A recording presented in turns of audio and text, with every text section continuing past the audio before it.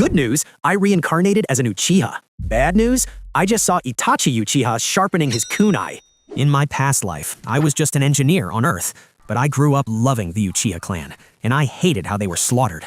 And in this life, I'm not about to let history repeat itself. The massacre is coming, and Fugaku Uchiha is walking us straight into it. Why didn't Fugaku do something for the Uchiha? Why didn't Itachi Uchiha stand with his own clan? Was his brother the only one who mattered? What about the newborns, the elderly? What was their crime? Why did they have to die? I'll rebuild the Uchiha. I'll make the Uchiha Clan the strongest power in the shinobi world, to the point where even a single Uchiha deployed to a war zone strikes fear into nations. The Hokage thinks he can discard us like trash. I'll do to the Leaf exactly what they did to us. You've seen evil Uchiha before, but you've never seen a calculated one. If they don't want the Uchiha, then we'll become independent. The air on the battlefield was thick with the taste of copper and ash. Uchiha Akira pushed his burning legs forward, his breath tearing through his throat in ragged gasps. Beside him sprinted the last remaining member of his squad. Just the two of them left. They moved in desperate tandem, shadows cutting through the heavy curtain of smoke, eyes locked on the safety of the distant tree line. Then came the sound. It wasn't an explosion or a battle cry, just a sickening wet snick that sliced cleanly through the roar of the war zone.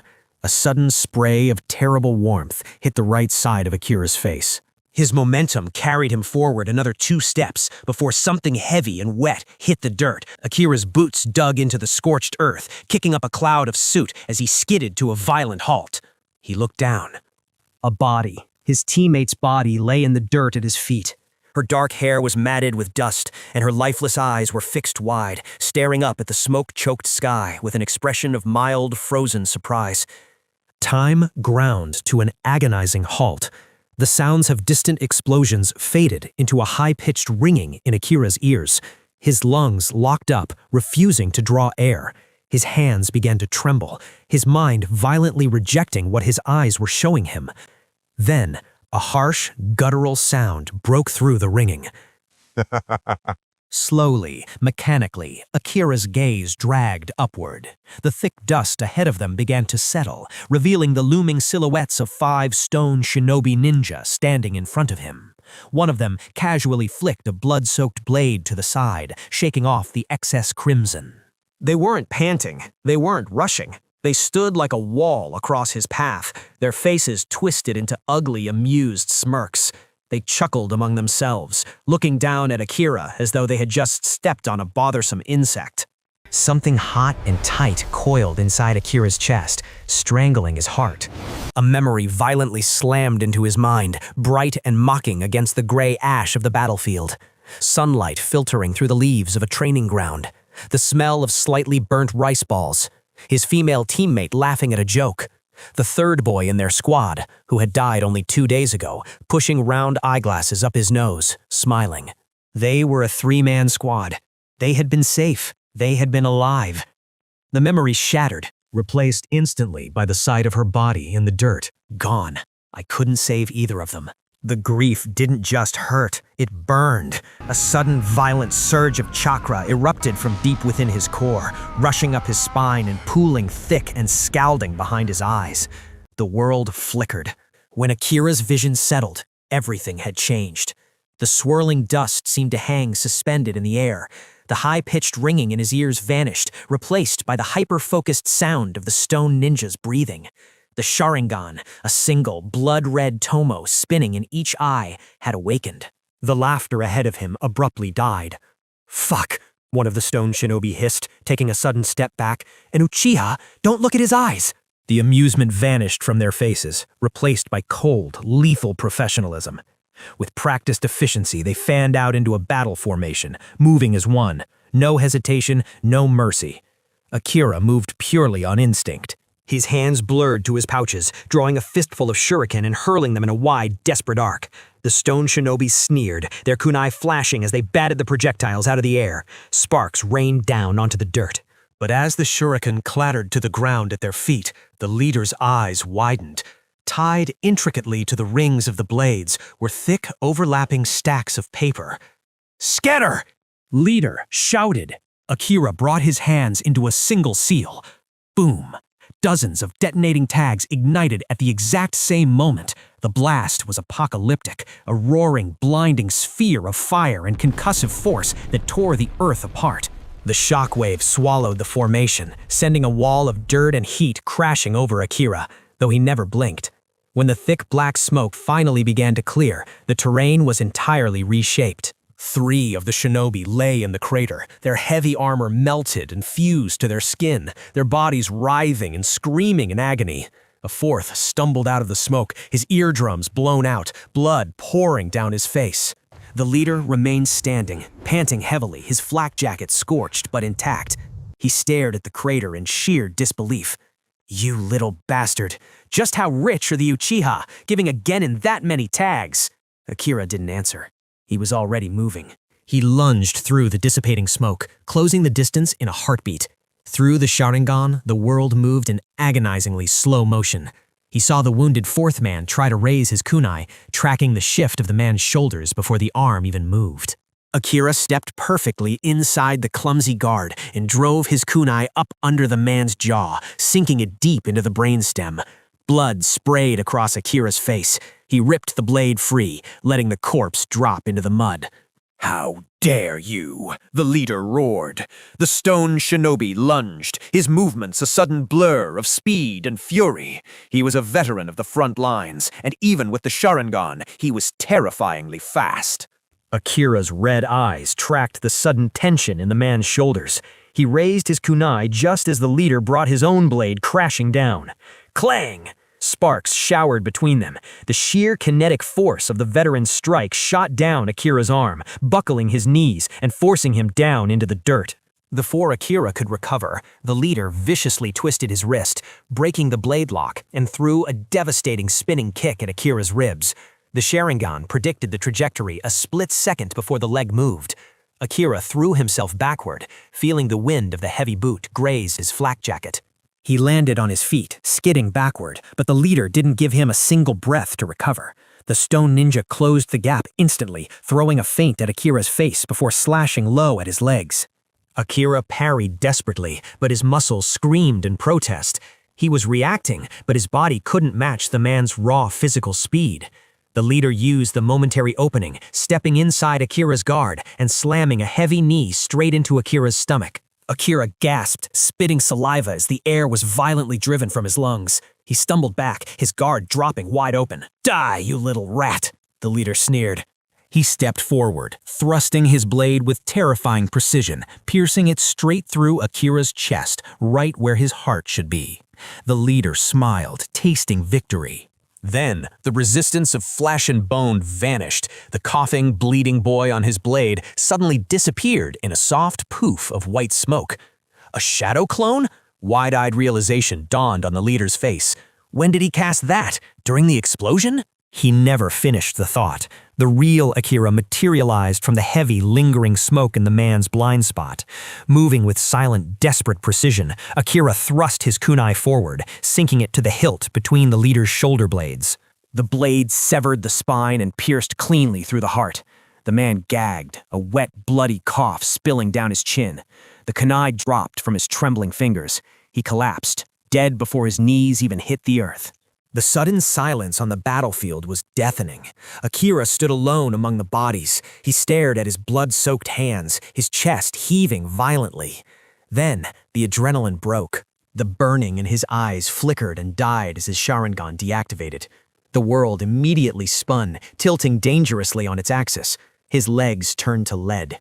Through the blurring haze of his vision, he saw a figure bursting through the smoke in the distance. A green jumpsuit, a bowl cut. Might Guy, his old classmate, sprinting toward him at full speed, screaming his name. Akira tried to take a step toward him, but his knees buckled. Before he even hit the ground, the darkness swallowed him whole. When Akira finally opened his eyes, the blinding white of a canvas ceiling greeted him, accompanied by the sharp, stinging scent of medical alcohol. He was lying on a stiff cot in a sprawling, dimly lit medical tent. All around him, the air was thick with the suffocating weight of suffering. Over 20 battered shinobi occupied the surrounding beds. Some were wrapped in blood-seeping bandages, groaning in feverish delirium. Others lay entirely still, trapped in exhaustion-induced comas. A dull ache throbbed behind Akira's eyes. He reached up, pressing his fingertips against his eyelids. The memory flashed, the body, the explosion of chakra in his core. I finally opened it, the one Tomo Sharingan. He lowered his hands, watching his fingers tremble uncontrollably against the stark white bedsheets. So the Uchiha truly are cursed, he whispered to the empty air, his voice hoarse. Did I really have to watch my comrades fall before me? All for the sake of awakening these cursed eyes? Actually, I'm from Earth. I remember Naruto clearly. I know the Uchiha clan will be eradicated in a few years. Yet no matter how hard I train, these eyes refuse to awaken. And to make it worse, why the hell I don't even have a golden finger, he muttered. No system, no overpowered cheat, just a cursed bloodline that required psychological torture to upgrade. The timeline was ticking. In just a few short years, Itachi's blade would fall. The entire Uchiha clan would be wiped from existence. Clan leader Fugaku was passively steering them all off a cliff, and Danzo was waiting in the shadows, salivating over their eyes. I don't want to die, Akira thought, his trembling hands slowly closing into tight fists. I swear, I'll kill Danzo with my own hands before I let him take my eyes. But the crushing weight of reality pressed down on him. How could he change destiny? He couldn't just walk up to Fugaku and tell him the future. The man wouldn't listen to a grieving, low-ranking genin. Worse, Fugaku might suspect him of treason or madness. There was only one absolute truth in this clan. Uchiha respected strength.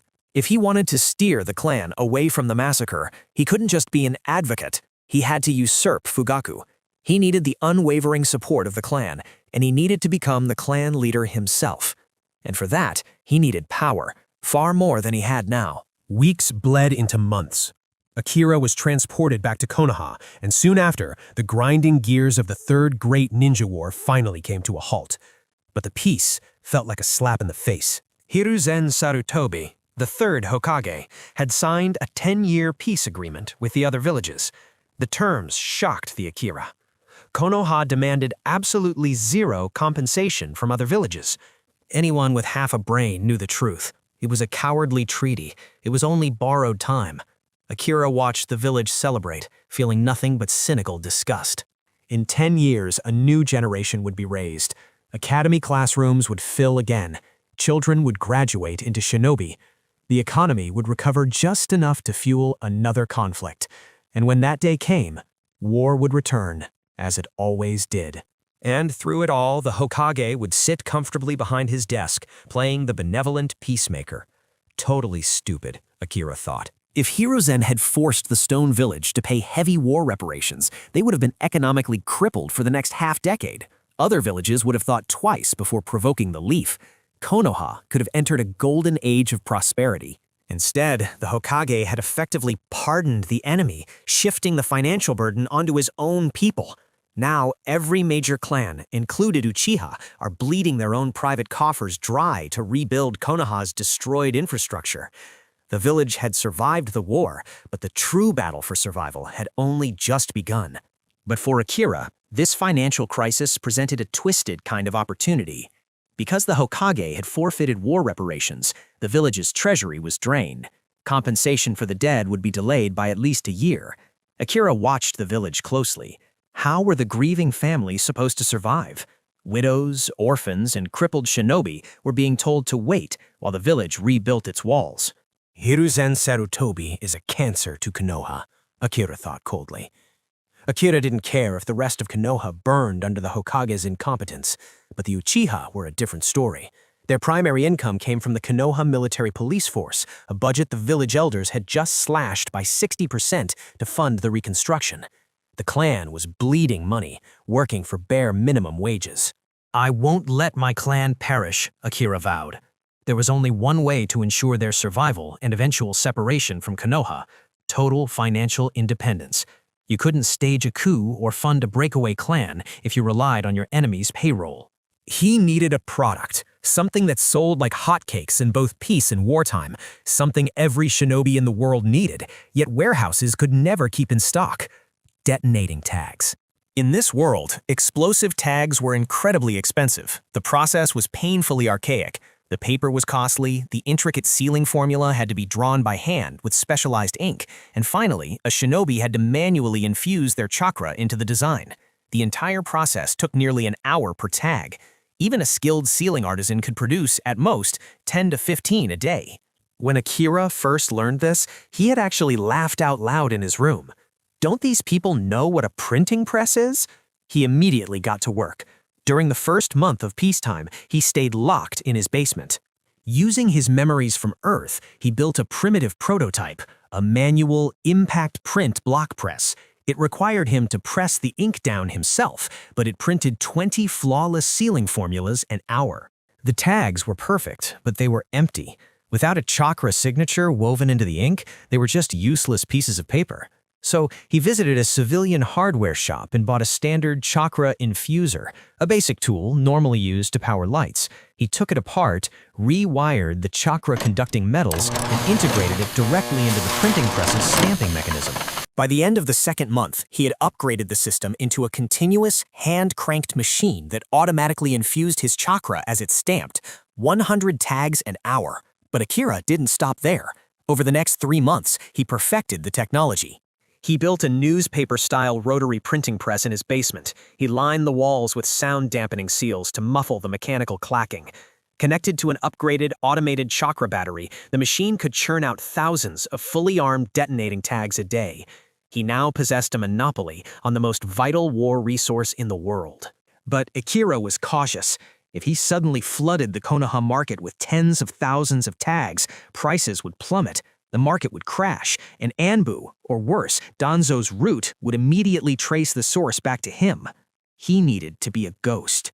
First, he hired a commoner to open a small, unassuming ninja tool shop in Konoha's business district. Through this front, he sold a modest 30 to 40 tags a day. It was completely normal. No one batted an eye. But in the shadows, his true operation began. Using the transformation jutsu to change his face and chakra signature, Akira ventured into the black markets outside the village. He sought out underworld merchants and foreign smugglers who were desperate to restock their depleted armories after the war. He didn't sell them millions at a time. That would draw too much attention. Instead, he sold them in discreet, untraceable crates of 10,000. He priced them aggressively at 800 ryo apiece, 200 below Konoha's market rate, and absurdly cheap compared to other villages, where the same item would sell for at least 1,200 ryo. The smugglers bought them instantly, handing over briefcases stuffed with cash. Every time a deal closed, Akira walked away with millions of ryo in untraceable funds. Deep in his basement, the rotary press kept spinning, printing money as fast as it printed explosives. Without anyone ever knowing, the foundation for the Uchiha clan's true independence had officially begun. Over the next few months, Akira's underground tag operation generated a terrifying amount of wealth. He had more money flooding in daily than he could possibly spend. But wealth without an explanation was a death sentence. He needed to launder the money, and he needed to do it in a way that built his influence. So Akira began diversifying. He opened a string of legitimate businesses across the village. The crown jewel was a high-end yakiniku restaurant in the commercial district, heavily marketed around its novelty. The grills were lit and maintained by Uchiha fire-style techniques, ensuring the perfect sear. Alongside the restaurants, he established a private security and escort firm for civilian merchants. To staff these ventures, he specifically hired marginalized, struggling Uchiha members. It gave them an income, kept them close, and ensured no one questioned where a young Uchiha was getting his funds. But even as his pockets lined with gold, the atmosphere in Konoha was growing toxic. Through his civilian fronts, Akira picked up on the whispers in the village. The rumors were already starting. Civilians and other shinobi clans were looking at the Uchiha with growing resentment and suspicion. The invisible hand of Danzo was clearly at work, slowly alienating the clan from the rest of the village. Time was running out. Akira needed to take over the clan, and soon. If only I had the Mangekyo Sharingan, Akira thought bitterly. I could just subjugate them all by force. But he didn't. He sat at his desk, drafting a list of every influential elder and vulnerable family within the clan. He divided them into factions. First were the Doves, the moderates who wanted peace with the village at any cost. Akira could fund their community initiatives and convince them that his leadership would bring the economic stability required for true peace. Then came the Hawks, militant hardliners who spoke of honor and strength, but answered to resources. Akira didn't need to break them, he only had to fund them. Loyalty always followed the money. But his greatest weapon was clan leader Fugaku's own incompetence. Fugaku had not raised the salaries of the Konoha military police force in 5 years. Inflation from the war had skyrocketed, and the village had slashed their budget. The men patrolling the streets were exhausted, overworked, and on an incredibly tight budget. Over the next year, Akira orchestrated his masterpiece. Using his connections, he managed to secure a transfer into the administrative branch of the military police. It was a boring desk job that most Uchiha despised, but for Akira, it was a goldmine. He suddenly had access to the financial and personal records of every single family in the clan. He knew whose wives were sick. He knew who had too many children to feed. He knew who was drowning in gambling debts. Like a shadow, Akira approached them one by one. He offered them a lifeline. He spoke in hushed, sympathetic tones, planting seeds of doubt. Fugaku's hands are tied by the Hokage, he would tell them with a sad smile. He is too distant. He doesn't care about the daily struggles of his men, but I do. He offered them massive, interest-free loans to save their families. There was only one condition, written quietly into the bottom of the agreement. Repay the money within 1 year, or pledge your unconditional political support to Akira Uchiha when called upon. Desperate and grateful, they signed without hesitation. By the time the year came to a close, exactly as Akira had calculated, only 5% of the borrowers had managed to scrape together enough to repay him. The remaining 95% defaulted. But Akira didn't send debt collectors or break their legs. He simply smiled, forgave the financial debt, and cashed in their loyalty. They were fiercely grateful to him. They viewed him as a savior who had helped them in their darkest hour. But as Akira sat in his office reviewing the numbers, he frowned. It's not enough. Even with the struggling lower class firmly in his pocket, he estimated he only controlled about 30% of the clan's voting power. Not all Uchiha were poor. The elite elites in the stubborn middle class remained fiercely independent. If he tried to impeach Fugaku now, he would fail. He needed a spark to win over the rest of the clan. At the Naka Shrine. It was late at night, and the secret clan assembly was in full swing. The air inside the underground cavern was thick, hot, and suffocating with tension. At the front of the room, Fugaku sat with his arms crossed, his face an unreadable stoic mask as the elders screamed at each other. "We are the police force," a hawk elder roared, slamming his fist onto the tatami mats. "The village treats us like stray dogs. The budget cuts are an insult. We must demand our rightful authority." "And do what? Start a civil war?" A dove elder shot back, his face purple with rage. "You will doom us all with your pride. We must endure and show the Hokage we are loyal." Akira stood near the back, his arms folded, watching the chaos unfold. He didn't look at the screaming elders. He looked at the crowd.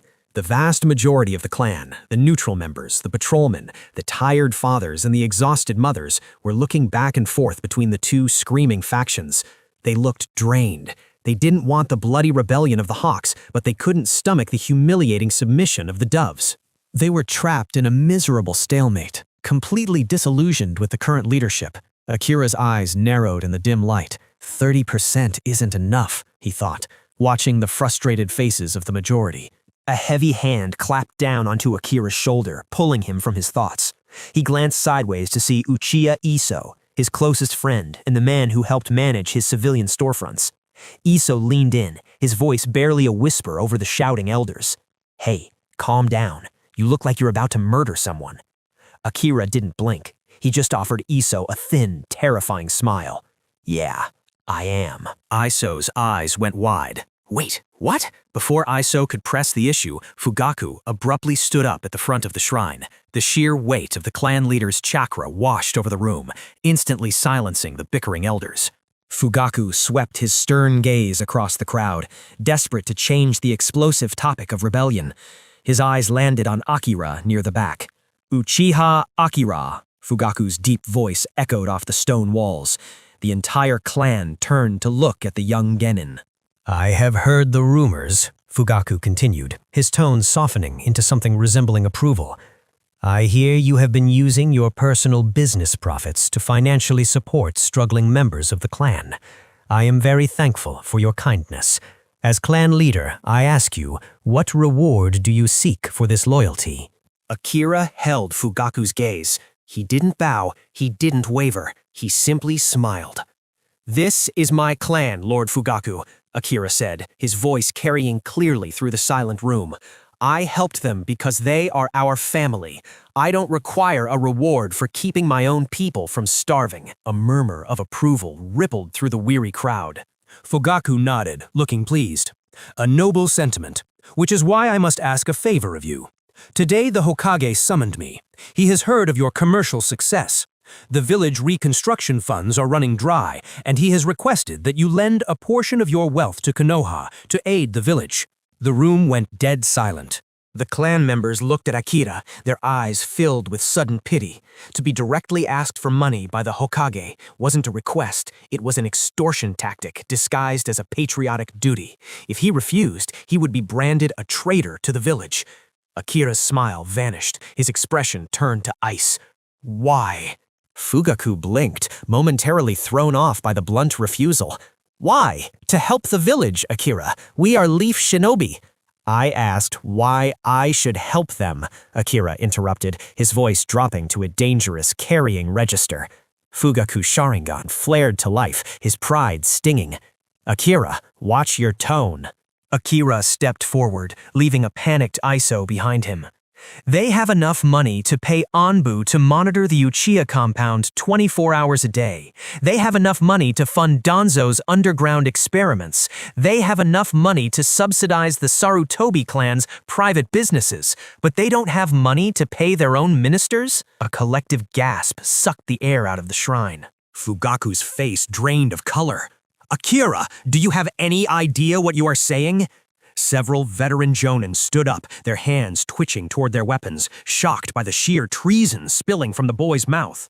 Akira ignored them, locking his eyes entirely on Fugaku. Tell me, clan leader, how many years has it been since the village released the proper operational funds for our police force? When our men were forced to buy their own bandages and ration bars, why didn't you demand money from the Hokage then? Akira turned his gaze to one of the Hawk elders. Elder, tell me, what is the standard monthly salary of an Uchiha Jonin working the police force? The elder hesitated, looking nervously at Fugaku before muttering, 20,000 ryo. 20,000, Akira repeated loudly, making sure every exhausted patrolman in the room heard it. Do you know what a genin from the Sarutobi clan makes on average? 60,000 ryo. A Sarutobi jonin makes 140,000.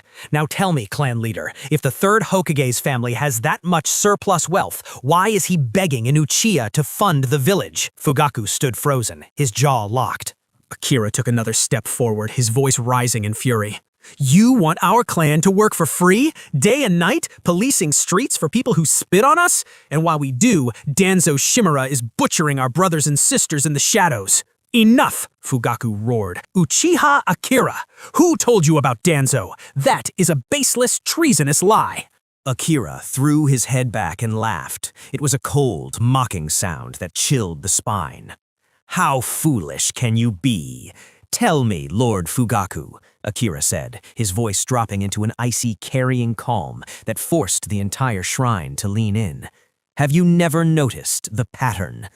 Fugaku's Sharingan burned in the dim light. What pattern?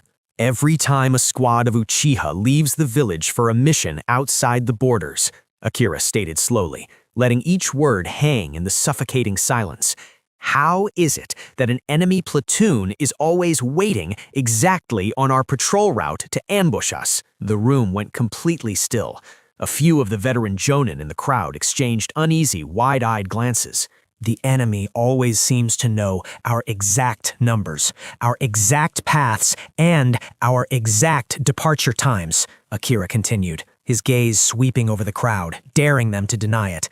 And when the Leaf reinforcement squads finally arrive, what do they find? Akira turned back to Fugaku, his voice dropping to a vicious, venomous whisper.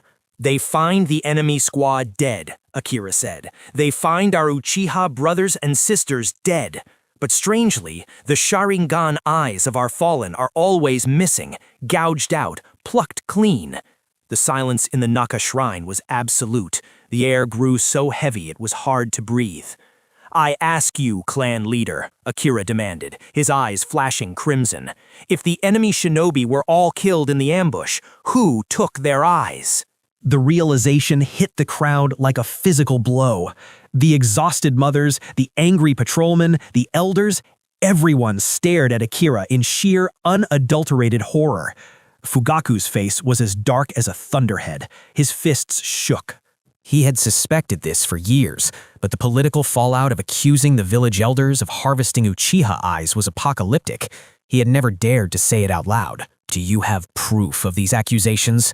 Fugaku demanded, his voice dangerously low. Akira looked at the man, his eyes utterly devoid of respect. You truly do not deserve to sit in that chair. You are dragging this clan to its slaughter. Behind Akira, Iso buried his face in his hands, murmuring into his palms. He's dead. He just committed suicide. Do not speculate on matters beyond your comprehension, Fugaku bellowed, his voice echoing with chakra to regain control of the spiraling room. This assembly is over. Dismissed. In the darkest corner of the shrine, leaning against a stone pillar, Uchiha Itachi and Uchiha Shisui watched the scene unfold in silence. As the clan members began to murmur and filter out, utterly shaken by Akira's words, Itachi slowly turned his head to look at his best friend. Shisui's face was grave.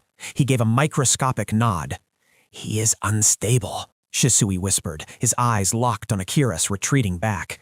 If he spreads those thoughts, he will ignite the coup himself. We need to report this to the Hokage immediately. Less than an hour later, the two prodigies knelt on the hardwood floor of the Hokage's office. The third Hokage, Hiruzen Sarutobi, sat behind his desk, the smoke from his pipe curling heavily around his weathered, deeply lined face. He listened in silence as Itachi delivered the report with cold, detached precision. Yes, Lord Hokage, Itachi concluded, his dark eyes betraying no emotion. Uchiha Akira is a radical. He did not even give the clan leader face in front of the assembly. He openly accused the administration of theft and murder. Hiruzen frowned, his eyes narrowing through the thick haze of tobacco smoke. He let out a long, heavy sigh. You are dismissed, Hiruzen rasped. Keep an eye on him. Go. Itachi and Shisui bowed their heads and vanished in twin swirls of leaves. The moment the office was empty, the sliding door to the side room clicked open. Danzo Shimura stepped out from the shadows, his lone visible eye fixed coldly on the Hokage. He leaned heavily on his cane, the bandages wrapping his right arm and eye practically glowing in the dim moonlight. Hiruzen, Danzo said, his voice like grinding stones. We must kill this Uchiha Akira tonight. He is an unstable, volatile factor. The boy is a merchant, a mere genin with a single tomo Sharingan. If he disappears in the dark, Danzo's visible eye narrowed. No one will care. Hiruzen Sarutobi said nothing. He sat in his chair, taking a long, slow drag from his pipe. He exhaled a thick cloud of smoke, his aged eyes cold and calculating. No, Hiruzen finally said. We cannot touch him now.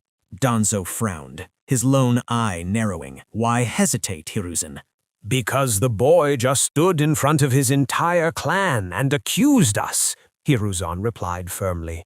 If Uchiha Akira suddenly turns up dead in an alley tomorrow, the Uchiha will know exactly who did it. It will justify every word he said and ignite a civil war overnight. Let the situation cool down for a few weeks. When the clan's paranoia fades, I will issue him a mandatory solo mission far from the village. You can have your operatives take care of him then, but right now, you do not touch him. Danzo's grip tightened on his cane. It is simpler than that, Hiruzen. Transfer him to my route immediately. I will personally interrogate him to see if he can be instilled with the will of fire. If he cannot, then he will tragically die in the line of duty. Hiruzen contemplated this, stroking his goatee. After a long moment of silence, he nodded slowly. I will speak to Fugaku. The boy embarrassed him deeply tonight. Fugaku will likely consent to transferring him to a special division, just to get him out of the compound. Danzo smiled knowingly and nodded. Excellent. This was the tacit understanding between the two old men.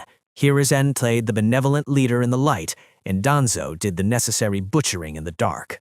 2 days later, inside the Uchiha compound, Akira knelt politely across a low tea table from the head of the Dove faction, the oldest and most moderate elder in the clan. The elder poured a cup of green tea, his expression guarded. Akira, the old man said wearily, if you came here to recruit me for a coup, you can leave. It is not going to happen. From your behavior at the shrine, it is painfully clear that you hate the Hokage. Akira smiled warmly, picking up his teacup. Elder, you misunderstand me. It isn't that I hate the Hokage. It is simply that I love my clan. Akira set the cup down, his gaze turning razor sharp. And to save my family, I would dare to fight all 5 great nations. The elder's eyes widened slightly, taken aback by the sheer conviction in the boy's voice. Tell me, elder, Akira continued smoothly. When my parents died, who gave me food? The Uchiha. Who gave me my freedom? The Uchiha. Who gave me the jutsu I used to survive? The Uchiha. Akira blinked once, his irises flashing into the blood red of the Sharingan. Who gave me these eyes? The Uchiha. Akira leaned forward. Which 2 clans built Konoha from the dirt? The Senju and the Uchiha. So where did this divide come from? Konoha belongs to us just as much as them. The elder stared at him seriously. So, you want to overthrow the administration and become Hokage? Akira scoffed, laughing softly. Hokage? What is the benefit of becoming Hokage, elder? Endless paperwork, managing ungrateful civilian councils, scheming against rival clans in the dark. What good is that miserable position? No, I don't want to rule the Leaf. I want the Uchiha to be wealthy, proud, and completely untouchable. The elder studied the young man's face. You are much smarter than the rest of our hot-blooded youth, Akira. So what exactly do you want from me? Akira didn't blink. I want you to call an assembly and recommend me for a seat on the Council of Elders. The Dove elder frowned deeply, shaking his head. You are too young. You have money, yes, but being a successful merchant is not enough of a reason to give you a seat on the highest council. Why, the elder asked, his voice calm but heavy with suspicion, do you desire the position of elder? As an ordinary member, the clan will not follow my business directives, Akira countered. But as an elder, I have the authority to command investments and restructure our economy. And if I am made an elder, I will personally invest 40 billion ryo into the clan's infrastructure. The elder froze, his jaw practically unhinged. 40 billion? Konoha's entire annual operating budget was barely 20 billion ryo. Akira was offering double the GDP of the entire Hidden Leaf village. How could you possibly have that kind of money? The elder stammered. Akira just smiled. That is the power of a monopoly, elder.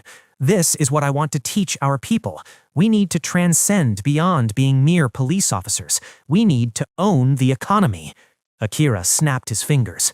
The sliding door opened, and Iso stepped inside. He was carrying 2 heavy briefcases. He set them down, walked out, and returned with 2 more. 4 massive briefcases were stacked neatly next to the tea table. Iso popped the latches on the top case, revealing dense, immaculate stacks of high-denomination bills. 100 million ryo, Akira said softly. Please, elder, accept my sincere gift. Consider it a down payment on my promise. The elder stared at the mountain of cash, his heart hammering against his ribs. To become a clan elder, a candidate needed either the direct appointment of the clan leader, which Fugaku would never grant, or need the majority vote of 3 out of the 5 current elders. Slowly, almost in a daze, the Dove elder nodded. Okay, from what you have said, I believe I can trust you. I will call the meeting, but my vote alone is not enough, Akira. You need 2 more. Akira smiled, his Sharingan spinning in the dim light. Don't worry, Elder. I have plenty of briefcases. By the end of the night, Akira had visited all 5 elders. The results were exactly as he expected. One Hawk elder took one look at the money, practically jumped out of his seat, and swore absolute loyalty on the spot. 2 others agreed after a bit of persuasion and heavy bribes. Only one elder, a staunch, unwavering loyalist to Fugaku, refused the money and kicked Akira out. It didn't matter. 4 out of 5 had agreed. He only needed 3. Later that night, Akira walked through the quiet streets of the Uchiha compound toward his home. The cool night air brushed against his face, but his mind was racing at 100 miles an hour. I need that elder title formalized immediately, he thought, his eyes scanning the shadows for Anbu watchers. He wasn't stupid. He knew Itachi and Shisui had reported his outburst to the Hokage. He knew Hiruzen had likely taken him seriously as a threat. The Hokage's playbook was entirely predictable. Sometime in the next few days, a mandatory mission scroll would be delivered to Akira's door. It would be a solo assignment. It would be highly classified, and he would die out there, murdered by root assassins, labeled killed in action to keep the clan from rebelling. But Konoha law had a loophole. Clan elders were strictly exempt from the Hokage's mandatory active duty drafts. They answered only to the clan head and the internal council. If I become an elder before that mission scroll arrives, Akira thought, a cold smirk pulling at his lips, Hiruzen and Danzo lose their legal jurisdiction to send me out of the village. I will be untouchable. Days later, the summons came. Fugaku called for another emergency clan assembly. The underground cavern of the Naka Shrine was packed. The air was thick with unease. In the back corner, concealed in the shadows, Uchiha Itachi and Uchiha Shisui stood in perfect silence, watching the room fill. Then, the heavy doors slid open. Uchiha Akira walked in, flanked by a dozen of his men. He didn't skulk to the back this time. He walked straight down the center aisle, the crowd parting for him, and took a seat directly at the front, right in Fugaku's line of sight. Fugaku glared at him, but wasted no time. As soon as the murmurs died down, the clan leader spoke, Uchiha Akira. Fugaku's voice echoed off the stone walls, heavy and authoritative. The 3rd Hokage has taken an interest in your talents. He has personally recommended your immediate transfer to the Anbu Training Division, known as Root. A collective gasp swept through the shrine. Every ninja in the room stared at Akira. They weren't fools. They knew what this was. It wasn't a promotion. It was an execution. Akira was being punished for his treasonous words at the last meeting. Akira didn't flinch. He remained seated, looked Fugaku in the eye, and said flatly, I refuse. Fugaku's Sharingan flared. You do not have a choice, Akira. You are a shinobi of the leaf. You will follow the Hokage's command. A dove elder sitting nearby sighed heavily, shaking his head. Such a bright kid, sacrificed for running his mouth, the old man thought. One of the Hawk elders slammed his fist on the floor. Fugaku, the boy is an Uchiha. Why didn't you reject the Hokage's order? Fugaku looked at the aggressive elder, his expression tight. Because by agreeing to this transfer, the Hokage has finally agreed to release emergency funding for the police force. Akira tilted his head. Oh, and how much is my life worth, clan leader? Fugaku glared at him. That is none of your business. Of course it is my business, Akira shot back, his voice rising so the whole room could hear. I am a subordinate of police force. My salary hasn't increased in 6 years, and my back pay is chronically delayed. When will you pay me what I owed? Fugaku sneered, losing his patience. You run half the commercial district, Akira. You are swimming in wealth. Why do you care about a meager police salary? It was the exact mistake Akira had been waiting for. Akira smiled, but his eyes were entirely devoid of warmth. He stood up, turning his back to Fugaku to face the rest of the clan. Did you all hear that? Akira asked the crowd. My businesses are my family's private venture, yet the clan leader just declared that because I make my own money, I forfeit my rightful wages at the station. Akira pointed to a scarred jonin in the second row. What about you? If you complete a dangerous S-rank mission and earn a 10 million Rio bounty, will the clan leader dock your police salary too, simply because you already have enough money? Panic instantly rippled through the crowd.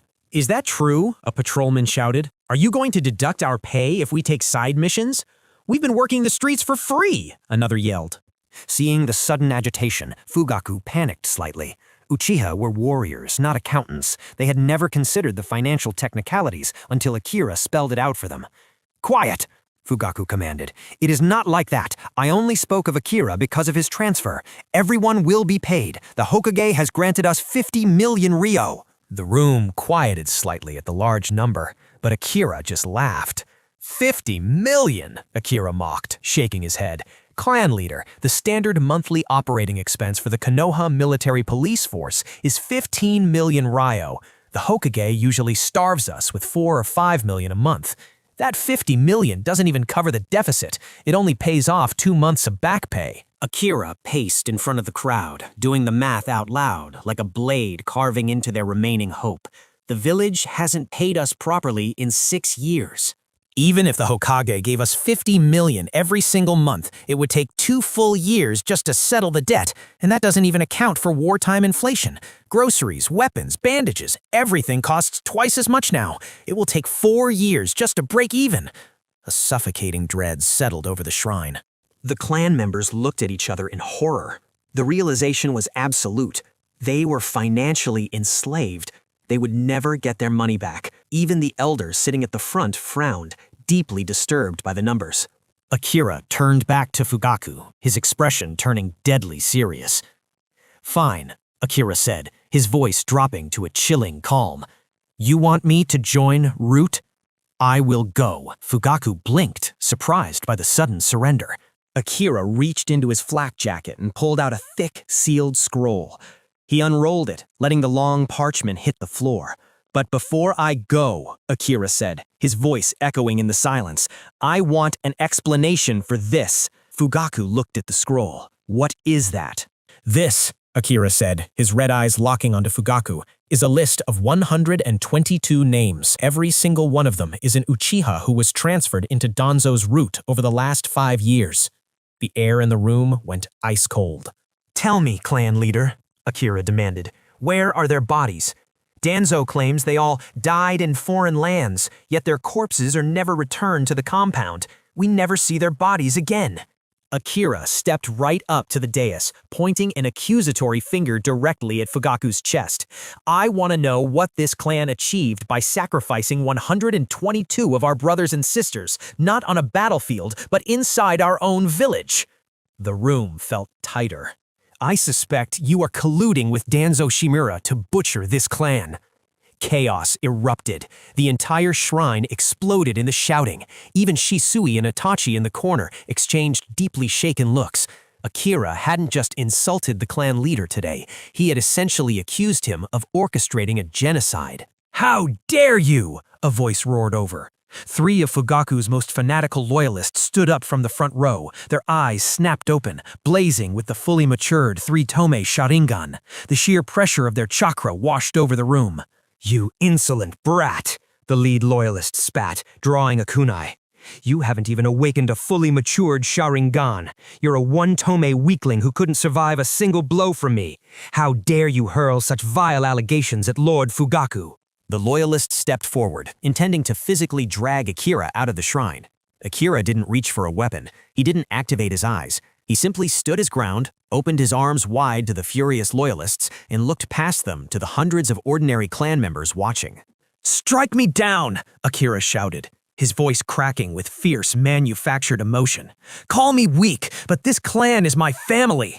Is it a crime to demand the truth when our brothers and sisters are being slaughtered? The 3-tomo loyalist faltered for a fraction of a second, the sheer conviction in Akira's voice catching him off guard. But he kept his kunai raised, his jaw set in anger. Akira slowly lowered his arms. The fiery defiance vanished from his face, replaced by a cold, cutting calm. You say you are strong, Akira mocked softly. You boast about your 3-tomo Sharingan and your power. Fine, if you are so strong, help me with a simple request. Akira turned away from the man, looking toward the crowd of men he had brought with him. Suru, come here. The crowd parted, and a nervous 6-year-old boy stepped forward into the dim light. He looked terrified by the heavy tension in the room, his small hands anxiously clutching the hem of his shirt. Akira gently placed a hand on the boy's shoulder, his voice softening. Tell this strong, powerful man the request you asked of me the other day. The boy swallowed hard. He looked up at the 3 Tomei loyalist, his voice trembling but earnest. I want to see my dad for my next birthday. Can you bring him home? I haven't seen him in 3 years. He didn't even come to my academy graduation ceremony. A sudden, suffocating wave of melancholy washed over the shrine. The angry shouts died in the throats of the loyalists. The man with the kunai lowered his weapon slightly, his aggression dissolving into confused pity. "Who is your father, kid?" the loyalist asked gently. The boy puffed out his chest, his voice filled with innocent pride. "Uchiha Metsu!" The loyalist frowned, looking back at his comrades. None of them recognized the name. "Let me refresh your memory," Akira said coldly. He reached into his pouch, pulled out a small leather-bound ledger, and flipped it open. Uchiha Metsu, drafted into Root under the direct orders of clan leader Fugaku exactly 3 years, 5 months, and 12 days ago. Akira snapped the book shut, the sound echoing like a gunshot in the silent room. Is it really so much to ask Danzo for a single afternoon of leave so a father can attend his son's graduation? Akira asked the loyalist. The 3 Tomo shinobi had no answer. He slowly stepped back, the fight completely drained out of him. Akira whipped around, his Sharingan locking onto Fugaku. "You gave the order, clan leader," Akira's voice boomed. "I ask you, where is this boy's father? Because Root certainly isn't paying his family. His father hasn't sent a single Ryo home to his wife in over 3 years. Fugaku flinched, his eyes darting to the boy. "How do you think they survive, Lord Fugaku?" Akira demanded, stepping closer to the dais. "I only found out about this because his mother came to my door begging for a loan. Do you have any idea how much debt she accumulated just trying to feed her son before she swallowed her pride and asked for help?" Akira didn't wait for an answer. He turned to the crowd and roared it. 5 million Ryo! Gasps rippled through the audience. "She was starving," Akira yelled, turning his fury back on Fugaku. "If I hadn't stepped in and paid her debts, what was she supposed to do? How long was she supposed to suffer while her husband rots in Danzo's underground cells? Was she supposed to starve to death for the sake of the village?" Fugaku's face darkened drastically. He looked down at the 6-year-old boy staring up at him, and a heavy, sickening wave of guilt crashed into his chest. He hadn't known. He couldn't keep track of the finances of every single family. But what could I do? Fugaku thought bitterly. I cannot defy the Hokage's draft orders. Akira watched the clan leader's silence, his eyes filled with absolute, unfiltered disgust. "Look at you," Akira sneered, his voice dropping into a quiet, devastating whisper that the whole room heard. "Once again, you have no answers." Akira didn't wait for the clan leader's weak excuses. He turned his back on Fugaku, facing the hundreds of Uchiha, mothers and veterans who were hanging on his every word. "I know the laws of this village," Akira said, his voice echoing over the silent crowd. "As a Konoha shinobi, I cannot legally discard a direct deployment order from the clan leader or the Hokage." He reached up, his fingers wrapping around the knot of his leaf headband. "Therefore," Akira said, his voice ringing with absolute chilling finality. He pulled the knot loose, the metal plate slid from his forehead, and he let it drop onto the stone floor with a sharp clack. "I resign my commission as a shinobi of the Hidden Leaf." A collective gasp sucked all the air out of the shrine. Even Fugaku's eyes widened in sheer, unadulterated shock. In the shinobi world, becoming a ninja was the ultimate honor. To willingly strip off your headband and declare yourself a civilian was practically unheard of. It was an act of profound, almost suicidal defiance. "As a civilian, I no longer fall under the military jurisdiction of the Hokage," Akira declared, staring out at the stunned faces of his family. "And I no longer have the right to stand in this high council." Akira bowed his head slightly to the crowd, his face a mask of sorrowful dignity. "Take care of yourselves, my brothers and sisters," Akira said softly. "I only had one dream in this life, to see the Uchiha prosper again, but I am not strong enough to protect you from the shadows." Without another word, Akira turned and began walking down the center aisle, heading straight for the heavy wooden exit doors. The crowd parted for him in complete silence. Fugaku's face turned ashen. He realized, with a sickening drop in his stomach, exactly what had just happened. Akira had martyred himself. If Akira walked out those doors as a civilian stripped of his rank because he dared to speak the truth, Fugaku would permanently lose the trust and confidence of the entire police force. Uchiha Akira, wait! A loud commanding voice broke the silence. Akira stopped, glancing back over his shoulder. It was the head of the Dove faction. The elderly man stood up from his seat at the front, leaning heavily on his cane, his face set with deep conviction. "What you have said today has truly opened my eyes," the Dove elder declared, his voice carrying over the murmuring crowd. "There is a great deal of deception occurring right under our noses. I see now that we have grown deaf to the cries of our own people. You, Akira, have become the voice of the common Uchiha, a voice that we desperately needed to hear." The elder slammed his cane against the floor. "Therefore, I formally propose a motion to grant Uchiha Akira a permanent seat on the Council of Elders." The shrine erupted into chaos. "Elder, you cannot be serious," the three Tomei loyalists from earlier shouted, pointing at Akira. "He just discarded his headband. He is a civilian. We have never allowed a non-combatant to sit on the High Council." "And perhaps that is exactly why we are failing," the Dove elder shot back fiercely. "We need a civilian voice at the table to represent the families struggling to survive our endless wars. We need new blood among us old fogies." "Yes," a patrolman in the back shouted. "We need Akira on the council." "Put him on the council," another voice roared. Within seconds, half the room was shouting in agreement. In the dark corner of the shrine, Itachi and Shisui panicked. They exchanged rapid, horrified glances. "What do we do?" Itachi whispered, his Sharingan spinning frantically. "If he becomes an elder, he has diplomatic immunity. The Hokage cannot draft him into Root."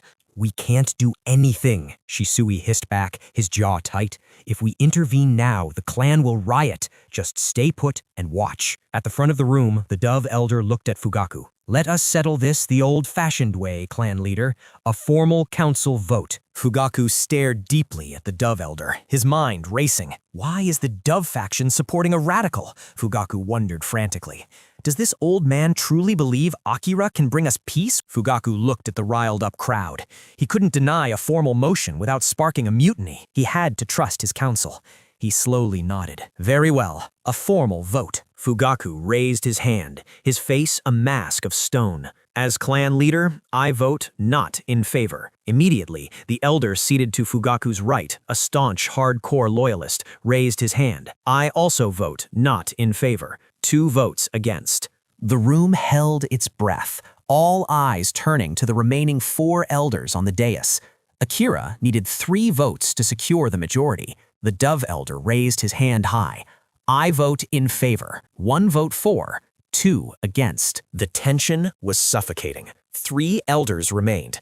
The crowd watched the Hawk faction elders, men who historically despised the Doves and constantly bickered with them.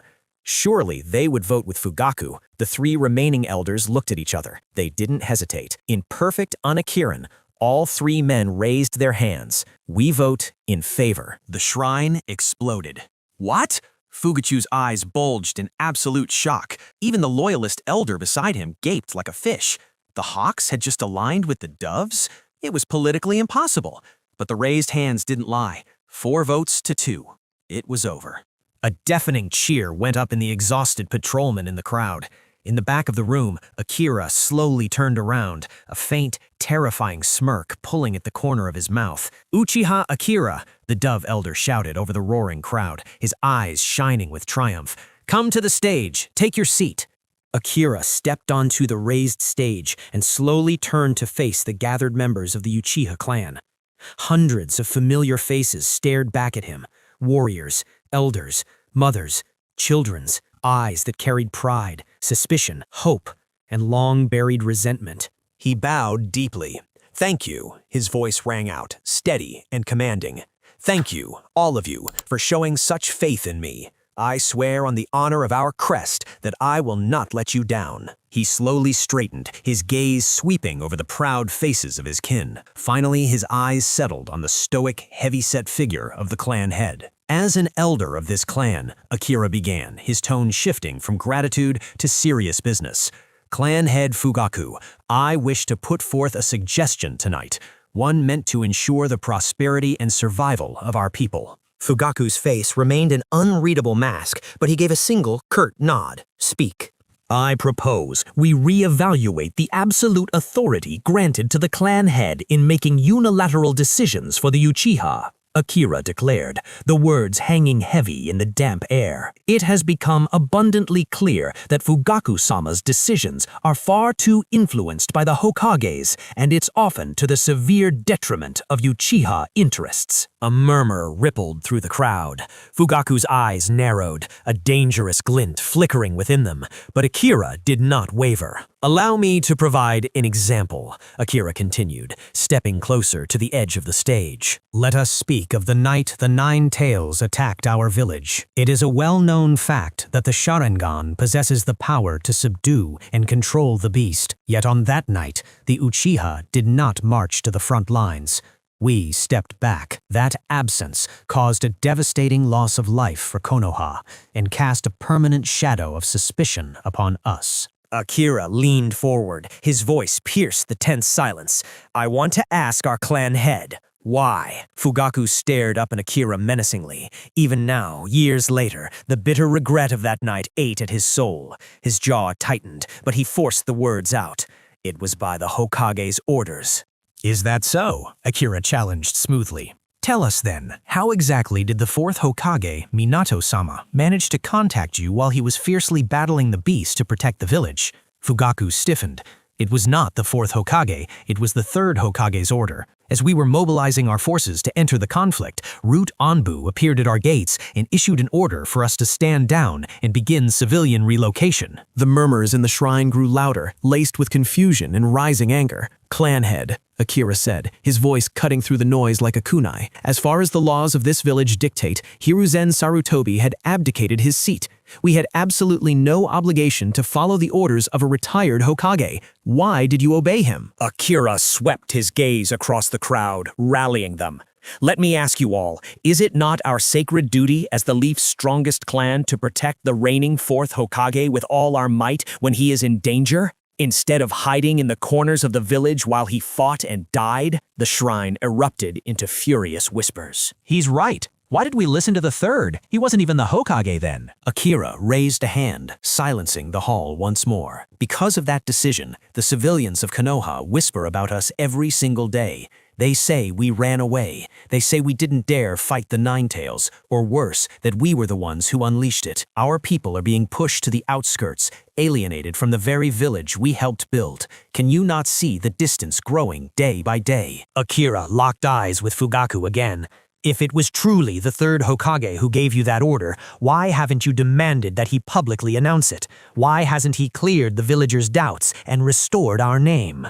Fugaku's face darkened, the weight of his impossible position crushing down on him. He spoke solemnly, his voice tinged with bitter resignation. I did ask him, but the third feared that if the villagers knew he kept the Uchiha from saving the fourth, they would condemn his decision. He claimed it would break the unity between the villagers and the Hokage's office. Akira let out a harsh, humorless scoff. So, his voice dropped to a lethal whisper that echoed perfectly in the silent room. To protect the reputation of the third Hokage, you chose to suppress the interests and honor of the Uchiha. A suffocating tension clamped down on the Naka shrine. Standing near the back of the hall, Shishui Uchiha closed his eyes, his fists clenching tight at his sides. The raw, heavy emotion in the room was palpable. Looking around at the faces of his aunts, uncles, and cousins, Shishui felt a painful knot form in his chest. Akira was right. They had been sacrificed for politics. For the first time, a profound, unified sense of being deeply wronged washed over the entire Uchiha clan. And in the shadows of the shrine, the embers of rebellion began to burn brighter than ever before. As you have all just heard, our clan head is highly influenced by the Hokage's office, so much so that he obeys orders from a man who had already retired. We can all see the truth. The third Hokage prioritizes his own political image while leaving the Uchiha's image to rot. Akira held up two fingers. Let me give you a second example.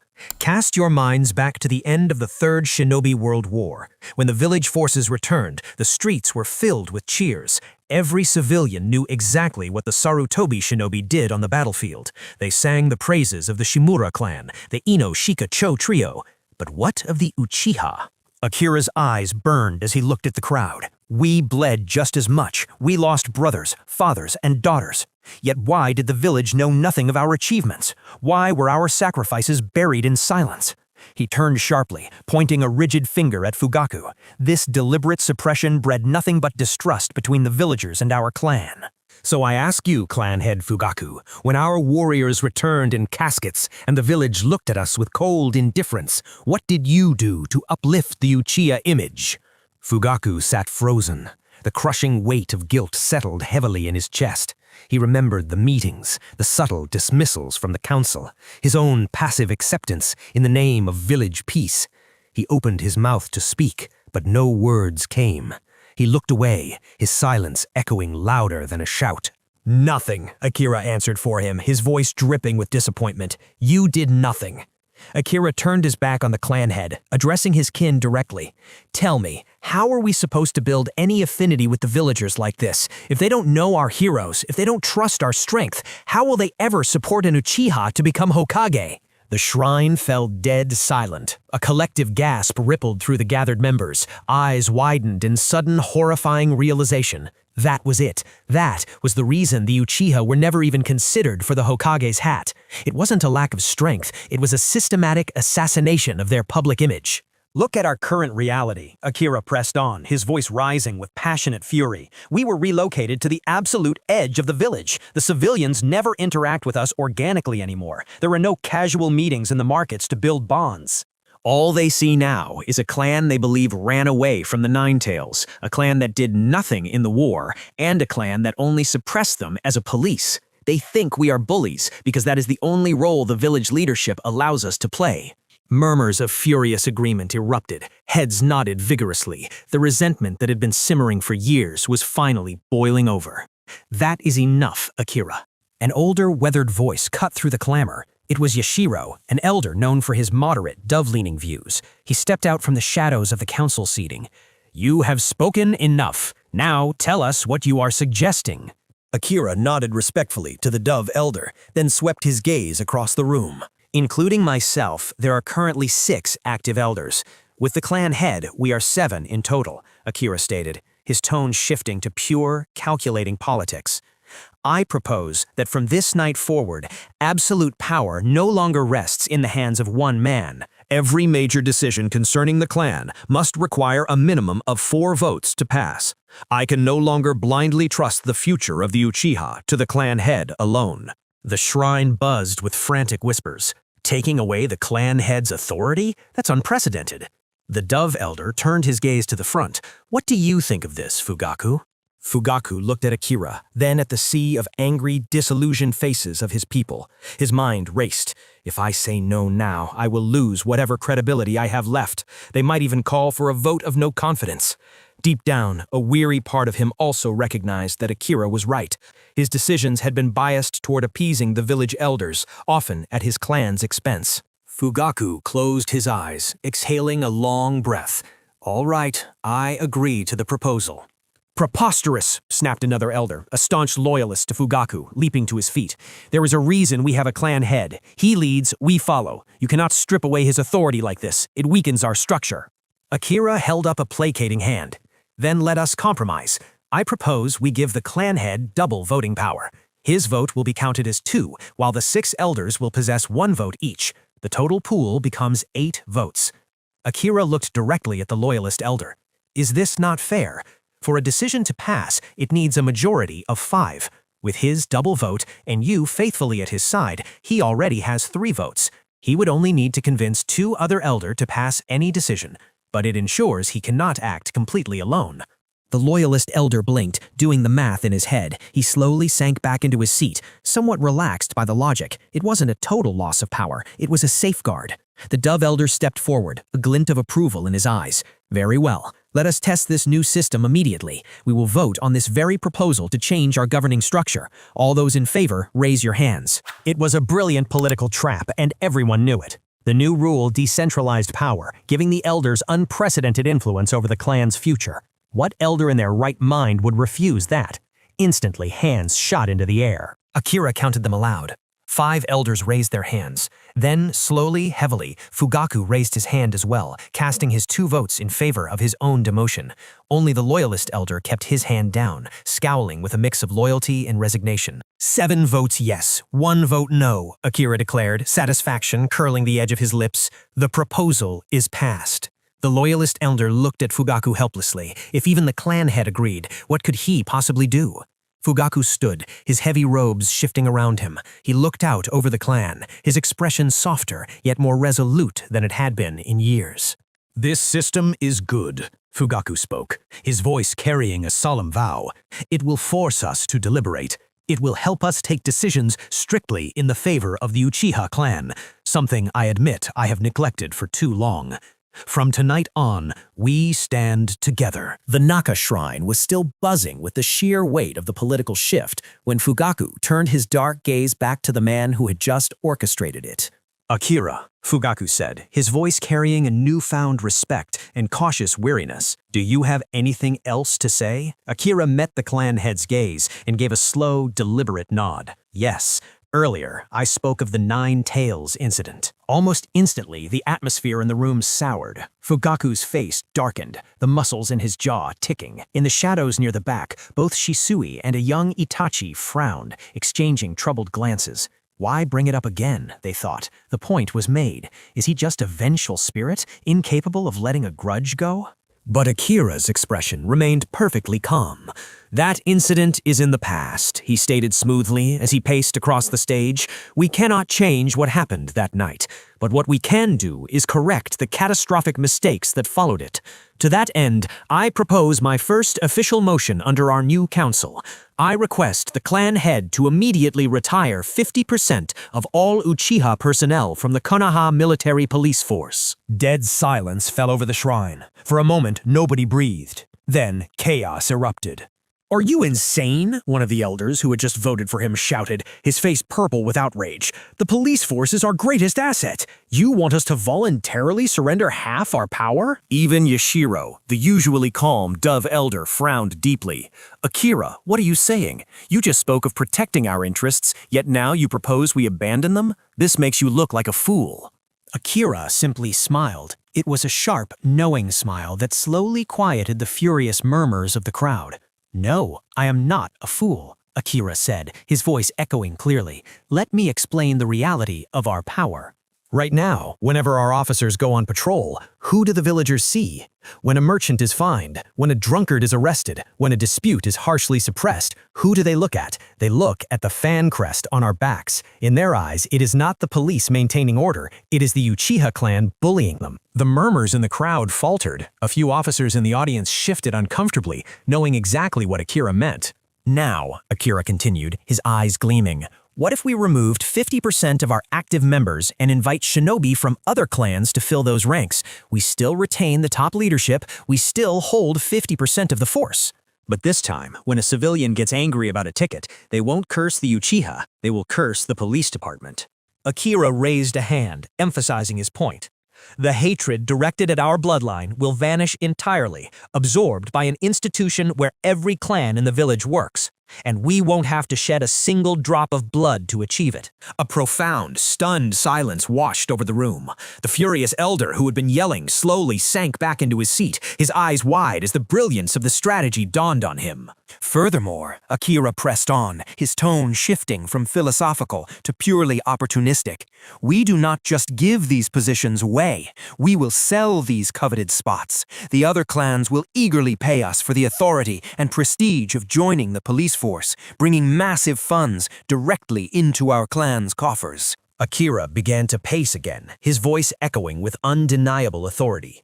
"As those outside shinobi work side by side with our men on daily patrols, they will inevitably warm up to us. Camaraderie is forged in duty. Their prejudices will shatter. And to the village, it sends a flawless political message. The Uchiha do not cling to power. We are willing to share it for the good of Konoha. Fugaku sat frozen in his chair. His heart was pounding against his ribs. He stared at Akira as if seeing a ghost. Is this man secretly a Nara? Fugaku thought wildly. How could I have never thought of something so brilliantly manipulative? It solves our public image problem, builds alliances, and secures our funding all at once. And there is one final, crucial benefit, Akira said, a sly, almost dangerous smirk playing on his lips. For years, the Hokage has been quietly cutting the police force's budget. He delays our salaries because he knows it only hurts the Uchiha and no one else in the village cares. But, Akira let the word hang in the air for a moment, if the Inoshika-cho, the Hyuga, and the Sarutobi clans suddenly have their own brothers and sons in the police force, if the Hokage dares to delay the salaries then, he won't just be sliding the Uchiha, he will incur the absolute wrath of every major clan in the Hidden Leaf. Akira spread his arms wide. At the very least, our remaining 50% will finally receive their full salaries on time. Eyes widened across the cavern. Jaws practically hit the floor. The political trap Akira had just designed for the third Hokage was so airtight, so deeply devious, it was beautiful. But the loyalist elder, sweating and desperate to find a flaw, shot to his feet. That sounds fine in theory, he stammered, but what about the reality? What about the 50% of our men who leave the force? What are they supposed to do? Starve? And what possible excuse will we give the Hokage for deliberately gutting our own ranks? Akira's smile widened into a full-blown, triumphant grin. The excuse is beautifully simple. We tell the Hokage the honest truth. Because his administration has failed to pay our salaries, our members are resigning to find work that actually puts food on the table. Akira took a deep breath, letting his gaze sweep over the eager, hungry faces of his kin. As for what our men will do, I, Uchiha Akira, am personally investing 40 billion ryo into multiple new commercial enterprises. I intend to build an economic empire that will make the Uchiha prosperous once more, and I am officially giving 50% of the shares of this enterprise directly to the Uchiha Clan. A collective, breathless gasp sucked the air out of the room. 40 billion ryo, 50% shares to the clan. That was wealth beyond their wildest comprehension. To run a mercantile empire of this size, I need an immense amount of loyal, disciplined manpower, Akira declared, his voice ringing like a bell of salvation. Therefore, I am willing to pay a starting salary of 120,000 ryo a month to every single Uchiha member who leaves the police force to work for me. The Naka shrine exploded. 120,000 ryo? That was nearly triple what a standard patrolman made, and that was assuming the Hokage even bothered to authorize their paychecks. Men and women in the crowd began whispering frantically to each other, their eyes alight with a frantic, joyous fervor that hadn't been seen in the compound for years. 120,000? One Chunin gasped to his neighbor. Forget the Hokage's measly pay. I'm turning in my badge first thing tomorrow morning. Me too. Where do we sign up? Up on the dais, the loyalist elder sank back into his chair, his mouth opening and closing like a suffocating fish. He looked to Fugaku for help, but the clan head was just as stunned, a slow smile of disbelief creeping onto his own face. Against flawless logic, political genius, and a mountain of gold, the loyalist elder couldn't utter a single word of protest. The excited chatter in the Naka shrine slowly died down as Akira raised a hand, commanding the room's attention once more. Let us put it to a vote, Akira declared, his voice slicing through the lingering whispers. All in favor of the police force reduction and the new commercial enterprise, raise your hands. Without hesitation, Akira raised his hand. Yashiro and two other moderate elders quickly followed suit. Then, with a heavy, resolute sigh, Fugaku raised his hand, casting his 2 votes as clan head. Only 2 men kept their hands firmly planted on their laps. One was the staunch loyalist elder who had argued earlier, still overwhelmed by the rapid changes. The other was a grizzled, scarred man known to all as the leader of the clan's hardcore militant faction. All eyes naturally drifted to the hardcore elder. The scarred man scowled, crossing his arms stubbornly over his chest. "Say whatever you want about public image," he grunted, his voice like grinding stones. But we are still voluntarily giving up our fangs. Military power is the only true power in this world. I will not vote to surrender it. Instead of getting angry, Akira offered the man a respectful, surprisingly warm smile. Fair enough, Akira said, gesturing openly to the dissenting elder. Look at this, my fellow Uchiha. This is exactly why our new voting model is superior. Every single one of us can put our thoughts forward without fear of treason. You are allowed to disagree. Akira let his gaze sweep over the crowd. But at the end of the day, only the path chosen by the majority will be walked. By sharing the burden of choice, we will rarely, if ever, make a decision that dooms us. We protect each other from our own blind spots. The elders and the clan members looked around at one another. Slowly, nods of approval rippled through the crowd. Even the hardcore elder let out a huff, his scowl softening just a fraction. The motion passes, Akira announced. Now on to the next agenda. The warm, diplomatic smile vanished from Akira's face, replaced with a gaze as sharp and cold as a drawn katana. He turned his head toward Fugaku. "Clan head," Akira said, "it is your responsibility to handle the Hokage. You must meet with Hiruzen Sarutobi and ensure he publicly addresses the village regarding the Nine-Tails attack. He must admit that he was the one who ordered the Uchiha to stand down that night." Fugaku's breath hitched. Hiruzen will never agree to that. He fears it will shatter the civilians' faith in the Hokage's office. Then you will give him a reason to agree, Akira countered flawlessly, stepping closer to Fugaku. You will use our new peaceful initiatives as leverage. Tell him that we are stepping down from the police force to build relations. A collective shiver ran through the shrine. Hearing this can be used as a bargaining chip is terrifyingly brilliant. Tell the third Hokage the absolute truth, Akira continued, his eyes locked under Fugaku's. Tell him, we Uchiha have always agreed to your demands for the sake of the village. Now, for the sake of the village, you must agree to one of ours. Fugaku frowned, the deep lines on his face deepening as he considered the immense political risk of threatening the Hokage, even implicitly. Akira, the Hokage is stubborn. If he senses a threat— No buts, clan head, Akira interrupted, his voice ringing with absolute finality. He didn't yell, yet his tone demanded total obedience. Do you want to repair our relationship with the villagers and save this clan, or do you want to watch us slowly bleed to death in the dark? Fugaku stared at Akira for a long, tense moment. The entire shrine waited with bated breath, watching the silent clash of wills between the reigning clan head and the visionary elder. Finally, Fugaku closed his eyes and let out a long, heavy exhale. The resistance drained out of him. "All right," Fugaku replied, his voice firm and resolute. "I will talk to him." The heavy, stifling atmosphere of the Naka Shrine had completely transformed. What began as a tense, hostile gathering was now crackling with the electric hum of genuine hope. "Moving on to our final agenda," Akira announced, his voice ringing with renewed vigor. He paced across the dais, his robes swishing. "I know many of you wish to demand the Hokage relocate our compound back to the center of the village, but let us be realistic. He will never agree. The upper brass still fears our eyes. They still harbor the delusion that we controlled the Nine-Tails that night." A few angry scowls returned to the crowd, but Akira held up a hand, his smile utterly predatory. "But that is perfectly fine. We do not need to beg for a place in the center of the village. With the 40 billion Rio capital I am injecting into our clan, we will develop this very district. We will build markets, theaters, and businesses so prosperous, so magnificent, that the villagers will have no choice but to come to us." Eyes lit up across the cavern. The idea of turning their isolated, gilded cage into the wealthiest district in Konoha was a profound victory. Akira then stepped to the very edge of the stage, looking directly into the faces of the proud Uchiha warriors. "We all know the ugly truth of the Third Shinobi World War. We know how the Sarutobi, the Shimura, and their allied clans safely commanded from the backlines, while we bled on the front. That is why so many of them returned alive, and so many of ours did not." A solemn, angry grief washed over the crowd. "But the village doesn't know that," Akira said, his voice dropping to a fierce, urgent whisper, "because we never told them. From tomorrow onward, that changes.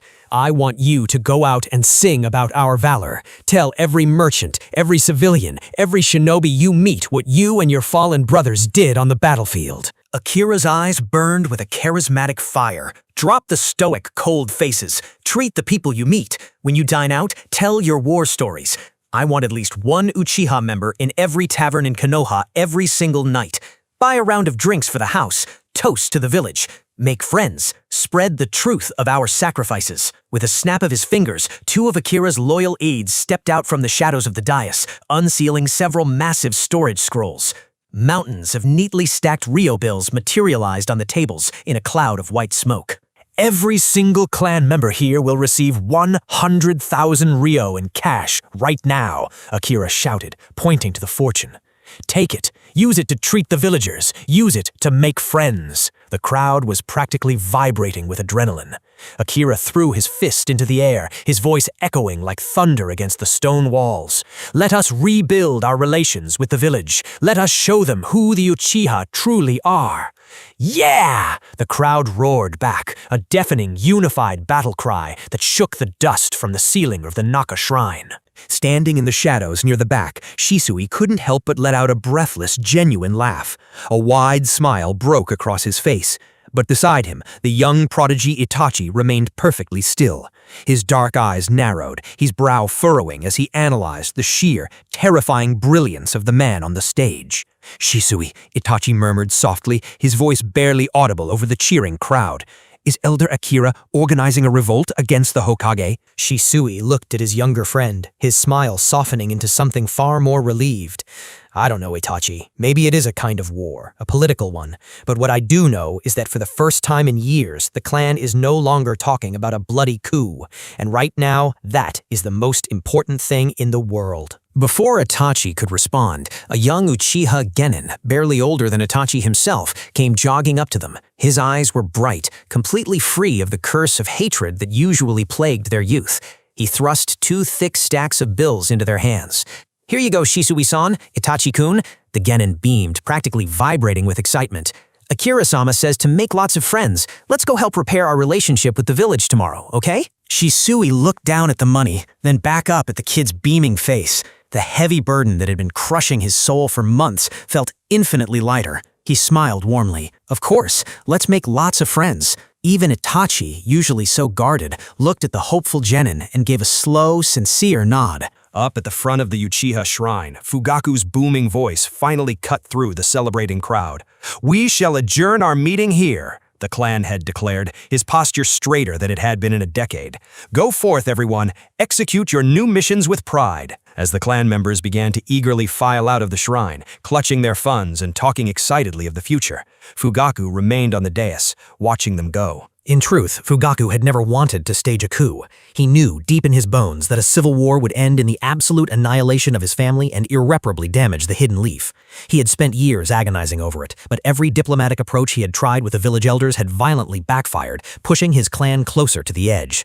But tonight, as he watched his people smile for the first time in recent memory, Fugaku let out a long, quiet breath. Akira is a dangerous, manipulative man, Fugaku thought, looking at Akira, who was now casually chatting with his supporters. But for the first time, I feel we are finally walking the right path. The cool night air washed over the compound as the Uchiha clan poured out of the Naka shrine. The atmosphere was lighter than it had been in years, filled with the murmurs of a hopeful future. As Uchiha Akira stepped out of the hidden passageway, his sharp eyes scanned the dispersing crowd. He quickly spotted two familiar figures walking away in silence. A glint flashed in Akira's eyes as he gazed upon the traitors who had betrayed the Uchiha clan in the original series. A surge of rage coursed through his whole body with a solemn feeling. "Shisui," Akira called out, his voice smooth but carrying an undeniable weight. Ahead of him, Shisui Uchiha froze. Beside him, the young prodigy Itachi stopped as well. Both turned to see Elder Akira gesturing for them to approach. Exchanging a brief, guarded look, the two talented shinobi walked back and offered a deep, respectful bow. "Greetings, Elder Akira," Shisui said politely. Akira smiled, a genial expression that didn't quite reach his calculating eyes. "Tell me, Shisui, what do you think of my proposal? Shouldn't we strive to repair our relationship with the villagers? Yes, Elder, Shishui nodded carefully. It is the best path for the clan. Good. I am glad you agree, Akira murmured, stepping uncomfortably close to the two prodigies. Then I expect you to make sure the Hokage does his part. Tell him to address the village. Tell him to publicly admit his order from the Night of the Nine Tails. Let us all live peacefully. Akira's genial smile slowly vanished, replaced by a gaze so cold and heavy it felt like physical pressure. I know you both have aligned yourselves with the Konoha leadership, acting as their eyes and ears within our walls. Quite frankly, I cannot comprehend why you would betray Uchiha, the family that has nurtured and sustained you your entire lives. But make no mistake, anyone who harbors thoughts of harming our clan is merely signing their own death warrant. Shisui and Itachi's eyes widened. Aside from the two of them, no one was supposed to know about their allegiance to the third Hokage, not even Fugaku himself. Tell the Hokage, Akira continued, his voice dropping to a chilling whisper, that if he refuses to clarify this, the Uchiha clan will completely lose what little confidence we left in his administration. And you know us, Shisui. We will do anything to survive. Shisui's eyes narrowed slightly. Elder Akira, what are you— I will tell you exactly what I will do, Akira interrupted, his tone dead serious. If it comes to war, I will spend every single penny in my name. I will place a 1 billion ryo bounty on the head of every high-level official in Konoha. Anbu captain, every elder, even the Hokage himself. As they fall, one by one, the village will grow weaker. Outside forces will smell that weakness and descend like vultures. And while Konoha is being torn apart from the outside, he paused, letting the silence sharpen his words. The Uchiha will strike from within. Akira leaned in, his eyes locking on Itachi's widened pupils. Even if the Uchiha are wiped out in the process, I swear to you, I will drag Konoha down to hell with us. Both Shisui and Itachi felt a cold sweat break out on their backs. Fear briefly flashed across their faces, rapidly replaced by a deep, simmering anger. This wasn't just a political maneuver anymore. Akira was holding the entire village hostage. Do not look at me like that, and do not think for a second that I am bluffing, Akira said, anticipating their thoughts. My wealth is safely secured in black market accounts spread across multiple nations. Konoha's leadership cannot touch it, nor can they block it. Akira tapped his temple. I have already drawn up a will, a dead man's switch. Every 7 days I must personally reset a seal. If I am imprisoned, assassinated, or simply fail to reset it, the bounties will automatically go live within a minute. Furthermore, every scrap of intelligence I possess and detailed maps of Konoha's defenses, patrol routes, and the jutsu affinities and weaknesses of our strongest shinobi will be mass distributed to Iwa, Kumo, and Kiri. Akira smiled thinly at the absolute horror dawning on the two prodigies' faces. With that kind of intelligence leaked, I wonder just how long the hidden leaf will survive. Shisui's fists clenched. Itachi's breathing grew shallow. They were trapped. Akira had completely checkmated the Hokage, and he was using the Hokage's own spies to deliver the final blow. Akira patted Shisui firmly on the shoulder. All right, go on now. Hokage-sama must be waiting for your report. He's probably pacing like an ant on a hot pan, wondering why tonight's meeting took so incredibly long. With that, Akira turned and walked away into the night, leaving the two strongest young Uchiha rooted to the spot. Their minds were entirely blank, crushed beneath the sheer, terrifying magnitude of Akira's ruthlessness. Without a word, they turned and blurred into the shadows, heading straight for the Hokage building. Meanwhile, inside the Hokage's office, the air was thick with tension and the heavy scent of tobacco. Hiruzen Sarutobi sat behind his desk, exhaling a large, nervous puff of smoke. Across from him sat his two advisors, Hamura and Koharu, alongside the bandaged, scowling figure of Danzo Shimura. Hiruzen, Danzo scoffed. His singular, visible eye darted toward the clock on the wall. The Uchiha's gathering has been going on far longer than usual. It is obvious. They are finalizing their plans for the coup d'etat. We cannot be careless. We must prepare to strike first. Koharu nodded grimly. Danzo is right. I have a terrible feeling about tonight. They are preparing something massive. Hiruzen closed his eyes, rubbing his temples. Let us just wait. Let our scouts return and inform us first.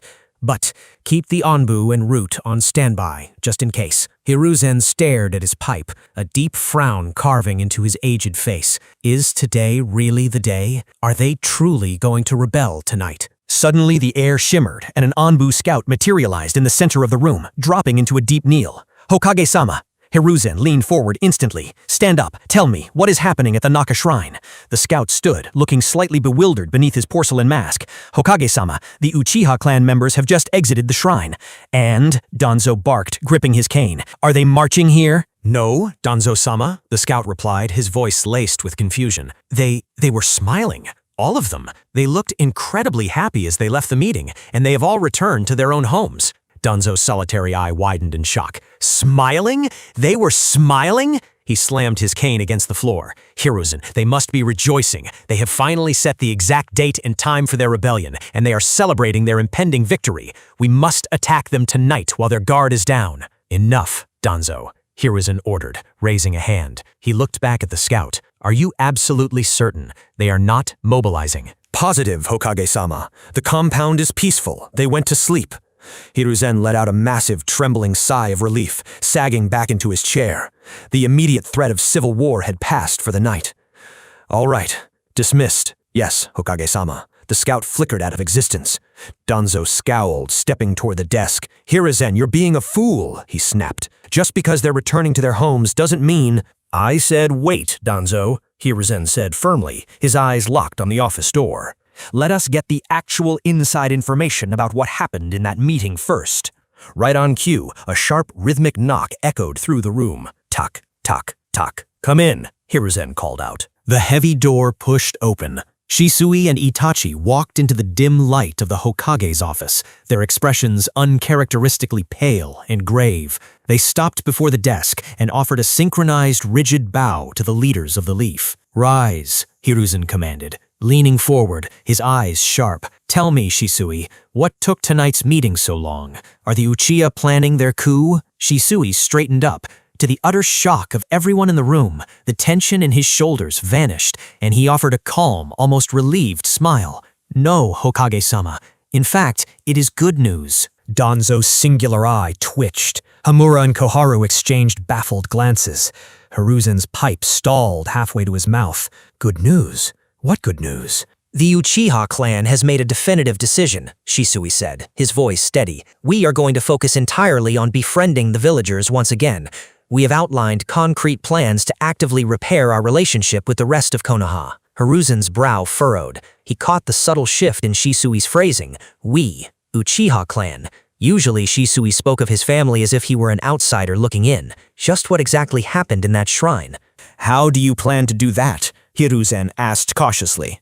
Clan head Fugaku will visit you tomorrow morning to formally present the decisions we made, Shisui replied politely. Then his smile faded, replaced with a profound, searching seriousness. But, Hokage-sama, before he does, I want to ask you something personally. Hiruzen's eyes narrowed slightly through the haze of smoke. Go on, what is it?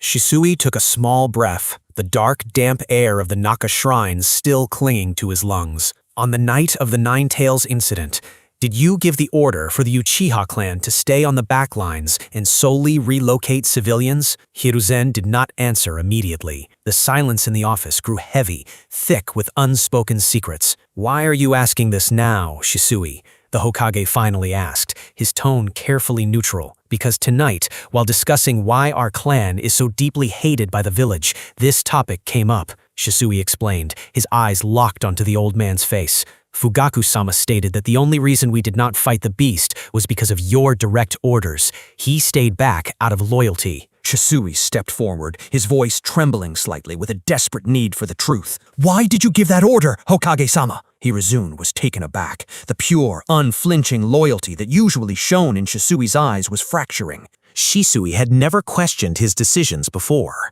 Before Hiruzen could craft a diplomatic response, Danzo slammed his cane against the floor. "Of course we gave that order," Danzo barked, his voice dripping with venomous suspicion. "Otherwise, we do not know what your cursed clan would have done in the midst of that chaos. The Nine-Tails was controlled by a Sharingan that night. What if it was your doing?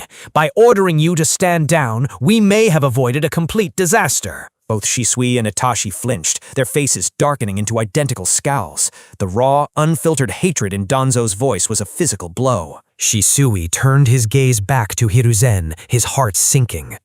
"We understand your concerns at the time, Hokage-sama," Shisui said softly, the pain evident in his voice. "But because of that incident, the villagers and the Uchiha became entirely distant. They think we are cowards. Can you not announce to the village that it was your decision? Can you not tell them that we were only following orders by helping the civilians?" Hiruzen frowned deeply, chewing on the stem of his pipe. "Shisui, it is not that simple." "Why is it not simple?" Shisui cut in, his voice rising, a crack forming in his usually flawless composure. "Because of this misunderstanding, the village and the Uchiha are standing on the opposite sides of a canyon. Is it good for Konoha to let this unrest continue?" Shisui pressed on, the words Akira had spoken echoing violently in his mind. Just like what was discussed tonight, how the Hokage deliberately suppressed the Uchiha's achievements after the Third Shinobi War. Shisui frowned, his voice dropping to a cautious whisper as he asked, "Do you seriously want the villagers and my clan to be enemies, Hokage-sama?" "I remember our return from the Third Shinobi War. Why is it that the village acknowledges the sacrifices of every other clan, yet ignores ours?" Unknown to Shisui, the poison of Akira's logic had thoroughly infected him. He had spent his entire life yearning for the village's recognition, yet now he was realizing the very leaders he served were the ones withholding it. Hiruzen sat frozen, as if struck by a bolt of lightning. How did the Uchiha figure that out, he thought in a panic. The suppression of their war records had been a subtle, calculated move by the council to prevent the Uchiha from gaining too much political capital. It was never meant to be exposed. Shisui continued, his voice dropping into a cold, hardened register. "In tonight's meeting, the Uchiha decided that if you help us rebuild our bond with the villagers, then we no longer need to think about a coup." The word hung in the air like a guillotine blade. Hiruzen, Danzo, Homura, and Koharu all stared at the young prodigy in utter shock. Hiruzen pulled his pipe from his mouth, his hands trembling slightly. "Shisui, I will have to think about this." Shisui's eyes widened. The reluctance in the Hokage's tone was unmistakable. It wasn't a yes, it was an evasion. In that agonizing second, Shisui's entire worldview shattered. Akira was right. The Hokage was doing all of this knowingly. The isolation, the hatred, the suspicion. It wasn't a tragic misunderstanding.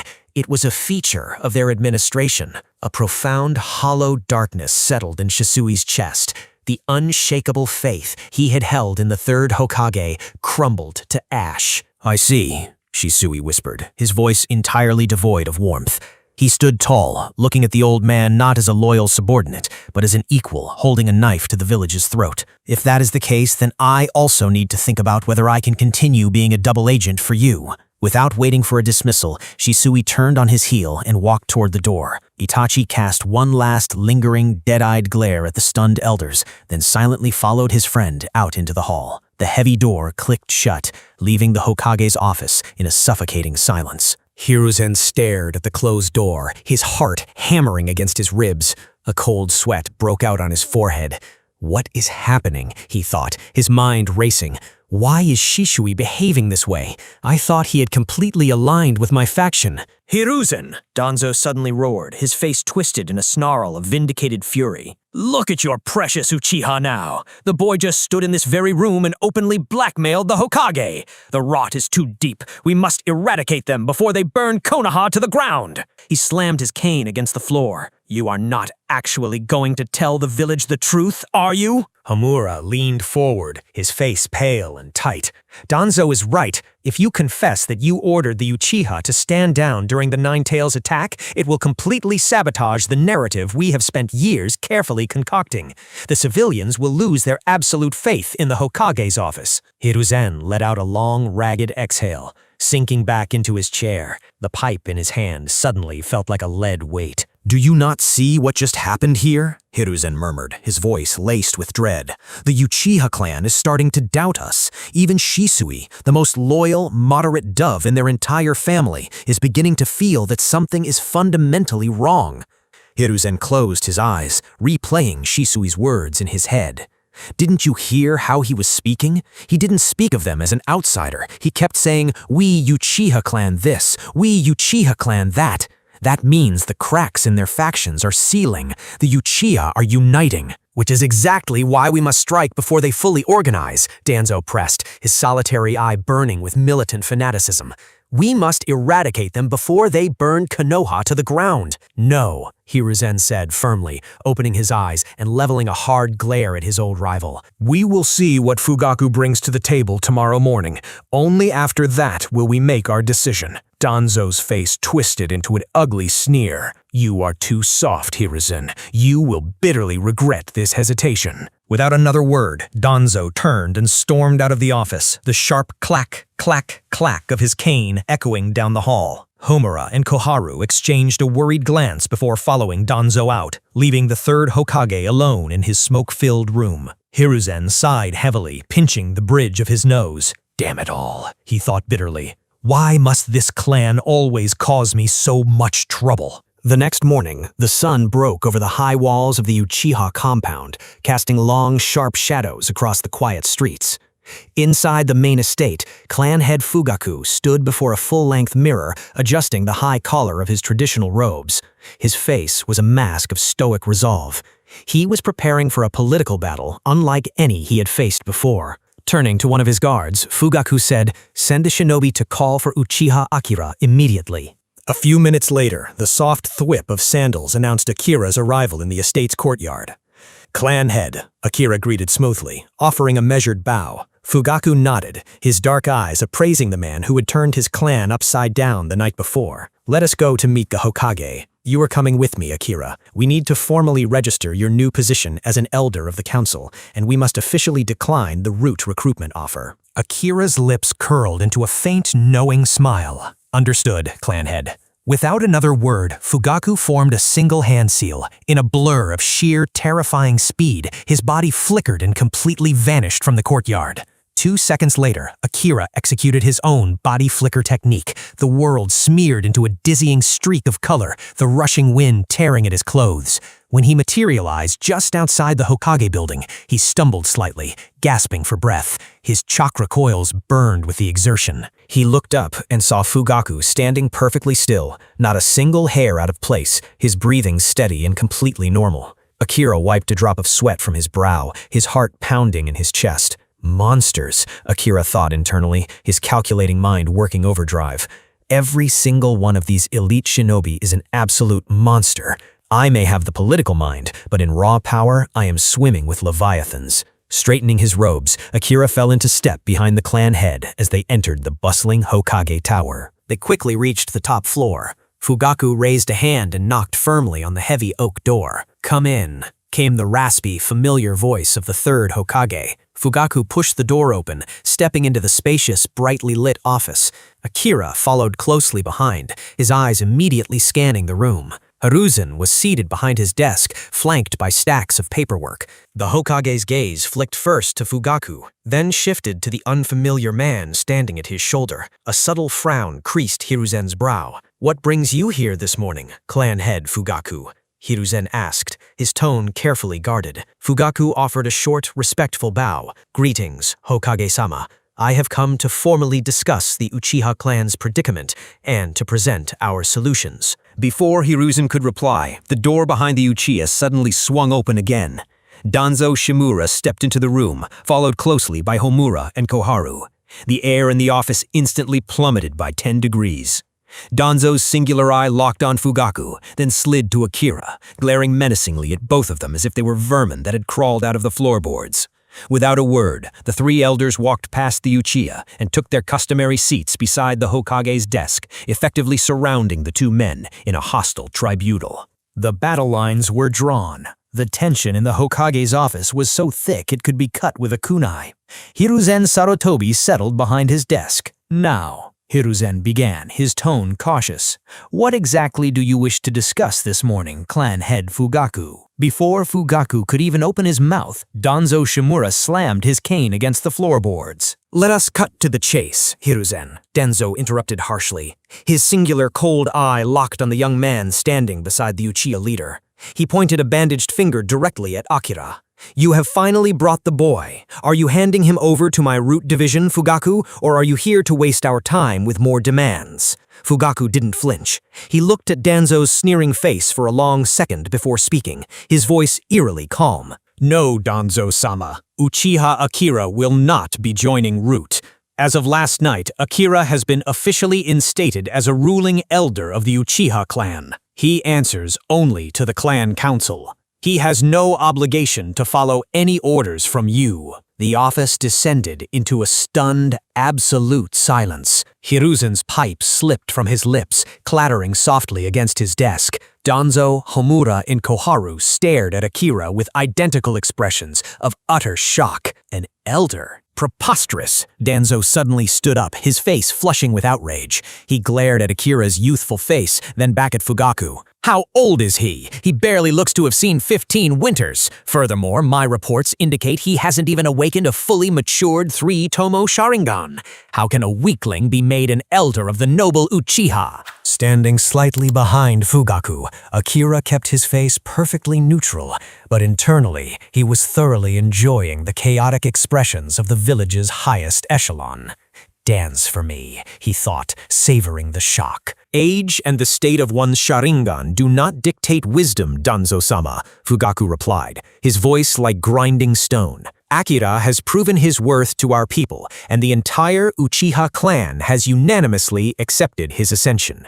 Think whatever you want of it, the decision is final. Fugaku stepped closer to the desk, the air around him growing heavy with authority. But that is merely an announcement. The true reason I am here is to demand the immediate return of every Uchiha operative you have taken into your root division. Danzo's solitary eye widened, and a vein throbbed on his forehead. What? Fugaku, are you openly rebelling against the village's structure? I am merely enforcing the law. Fugaku shot back, unfazed by the threat. He reached inside his robes and pulled out a thick, tightly bound scroll. He slammed it down onto the center of the Hokage's desk with a heavy thud. Hokage-sama, Fugaku said, looking directly at Hiruzen. The personnel that Danzo-sama has requisitioned from our clan over the years have vanished. They receive no salary from the village payroll. The children of those root members are suffering. Not a single Ryo has been sent back to support their families. Tell me, how are their wives and aging parents supposed to survive like this? Fugaku tapped the scroll with a rigid finger. This is a comprehensive list of every Uchiha member who has ever joined Root. Either Danzo-sama releases all of these personnel back to the clan immediately, or he must grant them mandatory weekly leave to see their families and deliver their wages. If he refuses, I will decree that from this day forward, no Uchiha will ever join his organization again. Hiruzen was completely taken aback. He stared at Fugaku in sheer disbelief. The Uchiha clan head had always been stoic, yes, but he had never been this politically aggressive. What in the world happened to the Uchiha overnight? I do not agree, Danzo barked, slamming his fist on the armrest of his chair. Root operates in the shadows. We do not grant weekly leave, and I will absolutely not send a single operative back to your wretched clan. Fugaku's eyes narrowed into dangerous slits. Then, Danzo-sama, in my capacity as the captain of the Konoha military police force, I will be forced to arrest you. Homura and Koharu gasped. Arrest him? Koharu shrieked. For unlawful detainment and unauthorized disposal of Leaf Shinobi, Fugaku stated, his voice ringing with absolute legal authority. He turned back to the Hokage. Hokage-sama, as far as the official Konoha registry concerns, the Root organization does not exist. There is no official position for it. Furthermore, according to the Shinobi Code, Chapter 4, Article 12, no ninja can be deployed on an active, continuous mission for more than 3 years. Fugaku pointed sharply at the scroll. On this list, there are over 80 Uchiha shinobi who have not returned to the clan in over 5 years. By law, Danzo-sama has no right to prevent them from seeing their families. Hiruzen broke out in a cold sweat. He knew the rule intimately, but if he agreed with Fugaku, he would be dismantling Danzo's entire shadow army right there in the office. Before Hiruzen could craft a lie, Danzo lost his temper completely. "You ignorant fool!" Danzo shouted, pointing his cane at Fugaku. "They haven't returned because most of the members on that list are already dead. They fell in service to the village. How can a corpse return to the Uchiha?" The moment the words left Danzo's mouth, Akira's eyes gleamed from the shadows. Hook, line, and sinker. Fugaku didn't miss a beat. He immediately capitalized on the blunder. "Dead?" Fugaku repeated, his voice dropping to a lethal whisper. He turned to Hiruzen. "Hokage-sama, did you hear that? Danzo Shimura just confessed to mass casualties of Leaf Shinobi. If they are dead, then I must immediately arrest him for actively hiding the deaths of fallen ninja." "What?" Danzo sputtered, realizing the trap he had just walked into. "According to Konoha law," Fugaku continued relentlessly, quoting the statutes perfectly, "whenever a shinobi is killed in action, their commanding officer is legally required to inform the family of their dismissal. This is so the family can stop waiting, hold a funeral, and build a tomb for their loved ones." Fugaku stepped forward, looming over the desk. "We never received a single death notice. Furthermore, we have never received the settlement funds. According to the law, the family of every fallen shinobi is entitled to a massive financial payout from the village treasury so they can survive the loss of their primary provider." Fugaku locked eyes with Danzo, his gaze burning with accusation. "For 80 dead shinobi, that is a staggering amount of Ryo. I heavily suspect that Danzo-sama has deliberately hidden their deaths to embezzle the settlement funds for his own illicit operations." Black lines formed on both Hiruzen and Danzo's faces. The accusation of embezzlement was massive, and worst of all, Fugaku's legal logic was completely airtight. "How dare you?" Danzo roared, his face turning a violent shade of purple. "I am an elder of Konoha. I do everything in the dark for the betterment of this village. What would the likes of you, an evil, power-hungry Uchiha, know of true sacrifice?" "I know the law," Fugaku replied coldly, ignoring the insult. He looked back at Hiruzen. "Hokage-sama, I demand a warrant. I must follow the rules of the military police and arrest Danzo-sama pending a full investigation. If he has 80 dead operatives and no bodies to show for it, I officially suspect him of treason, colluding with enemy villages to systematically murder Konoha shinobi." Homura and Koharu were speechless. They looked to Hiruzen in sheer panic. Even Hiruzen was shocked by Fugaku's maneuver. Just what were the Uchiha trying to achieve here? "Fugaku, please, calm down," Hiruzen finally spoke, holding up his hands in a placating gesture. He was desperate to cover for his old friend. "It is not what it seems. We are not entirely sure where these operatives are. They vanished while on deep cover S-rank missions. Because we have no bodies, the village administration is currently treating them as missing nin. That is why we could not send death notices or release the funds to your clan." It was a flimsy, desperate excuse, but Fugaku was ready for it. "Is that so?" Fugaku asked, an edge of mockery creeping into his stoic voice. "Hokage-sama, according to the Konoha Legal Code, Chapter 7, if a shinobi is classified as missing in action and does not return or make contact for a period of 3 years, they are to be legally declared dead." Fugaku leaned over the desk, his shadow falling over the third Hokage. "Over 80 of my people have been gone for 5 years. They are legally dead, Hokage-sama. So I will ask you one final time." Fugaku's eyes flared into the blood red of the Sharingan. "Where are the funds for their grieving families?" The Hokage's office was suffocatingly silent. Hiruzen Sarutobi finally closed his eyes and let out a long, heavy sigh. He had completely lost control of the conversation. The Uchiha clan head had outmaneuvered him at every turn, using Konoha's own laws as a weapon. "Danzo," Hiruzen asked, his voice laced with exhaustion, "how many Uchiha shinobi are currently active in your root division?" Danzo gritted his teeth, his lone eye darting between the Hokage and the fiercely glaring Fugaku. "Roughly 14, he muttered reluctantly. Fugaku's face darkened instantly. 14, he repeated coldly. The list I provided contains 122 names. That means 108 Uchiha shinobi are dead or officially missing in action. Fugaku leaned slightly forward. Hokage-sama, according to the Shinobi Compensation Act, the family of a fallen Jonin-level operative is entitled to 10 million ryo upon their death. Fugaku let the math hang in the air for a terrible second. That brings the total owed to the Uchiha clan to 1,080,000,000 ryo. If it had been a small amount, Fugaku might have just paid it out of his own pocket to keep the peace, but 1 billion ryo was an astronomical sum. Fugaku thought internally. Upon hearing the amount, all three village elders blanched. Konoha's entire yearly operating budget was roughly 20 billion ryo. Handing over more than 5% of the village's annual budget to a single clan in one lump sum was practically impossible. Looking at the deep reluctance plastered across Hiruzen's face, Fugaku narrowed his eyes. Hokage-sama, am I to understand that you do not respect the sacrifices of Uchiha shinobi? Fugaku's voice turned dangerously sharp.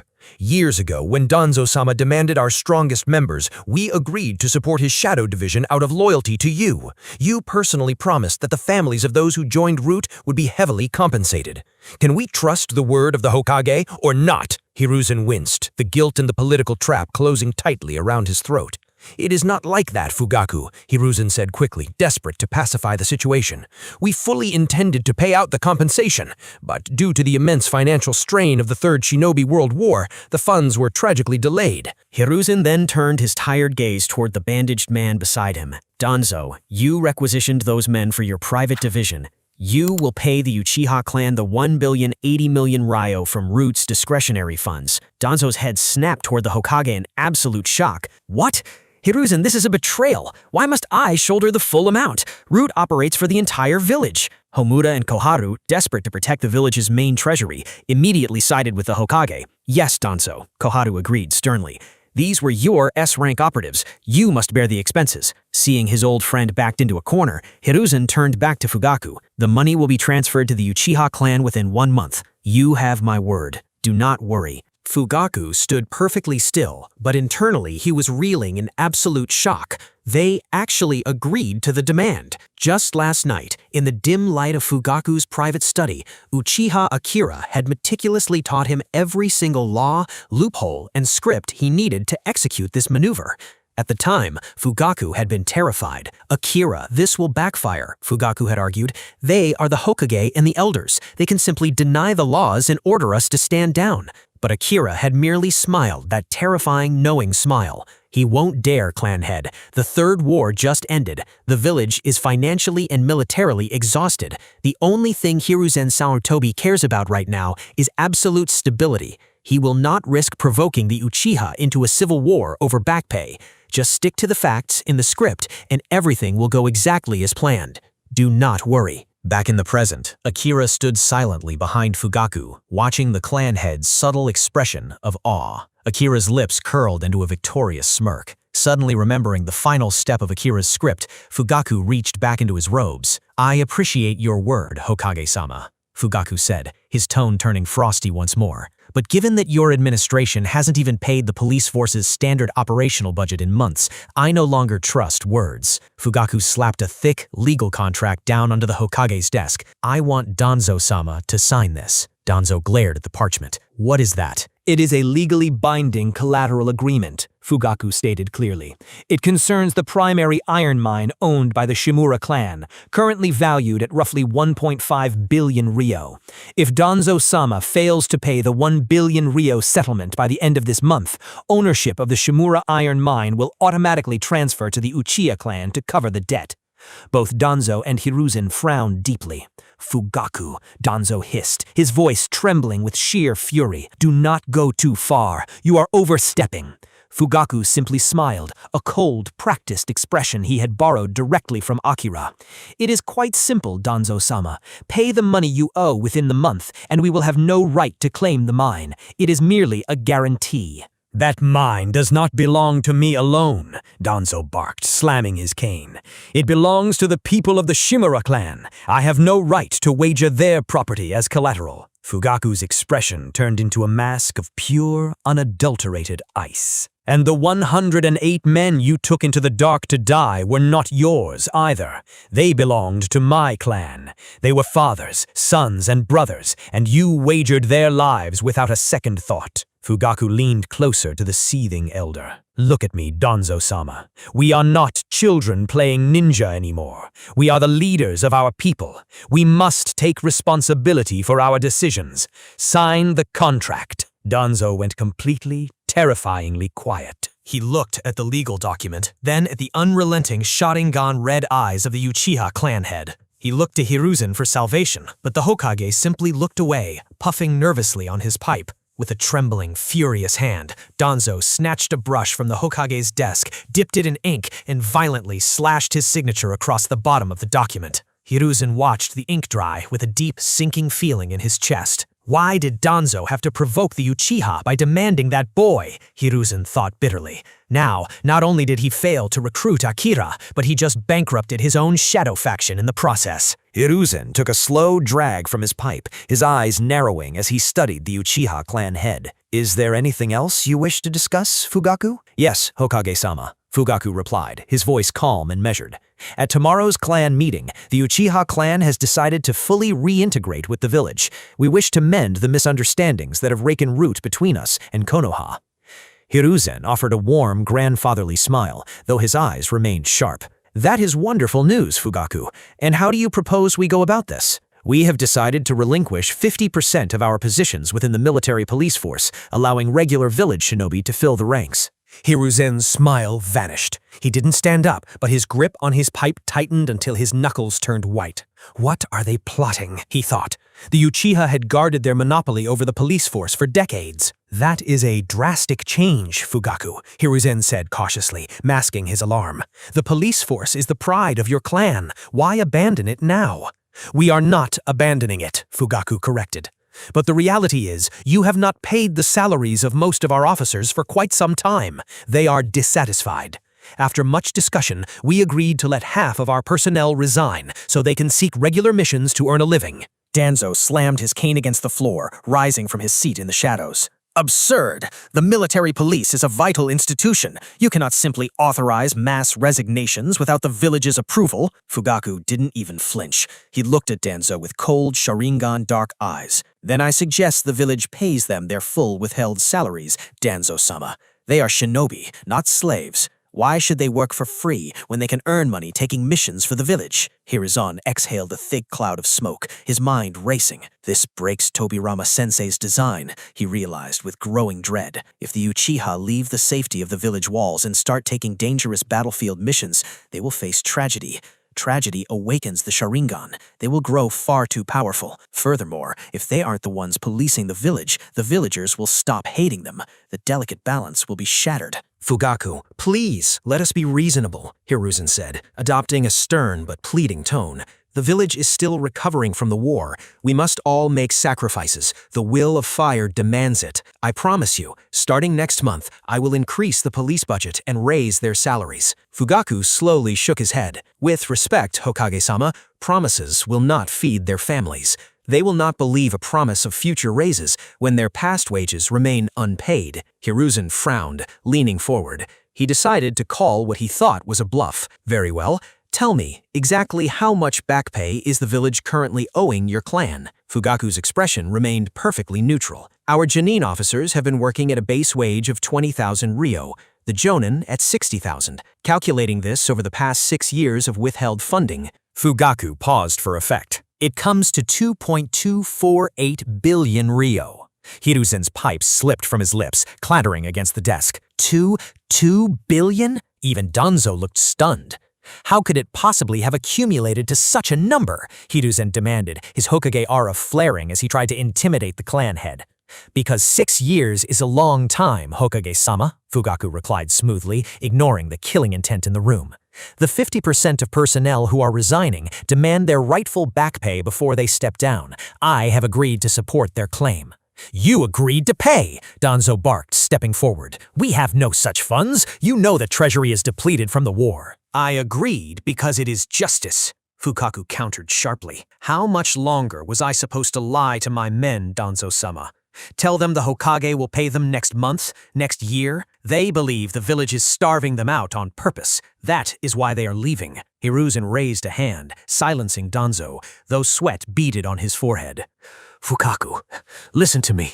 Even if I wanted to, the treasury simply does not hold 2 billion ryo. We cannot pay you. You must order your men to remain at their posts until the village economy recovers. I am the clan head, Hokage-sama, but I am not a tyrant. Fukaku smiled faintly. If the treasury is empty, I have brought a solution. He gestured to the man standing quietly behind him. This is Uchiha Akira. He is a very wealthy merchant within our clan. He is willing to purchase assets from the village, specifically land or high-level ninjutsu scrolls. With the money from his purchase, you can immediately pay the officers their owed salaries. Preposterous! Hiruzen slammed his hands on the desk, finally losing his temper. Konoha's land and its jutsu are not for sale. I will not allow an individual clan to buy pieces of the village to settle a debt. If you refuse to pay them and refuse our solution, then we have only one alternative, Fugaku said, his voice dropping to a dangerous whisper. I will have no choice but to allow the Uchiha clan to accept mercenary contracts from outside the Land of Fire to support themselves. No! Hiruzen shouted instinctively. His heart hammered in his chest. If they take outside contracts, they will eventually establish ties with other nations. They might even relocate entirely. An army of Sharingan wielders fighting for Iwa or Kumo, Konoha would be destroyed. Danzo's eye widened in equal panic. If the Uchiha leave the village, they will scatter. How will I harvest their Sharingan if they are beyond my reach? Absolutely not, Danzo hissed. No Uchiha will leave this village. Then what will you sell us, Hokage-sama? Fugaku asked, stepping forward, trapping the most powerful men in the village in a flawless political checkmate. Will you sell us the ninjutsu or the land? Hiruzen glared at Fugaku, breathing heavily. He had been completely outmaneuvered. He couldn't let them leave the police force. He couldn't let them leave the village, but he absolutely could not hand them forbidden jutsu. They are already monsters with their eyes, Hiruzen thought bitterly. If I give them our secret techniques, they will be unstoppable. Hiruzen collapsed back into his chair, looking suddenly much older. He closed his eyes in defeat. Land, Hiruzen muttered through gritted teeth. We will sell you the land. Clearing his throat, Hiruzen regained a measure of his diplomatic composure. How about the lands in the northern sector? We can part with a vast amount of acre there. He kept his face perfectly blank, though internally he scoffed. Those northern lands are nothing but untamed jungle. They are completely useless for development. Fugaku frowned, though inside he was deeply shaken. He cast a brief, subtle glance at Uchiha Akira, who stood quietly behind him. When they had discussed this strategy the previous night, Akira had told him, word for word, that the Hokage would try to offload the northern jungles first. How could Akira possibly read the Hokage so perfectly, Fugaku wondered. Masking his shock with a polite smile, Fugaku turned back to Hiruzen. Hokage-sama, what use is a jungle to our clan? If we are to accept land in exchange for over 2 billion ryo in back pay, we expect prime real estate. At the very least, give us commercial plots in the center of the village market. Absolutely not, Danzo barked, his lone eye glaring with malice. Those are high-value commercial properties meant for foreign investors and major merchants. We cannot give them to a single shinobi clan. Fugaku sighed, feigning disappointment perfectly. Well, then, how about the undeveloped land immediately surrounding the current Uchiha compound? We are already settled there. Furthermore, the property value is incredibly cheap, as no civilian or other clan wishes to live so close to the Uchiha. Hiruzen fell silent, his mind calculating. If we give them the land around their compound, it keeps them isolated from the village center. It changes nothing about their current position. All right, Hiruzen finally nodded. We will sell you the eastern lands bordering your compound. Within minutes, the monumental deal was finalized. In exchange for forgiving the 2.248 billion ryo, the village transferred massive tracts of land. The Uchiha territory expanded to nearly 150 acres, securing not only vast building space, but also a highly valuable iron mine on the outskirts. As Fugaku signed the documents, his mind flashed back to the previous night, recalling Akira's true blueprints for this worthless land. It still made Fugaku's heart race. Akira didn't just want to build houses, he planned endless construction. He was going to build luxury hotels, high-end brothels, massive casinos, sprawling markets, lush parks, a sports stadium, giant shopping malls, and an entertainment plaza. Akira's vision was a utopia of unparalleled luxury, a mini Las Vegas hidden right inside the Leaf Village. Once built, rich merchants, nobles, and feudal lords would flock there. Relentless, from the moment they stepped on Uchiha land, they would spend money endlessly. Certain, and because the Uchiha would provide absolute, impenetrable security for these elites, they would feel so safe they'd never want to leave. "If we are finished here, you are dismissed," Hiruzen said, interrupting Fugaku's thoughts. The Hokage massaged his temples, cursing the Uchiha in his mind. But just as Fugaku turned to leave, Hiruzen spoke again, commanding, "One more thing, Fugaku. Since half the military police force is vacating, I want a 10% quota of those empty seats. I will send my own men to fill them." Seeing an opportunity to infiltrate the police, the two elders, Homura and Koharu, immediately chimed in. "We also demand a 10% quota for our respective factions." Danzo gave a stiff nod of agreement. Fugaku paused. A slow, deeply capitalist smile spread across his face. "Hokage-sama, elders, already several prominent clans have expressed interest in filling these vacancies. If you want a seat in the military police force, you will have to pay for it." "What? Pay for a village post? Fugaku, since when have you become so obsessed with money?" "Hokage-sama, since our officers are leaving, the positions still belong to us. We have the right to pass them on to whomever we choose." Fugaku spread his hands reasonably. "As you know, we value our friendships with all the clans in the village. It would be unfair of us to play favorites and just give the seats away. Therefore, to ensure fairness, we have decided to sell each vacant position at a flat rate of 10 million Ryo." The math hit the room like a physical blow. There were roughly 400 positions in the police force, half of which were leaving, meaning 200 vacant seats. At 10 million Ryo per seat, the Uchiha were poised to make another 2 billion Ryo in pure profit. "Are these Uchiha completely crazy for money?" Hiruzen thought, feeling a headache pounding behind his eyes. Fugaku looked directly at the Hokage. "How many seats would you like to purchase, Hokage-sama? Please note, we are restricting sales to a maximum of 10 seats per faction." "Why a restriction?" Hiruzen demanded, his frustration boiling over.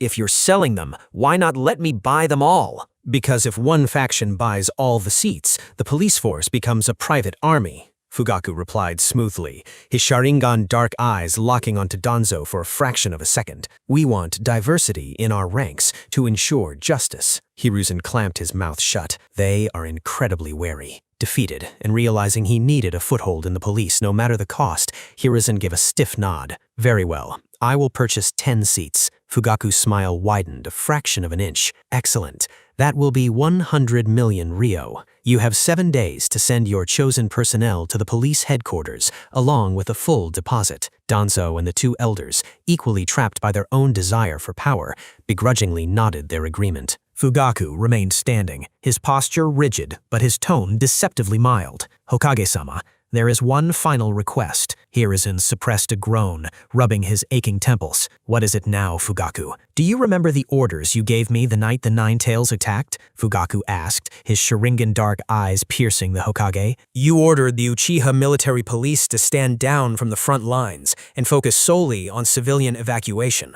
Hiruzen's eyes narrowed. "I remember. Because we obeyed you, a terrible misunderstanding was born." Fugaku continued. "The villagers believe we are cowards, or worse, they suspect that we orchestrated the Nine Tails attack. We want to befriend the village again, but we cannot do that while carrying the blame for a disaster we didn't cause." Fugaku leaned forward slightly, letting a hint of iron enter his voice. "I want you to make your orders public. I want you to clear the Uchiha's name. If our clan is freed from this baseless hatred, we will achieve great stability in Konoha. But if this resentment continues to fester, many in my clan will not rest easy. In fact, if you refuse to clear our name, I fear I will no longer be able to guarantee the Uchiha will follow your future orders, Hokage-sama." Hiruzen's heart sank. A veiled threat. He is telling me that if I don't give them this public relations victory, the clan will rebel. The Hokage's head pounded from the sheer volume of concessions he had made today. But he knew Fugaku was right. If Hiruzen had not stopped them, the Uchiha might have subdued the Nine Tails with their eyes, and this rift would never have formed. To refuse now would undoubtedly push the clan toward a violent coup. "Very well." Hiruzen sighed heavily, conceding defeat. At the next public village gathering, I will officially announce that the Uchiha were following my direct orders during the Nine Tails attack. Your name will be cleared. Thank you, Hokage-sama. Fugaku nodded respectfully. As he straightened, he cast a subtle, fleeting glance at Uchiha Akira. Akira didn't speak, but a small smile tugged at the corner of his mouth. That concludes our business, Fugaku said, turning to leave. We will take our leave. Fugaku, wait! Hiruzen's voice cut through the room, sudden and lethal. The Hokage's killing intent flared for a fraction of a second, causing both Uchiha to pause at the door. Tell me the truth, Hiruzen demanded, his eyes narrowed. Are the Uchiha planning a coup d'etat? Fugaku looked back over his shoulder, his expression perfectly calm and unreadable. A coup? Fugaku gestured to the signed land deeds, the transfer of half the police force's authority, and the massive bank deposit slips resting on the Hokage's desk. We just invested 2.2 billion ryo into this village's land and industrial resources, Lord Hokage. One does not burn down the house they just bought. Our future is now tied to Konoha's prosperity. With a final, deep bow, Fugaku and Akira exited the office.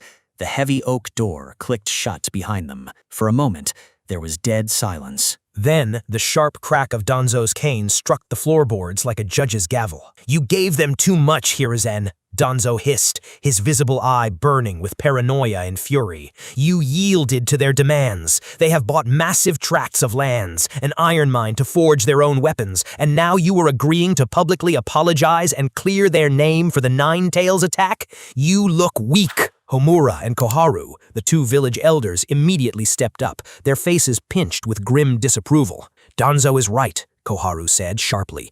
Taking half the police force's jurisdiction from them is a victory for us, but giving them this much economic power, they are mocking us. Hiruzen said nothing. He slowly picked up his pipe, packing a fresh pinch of tobacco into the bowl. When he finally looked up, the exhaustion that had plagued his features during the negotiation was entirely gone. In its place was the cold, terrifyingly calculating stare of the shinobi no kami. Do I look weak, Danzo? Hiruzen asked, quietly. He struck a match, the flame illuminating his hardened eyes. Or are you simply too blind to see the cage they just locked themselves in? Danzo paused, his grip tightening on his cane. Explain. Hiruzen exhaled a slow, thick plume of smoke. Fugaku thinks he has outmaneuvered us. He surrendered half of his clan's military authority within the village in exchange for land and an iron mine. He completely liquidated their war chest to do it. Tell me, Homura, how much money do you think the Uchiha have left in their reserves after spending 2.2 billion ryo today? Homura's eyes widened slightly. Nothing. They must be broke. Exactly. They have tied their entire survival to the village's economy. Hiruzen said smoothly. Which makes them dangerous, Danzo interrupted. Which makes them vulnerable, Hiruzen corrected, his voice like ice. And the exoneration? Koharu asked, leaning in. If you clear their name for the Nine Tails attack as promised, the village's hatred for them will fade. Will it? Hiruzen mused, taking another drag from his pipe. I will keep my word. I will tell the village that they followed my orders to stand down that night. But human nature is a fickle thing, Koharu. We will simply let another rumor slip into the civilian sectors, a whisper that the reason I ordered them to stand down was because we suspected an Uchiha was controlling the Nine Tails. Hiruzen tapped a weathered finger against the massive deposit slip the Uchiha had left behind. Furthermore, it would be a terrible shame, Hiruzen continued, his voice dropping to a low, chilling register. Rumors were to spread through the streets about this money. Rumors that the Uchiha embezzled billions of ryo during the Third Shinobi War, and that they are now using it to quietly buy up lands and mines across the region. Homura's eyes lit up with dark realization. Shift the resentment. We remove the stigma of treason, but replace it with the stigma of aristocratic greed. The civilians will despise them even more. What of the iron mine? Danzo pressed, stepping closer to the desk, fully invested in the Hokage's trap. If they manage to strike a new vein, they will have a monopoly on our steel. Let them dig, Hiruzen replied coldly. The mine is located outside the village's main infrastructure. Homura, you will oversee the trade routes. Implement heavy security tariffs on all materials transported from that sector. Claim the taxes are necessary for wartime bandit protection. We will bleed their profit margins so dry they will be begging the village for loans just to keep the lights on. The three elders stared at their Hokage, a renewed sense of dark respect washing over them. This was the Hiruzen who had led them through 3 great shinobi wars. He hadn't lost today. He had just changed the battlefield. Hiruzen leaned back in his chair, looking at the closed door. Fugaku and Akira thought they had secured a future for their clan. They had no idea they had just handed the village the rope to hang them with. Tobirama-sensei always warned me about the Uchiha's curse of hatred. Hiruzen muttered, a cloud of smoke rising to obscure his face. Let us see how long they survive when they trade their hatred for greed. Akira and Fugaku stepping out of the cool shadows of the Hokage building into the bright afternoon sunlight. For a long moment, neither of them spoke as they walked side by side toward the Uchiha compound. Finally, Akira broke the silence. You did perfectly in there, clan leader, Akira said quietly, his eyes scanning the bustling civilian streets ahead. You played the Hokage exactly as we needed. Fugaku let out a long, heavy exhale. Some of the tension that had aged his face over the last few years seemed to melt away. I always wanted to avoid a civil war between our clan and the village, Fugaku admitted, his voice low. But trapped between the Hokage's suppression and our clan's pride, I never knew how to navigate it. I couldn't see a way out. Fugaku glanced at the young elder walking beside him. But since you showed me this path, I finally see a future where we don't have to bleed to survive. This is the only road the Uchiha can walk. There is no looking back now. Akira nodded, a sharp, ambitious gleam in his dark eyes. You are right. Blood buys graves. Money buys the world. We will make the Uchiha so prosperous, so undeniably vital to the economy, that the rest of Konoha will look like a footnote compared to us. Akira paused, his expression turning serious. But to achieve that, clan leader, we need to address our greatest weakness. I need to talk to you about a critical issue. Oh? Fugaku frowned slightly. What is it? Demographics, Akira stated bluntly. Tell me, clan leader, what is the current population of the Uchiha clan? Fugaku's frown deepened as he mentally tallied the registry. Before the Third Great War, we sat at roughly 1,400. Today, with the casualties we took, we are hovering around 1,200 men, women, and children. 1,200, Akira repeated flatly. And do you know the population of the Sarutobi clan? Fugaku thought for a moment. He was confident. Hiruzen's clan is large, including their branch families. I would estimate around 3,000. Akira stopped walking. He turned to Fugaku, his face dead serious. No, clan leader, Akira said, his voice dropping to a grim whisper. It is 8,000. Fugaku froze, his eyes widened slightly. What? 8,000, Akira repeated. And it doesn't stop there. Danzo's Shimura clan boasts nearly 7,000 members. The Mitokado and Utatane clans, the families of the other 2 village elders, number around 9,000 each. Together, the ruling administration's extended faction commands a population of over 33,000 people. A cold sweat broke out on the back of Fugaku's neck. The sheer disparity of the numbers was staggering. Even the Ino-Shika-Cho clans average around 3,000 members each, Akira continued relentlessly. And we are the Uchiha. We pride ourselves on being the strongest, the most elite. But politically, militarily, we are 1,200 people living in a village of tens of thousands. If the Hawks had gotten their way and we launched a coup, we would have been exterminated, Fugaku finished, the horrifying reality finally sinking in. Even with the Sharingan, the sheer wave of bodies would have drowned them within hours. The rebellion was always doomed. Akira nodded slowly. Elite strength wins skirmishes.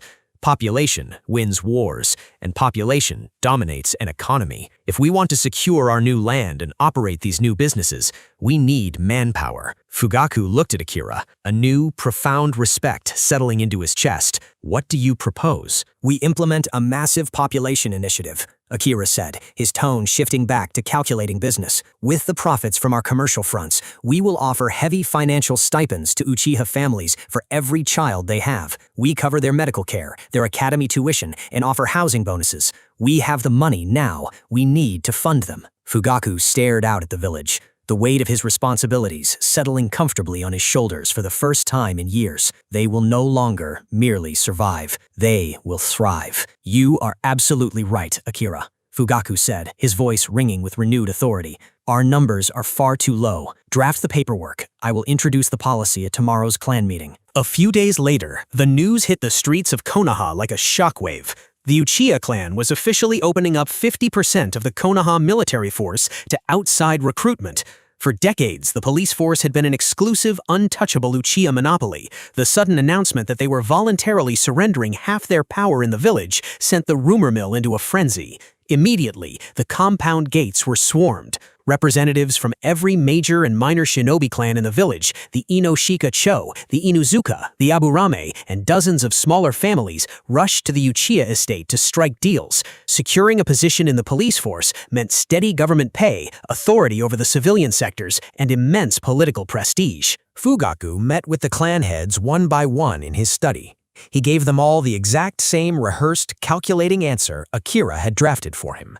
To ensure fairness and prevent any single family from monopolizing the law, Fugaku would say smoothly, pouring tea for his guests, each clan may purchase a maximum of 10 officer seats. In exchange for a small administrative fee, of course, the clan heads practically threw their money at him. The administrative fees were exorbitant, but they paid without hesitation. In the span of a single afternoon, Fugaku had generated more liquid capital than the police force usually saw in a decade. He could hardly believe how easy it was.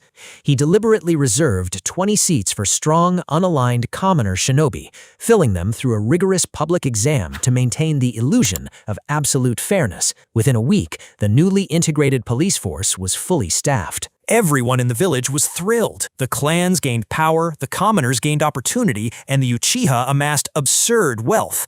Everyone was satisfied, except the Hokage and his advisors. With their war chest overflowing, the Uchiha immediately broke ground on the massive tracts of land they had purchased from the village.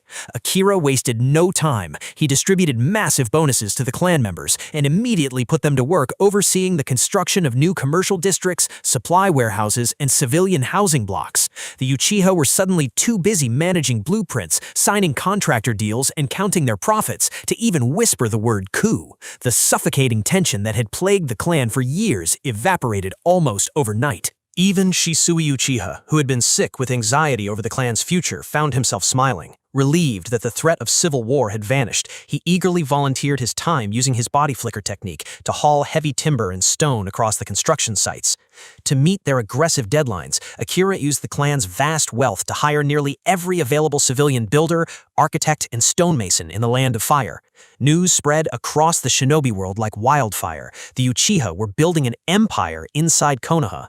But with the village technically at peace and the Uchiha's pockets bottomless, no one dared to interfere. But the greatest shift wasn't in the Uchiha's wealth, it was in the streets of Konoha itself. With their pockets lined with heavy coin, Uchiha shinobi began spending their evenings outside the compound. They flooded the village's taverns, restaurants, and bathhouses. They bought rounds of drinks for the locals, tipped generously, and laughed with the merchants. Slowly but surely, the villagers began to see the Uchiha in a completely different light. They were no longer the terrifying, aloof enforcers of the law.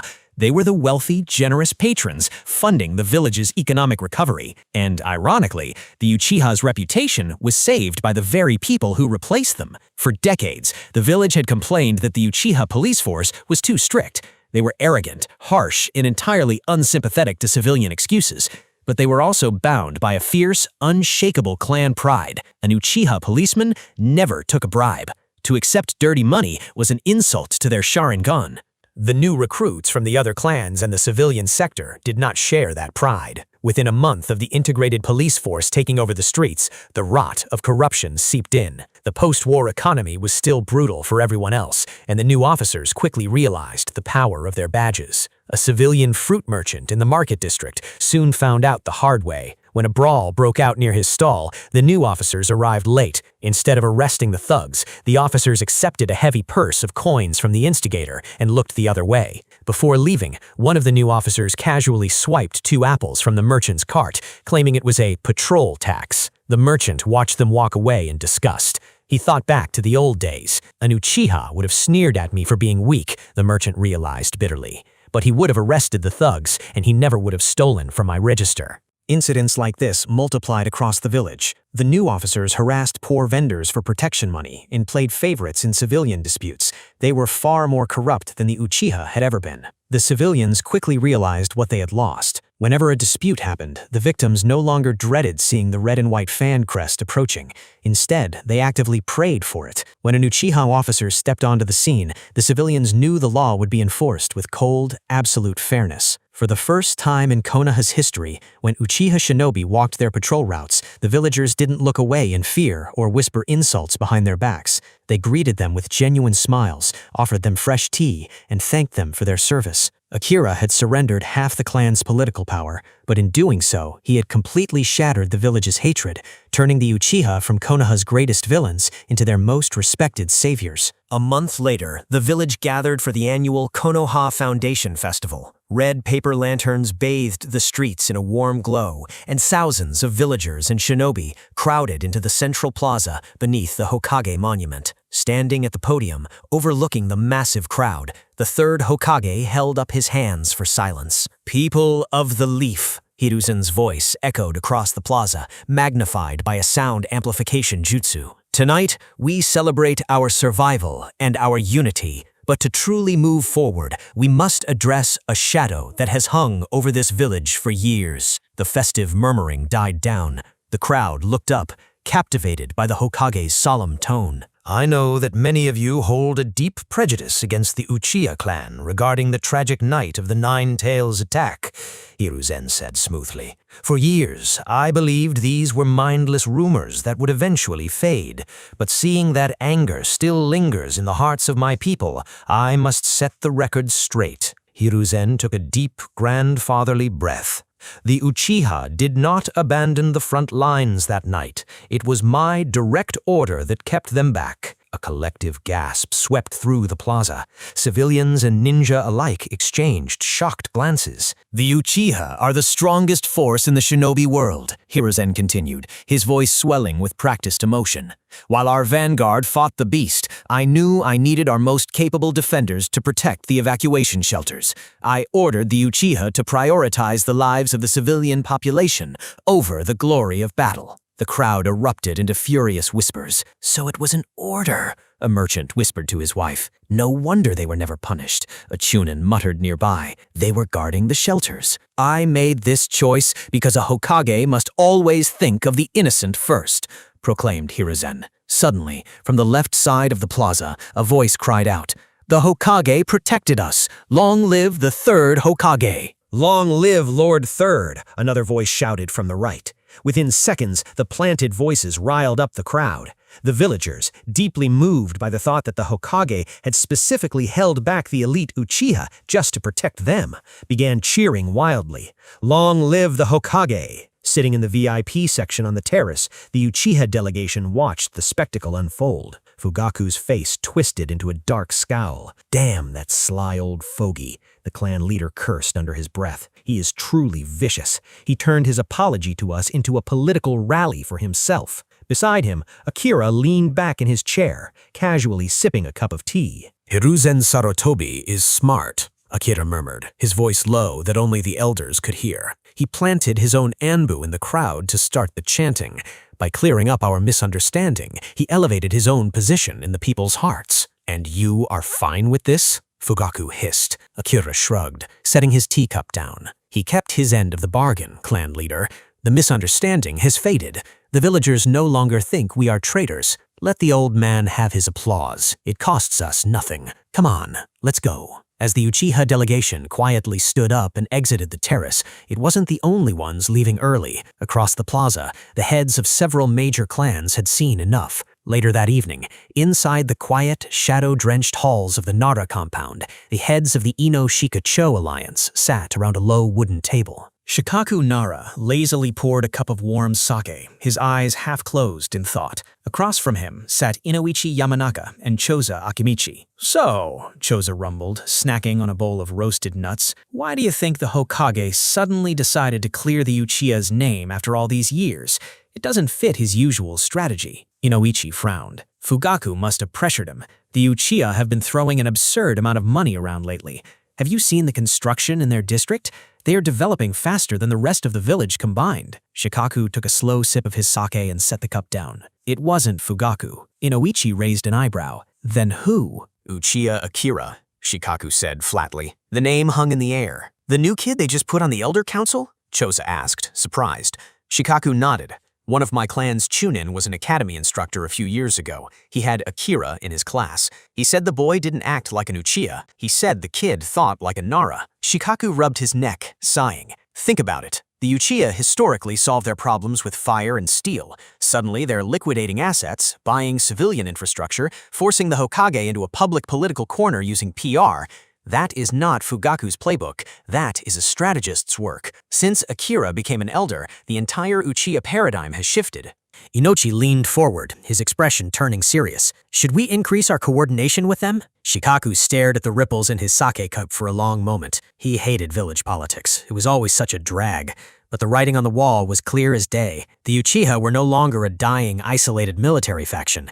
They were becoming an economic titan. Yes, Shikaku finally said, his sharp eyes meeting his friends. We should. Send them a gift tomorrow to congratulate them on their cleared name. We need to stay on the Uchiha's good side. And in the quiet meeting rooms of the Aburame, Hyuga, and Inozuka compounds, similar conversations were already taking place. A year passed. Inside the newly acquired Uchiha district, the massive construction project was nearing its end. In the shinobi world, where labor could be fueled by chakra, building didn't take decades, it took months. Earth-style jutsu raised perfectly level foundations in minutes. Water-style users provided immediate plumbing and mixing for concrete, while wind-style users dried the mortar instantly. With Akira's modern earth knowledge guiding their designs, the Uchiha bypassed traditional architecture entirely. Until now, the concept of load-bearing reinforced concrete frames didn't exist in the elemental nations. Even the Hokage's administration building, the pride of Konoha, stood only 4 stories tall. Standing in the heart of the Uchiha district was a sprawling 22-story luxury hotel.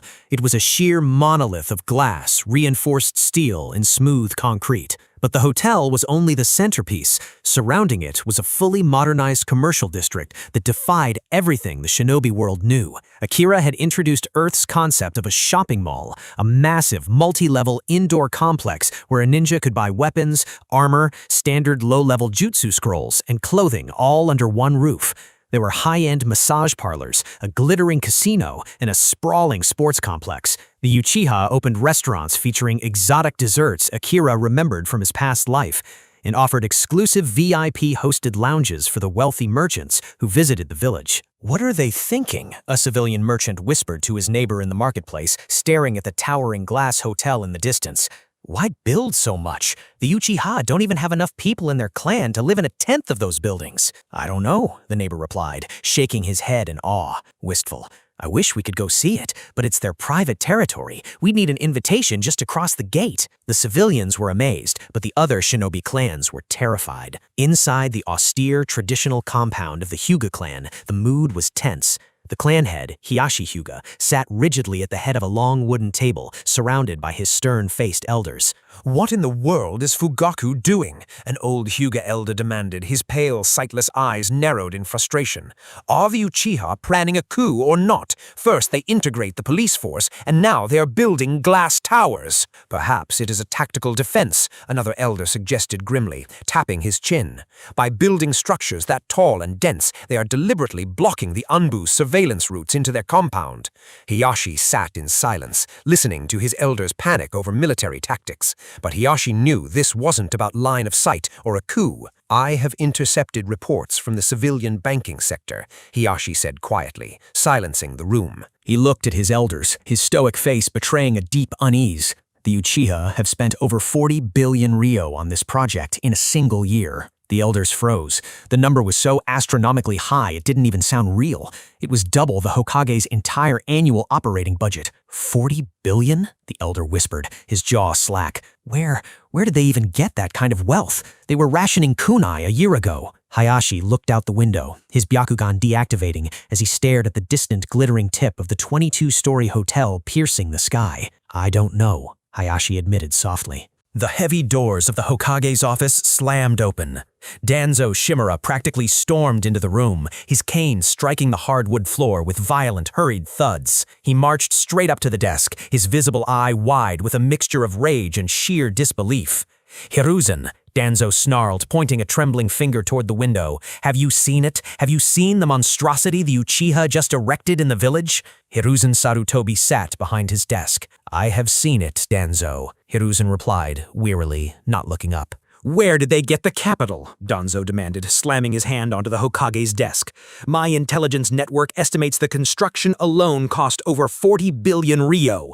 Our entire annual budget is barely 20 billion. Have they been embezzling funds from the police department?" Hiruzen finally looked up, his eyes bloodshot and exhausted. "Embezzling? Danzo? To embezzle funds, we would have had to give them money in the first place. We haven't paid their full operational budget in 6 years. What exactly were they supposed to steal?" Danzo's jaw tightened, cold urgency. "Then they are a far greater threat than we realized, Hiruzen. The Uchiha are becoming too powerful. We need to eliminate them immediately." Danzo limped toward the window, glaring up at the towering glass monolith in the distance. "Look at those behemoth towers," Danzo hissed. "Our Anbu surveillance is completely blind. We cannot see into those structures from the outside, and we have no spies left on the inside. They are fortifying their compound under the guise of commercial development." "From what my scouts gather, Danzo, they are simply building luxury hotels and shopping centers." Hiruzen sighed, rubbing his temples. "You are a fool if you believe that," Danzo snapped, turning back to the Hokage. "Did you not notice the height? They deliberately built a structure 5 times taller than the Hokage monument. It is a psychological weapon, Hiruzen. They are showing the civilians that they are the new masters of Konoha." Hiruzen frowned deeply, the accusation striking a bitter chord in his chest. He hated to admit it, but Danzo was right about the symbolism. The village skyline now belonged to the Uchiha. "Those arrogant fools are still citizens of this village," Danzo sneered.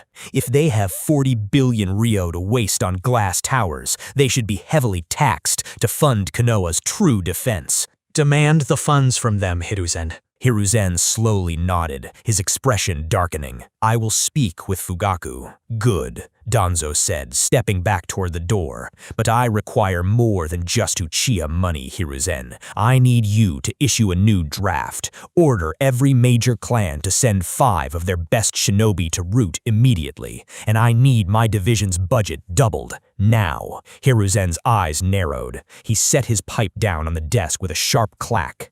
"You drafted recruits just last year, Danzo. Where are they?" Danzo didn't flinch. "They died in the line of duty. Some are missing." "Missing?" Hiruzen challenged, his voice growing dangerously cold. "On what missions? You never filed the after-action reports with my office." "They were highly classified espionage operations, Lord Hokage," Danzo replied stiffly, his tone mocking the formal title. "Root exists in the darkness to protect the leaf. You know this." "You are too reckless with the lives of our shinobi, Danzo," Hiruzen warned, his killing intent flaring for a brief second. "The war is over. I cannot justify bleeding the clans dry. No family will surrender 5 of their best men to you this soon. You will have to wait until next year's academy graduation." Danzo's visible eye twitched with barely contained fury. "These missions are vital to the survival of the village, Hiruzen." "I said no," Hiruzen replied, with absolute, unshakable authority. "Then what about the funds?" Danzo pressed, his voice rising. "You miraculously placate the Uchiha police force before. Why can't you divert those funds to Root, as you have always done?" "Because now, every clan member is involved. We can't delay their salaries anymore. Doing so would make enemies of every clan in the village." Danzo stared at his old friend, his face twisting into an ugly, hateful sneer. "You will regret this weakness, Hiruzen." Danzo spat. He turned on his heel and stormed out of the office, slamming the door so hard the walls rattled. Hiruzen sat in the sudden silence of his office, the headache behind his eyes throbbing mercilessly. He exhaled a long, shuddering breath. "Anbu," Hiruzen called out to the empty room. A masked shinobi materialized from the shadows in the corner, dropping to one knee. "Lord Hokage, go to the Uchiha compound," Hiruzen ordered, his voice heavy with dread. "Summon clan head Fugaku to my office immediately." "Yes, Lord Hokage," the Anbu replied, vanishing. High above the village, an Anbu operative stood on a terracotta roof, staring at the newly erected Uchiha compound in the distance. Even through his painted porcelain mask, his eyes were wide with a mix of awe and sheer intimidation. The towering monoliths of glass and steel pierced the sky, utterly alien to the wooden architecture of the Hidden Leaf. He swallowed hard, leaped from the roof, and bounded toward the Uchiha gates. The moment his boots touched the paved road outside the compound, 3 Uchiha patrolmen materialized from the shadows, their hands resting lazily on the hilts of their tanto blades. "Who are you, and why are you here?" one of the guards asked, his voice cold and devoid of respect. "I am an emissary of the Hokage," the Anbu replied stiffly. "Lord Third has summoned clan leader Fugaku." The lead guard stared at him for a moment before giving a short nod. "Follow me." The Anbu trailed behind the Uchiha as they walked deeper into the district. With every step, his disorientation grew. The dirt roads had been replaced by smooth, perfectly level asphalt. Instead of traditional wooden clan houses, sleek multi-story apartments lined the streets. The entire compound felt like he had stepped 50 years into the future. They approached a massive 13-story structure. As they stepped through the glass sliding doors of the lobby, the Anbu stopped in his tracks. Breathless, the interior was stunning. Polished marble floors, brilliant chakra-powered chandeliers, and an air of staggering wealth. The Uchiha guard led him to a set of metal doors and pressed a glowing button on the wall. The doors slid open to reveal a small, empty metal room. "Get in," the guard ordered, stepping inside. The Anbu hesitated. "Why are we entering this closet? The stairs are over there." The guard rolled his eyes. "Just get in." As soon as the Anbu stepped inside, the doors slid shut. The floor gave a sudden lurch, and his stomach dropped. Through the glass pane on the back wall of the elevator, the Anbu watched the ground fall away. They were shooting upward at a terrifying speed. As they cleared the rooftops of the surrounding buildings, the entire village of Konoha spread out beneath them. The Anbu stared out the glass, his breath catching in his throat. From this height, even the grand Hokage monument and the central administration building looked small. The elevator dinged, and the doors opened on the 13th floor. The guard led him down a carpeted hallway and knocked on a set of heavy mahogany double doors. "Enter." Fugaku's voice called from within. The doors swang open. The Anbu stepped into a sprawling, modern executive office. A massive floor-to-ceiling glass window framed the entire village of Konoha behind a sleek obsidian desk. Fugaku sat behind it, reviewing a stack of financial ledgers. He didn't look like the stressed, embattled clan leader of the past. He looked relaxed, powerful, and impeccably dressed. "Lord Fugaku," the Anbu said, bowing deeply. "The Hokage has summoned you to his office immediately." Fugaku didn't look up from his papers. He simply signed his name at the bottom of a ledger, closed the folder, and stood up. "Very well." Before the Anbu could say another word, Fugaku vanished in a blur of pure speed. The Uchiha guard turned to the Anbu, crossing his arms. "The message is delivered. Get out of our compound." The Anbu bristled under the mask at the blatant disrespect, but he bit his tongue, turned around, and stepped back into the elevator. Minutes later, Fugaku materialized outside the Hokage's office. He knocked once, pushed the door open, and stepped inside. "Lord Hokage," Fugaku said, offering a polite but shallow bow. "You summoned me." Hiruzen looked up from his desk. The contrast between the two men was stark. Fugaku seemed to be aging in reverse, his posture straight and his eyes bright with newfound energy. Hiruzen, on the other hand, looked every bit his 60 years, his face lined with stress and exhaustion. "Come in, Fugaku," Hiruzen said, gesturing to the seating area across the room. "Please, have a seat." Fugaku blinked, momentarily thrown off guard. In all their years of strained meetings, Hiruzen had never once offered him a seat. It was a subtle, desperate play for diplomacy. Fugaku walked over and sat down on the plush sofa, crossing one leg over the other. "To what do I owe the pleasure, Lord Third?" Hiruzen joined him, sitting heavily in the opposite chair. He packed his pipe, his eyes locked on Fugaku. "The village is going through a difficult financial period, Fugaku. Our reconstruction funds are running perilously low." Fugaku said nothing. He just waited. "I see you have constructed an excessive amount of housing and commercial towers within your compound. Compared to the Uchiha population, don't you think it is a bit much? If your clan has secured an excess of wealth, I must ask that you consider donating a portion of it to the village treasury in aid in our collective recovery." Fugaku offered a tight, polite smile. I am afraid that is impossible, Hokage-sama. The capital used to build our district belongs to the individual families and investors of the clan, not the central leadership. I cannot confiscate their private money. Furthermore, we have spent nearly our entire liquid reserve liquidating those assets. We truly do not have much Rio left to give. Hiruzen frowned deeply. For years, whenever the Hokage had asked for concessions, Fugaku had always folded, desperate to build goodwill. But today, the clan leader was shutting him down with corporate doublespeak. Fugaku, Hiruzen said, his voice dropping its grandfatherly warmth. Are you attempting to open a hotel business? Let me be blunt. There are no tourists visiting Konoha in this post-war economy, and even if there were, they would seek cheap, traditional inns. No one will spend the exorbitant fees required to stay in those glass towers. Hiruzen leaned forward. How about a compromise? Sell half of those new buildings to the village administration. In exchange, I will formally reallocate the old Uchiha lands in the center of the village back to your clan. Fugaku's smile vanished. I believe there is a misunderstanding, Lord Third, Fugaku said, his voice dropping to a cool, authoritative register. When you ordered us to relocate to the edge of the village after the Nine Tails attack, we never sold our ancestral lands in the center of Konoha to the administration. We simply left them empty. Hiruzen's eyes widened slightly. He had assumed the land was forfeit upon relocation. Now that we have successfully settled on the outskirts, we are breaking ground on our ancestral plots. We are converting that space into commercial zoning. We are building a mall. A mall?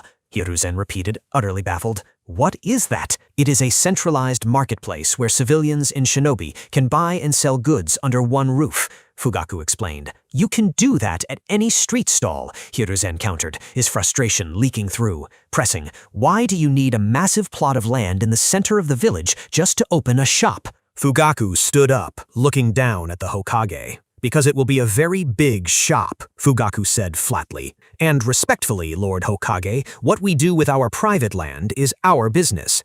As I said, we have no liquid funds to donate to the village. You will have to look for handouts elsewhere. Fugaku turned toward the door. If there is nothing else, I must be going. I have a great deal of paperwork to finalize. Oh, and one more thing. Fugaku paused at the doorway, glancing back over his shoulder. Next week, we are officially opening our commercial district to the public, Fugaku said, his eyes flashing red for a brief, menacing second. You are formally invited to visit Hokage-sama. Have a pleasant evening. Fugaku stepped out, shutting the door behind him. Hiruzen sat alone in his office, his pipe dead in his hand. He stared at the closed door, his face twisting into a scowl of pure, helpless frustration. Damn this arrogance, Hiruzen thought bitterly. One day, I will break them. Inside the Naka shrine, the air buzzed with an entirely new kind of electric energy. The underground cavern was packed, but for the first time in Uchiha history, the clan wasn't gathered to discuss war, grievances, or the Hokage's latest slight. They were gathered for a business launch. Akira stood at the front of the room, looking over hundreds of Uchiha patrolmen, merchants, and genin. Listen up! Akira's voice cut through the excited chatter, instantly silencing the room. Next week, we officially open the Uchiha Commercial District to the public. For the last year, we have bled our accounts dry to build this empire. Now, it is time to reel in our investments. Akira paced the stage, his eyes sharp. I am deploying every available shinobi in this clan on an S-rank diplomatic escort mission. I want you to spread out across the elemental nations.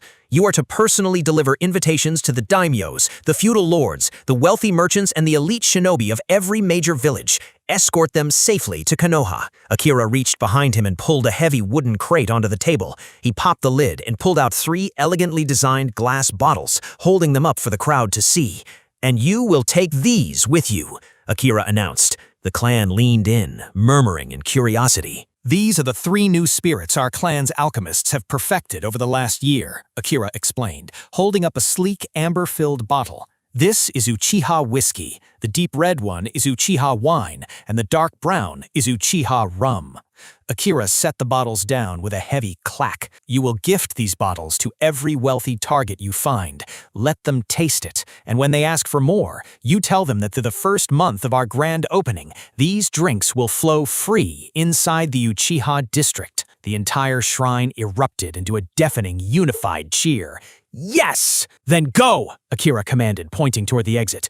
Move out! As the crowd surged toward the doors, Akira stepped off the dais and walked through the dispersing clan members. He made a beeline for two figures lingering near the back pillars, Shisui and Itachi. Akira paused, looking at the two prodigies. They were always together, practically inseparable. Do they not have girlfriends? Akira wondered dryly to himself. As Akira approached, Shisui immediately straightened his posture and offered a deep, respectful bow. Elder Akira. Itachi mirrored the gesture perfectly, his dark eyes solemn. "I want to thank you, Elder," Shisui said, his voice thick with genuine relief. Akira raised an eyebrow. "For what?" "For stopping the fighting between the village and the clan. You found a way out of the darkness that none of us could see." Itachi nodded in agreement. "Yes, Elder Akira, thank you." Akira looked at the young heir. Itachi was a genius, but his mind was constantly warring with itself over loyalty. Itachi, Akira said, quietly, his tone turning dead serious. "We follow a very simple policy now. The village does not harm us, and we do not harm the village. But make no mistake." Akira's eyes hardened into a cold, predatory stare. "If they cross that line, we will not stage a coup. We will fight a war of total annihilation. Do you understand?" Itachi swallowed hard, staring back into Akira's eyes. Akira wasn't the strongest combatant in the clan, but the sheer suffocating weight of his conviction made Itachi feel like the young elder could murder anyone in the room if he truly wanted to. "I understand." Itachi nodded slowly. "Good," Akira said, his expression softening back into business mode. He reached into his robes and pulled out an ornate envelope sealed with gold wax. "Shisui, I have a mission for both of you. This letter was personally written by Lord Fugaku. It is an exclusive invitation for the Fire Daimyo himself. Deliver it to the capital and escort his carriage back to Konoha safely." Shisui took the letter, his expression turning entirely professional. "Consider it done, Elder." The two prodigies bowed once more and vanished in a blur of speed. Within hours, hundreds of Uchiha fanned out across the land of fire and beyond, carrying the ornate invitations and the 3 mysterious bottles to every major clan in Konoha and every feudal lord on the continent. 2 days later, inside a smoky, crowded tavern in Konoha's civilian district, the noise was deafening. "Did you hear?" a burly civilian merchant shouted over the din, slamming his mug onto a sticky wooden table. 3 days from now, the Uchiha compound is opening its gates to the public. Across the table, a skinny laborer scoffed. "So what? I heard they built a massive casino in there. What's the point? You don't even have enough Rio to buy a single chip." "Forget the games," the merchant yelled back, leaning in eagerly. "I heard the Uchiha invented 3 brand new types of alcohol. The clan heads who received the sample bottles are apparently hoarding them like they're made of liquid gold. They won't even let their wives touch them." A third man, a retired genin, chimed in from the next table. "Yeah, I heard about that. And do you know the craziest part? The Uchiha are offering all of it for free for the entire first month." The skinny laborer nearly choked on his drink. "What? Free?" "Yeah," the genin laughed. "You can walk into their district and drink yourself into a coma, and the Uchiha will foot the bill." "But don't forget the tower," a woman added from the bar. "I heard the massive glass building is a luxury hotel. Whoever stays on the top floor gets to sleep in the clouds. And they built a giant sports arena right next to it. They've hired dancers from the capital to perform on opening night." The skinny laborer stared at his empty mug, his mind blown. Damn! Just how rich are the Uchiha? How can they afford to give away an entire month of alcohol and entertainment? The burly merchant laughed, slapping his friend on the back. "Who cares how they afford it? Just shut up and enjoy the free booze." The table erupted into greedy, idiot grins. And they weren't the only ones. Similar conversations were echoing in taverns, marketplaces, and noble courts not just in Konoha, but across the entire shinobi world. The Uchiha had successfully baited the hook. Now they just had to reel them in. Back inside the Uchiha compound, Akira sat across from Fugaku in the quiet, traditional tatami room of the clan leader's private estate. The sliding paper doors were open to the garden, letting in a cool evening breeze. "Clan leader," Akira began, setting his teacup down, "I want to propose the construction of a massive centralized clan library within the new district." Fugaku looked up from his scrolls. "A library? We already have the Naka Shrine archives." "The archives are restricted and disorganized," Akira countered. "I want a facility where every Uchiha shinobi can learn techniques openly, based on a merit system. If a jonin spends 1 hour tutoring a genin in the training ground, they earn 1 merit point. 100 points buys access to any C-rank jutsu scroll, 500 unlocks a B rank, 1,000 for an A rank, and 2,000 for an S rank. Fugaku's Sharingan flared slightly as he processed the idea. It was brilliant. It incentivized the elite veterans to actively train the younger generation without relying on the Hokage's academy. It's a good system, Akira. Fugaku nodded in approval. I will formally implement it at the next clan meeting. Suddenly, the soft patter of footsteps echoed from the hallway. A small boy peeked his head around the sliding door. Akira looked over and smiled. Sasuke, come here. It's been a long time. You've grown. The 5-year-old boy didn't step toward Akira. Instead, he scurried across the room and hid shyly behind his father's broad back, gripping Fugaku's robes. Fugaku frowned slightly, reaching back to gently push his youngest son forward. Do not hide, Sasuke. Greet your elder brother. Sasuke stepped out, looking up at Akira with wide, dark eyes, and offered a stiff, incredibly cute bow. Akira chuckled, returning the bow with genuine warmth. Is he already 5, Lord Fugaku? Yes, Fugaku replied, a hint of pride in his voice. In a few days, he will officially enroll in the Ninja Academy. Akira nodded. I hear the incoming class is incredibly competitive this year.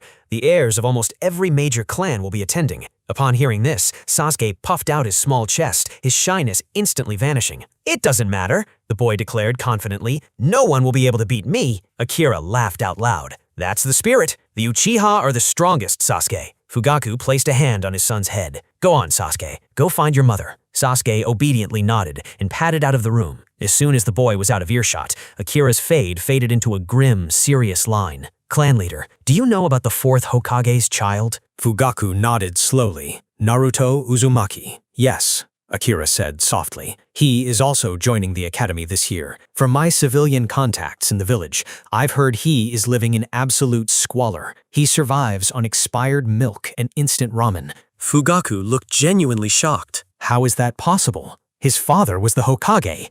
Even though the boy is an orphan, both Minato and Kushina had significant estates, savings, and properties under their names. Akira stared at his tea. Lord Third and his advisors embezzled it all under the guise of village reconstruction. They seized the Namikaze assets to hide the boy's true lineage. Fugaku's face darkened with absolute disgust. Those cowardly old fools. They wouldn't even leave a grieving infant's inheritance. He looked sharply at Akira. You aren't thinking of helping him, are you? He is the Jinchuriki of the 9 Tails. If we get close to him, Hiruzen will immediately suspect we are trying to control the beast. I know the political risks, Akira replied calmly. That is why we won't approach him directly.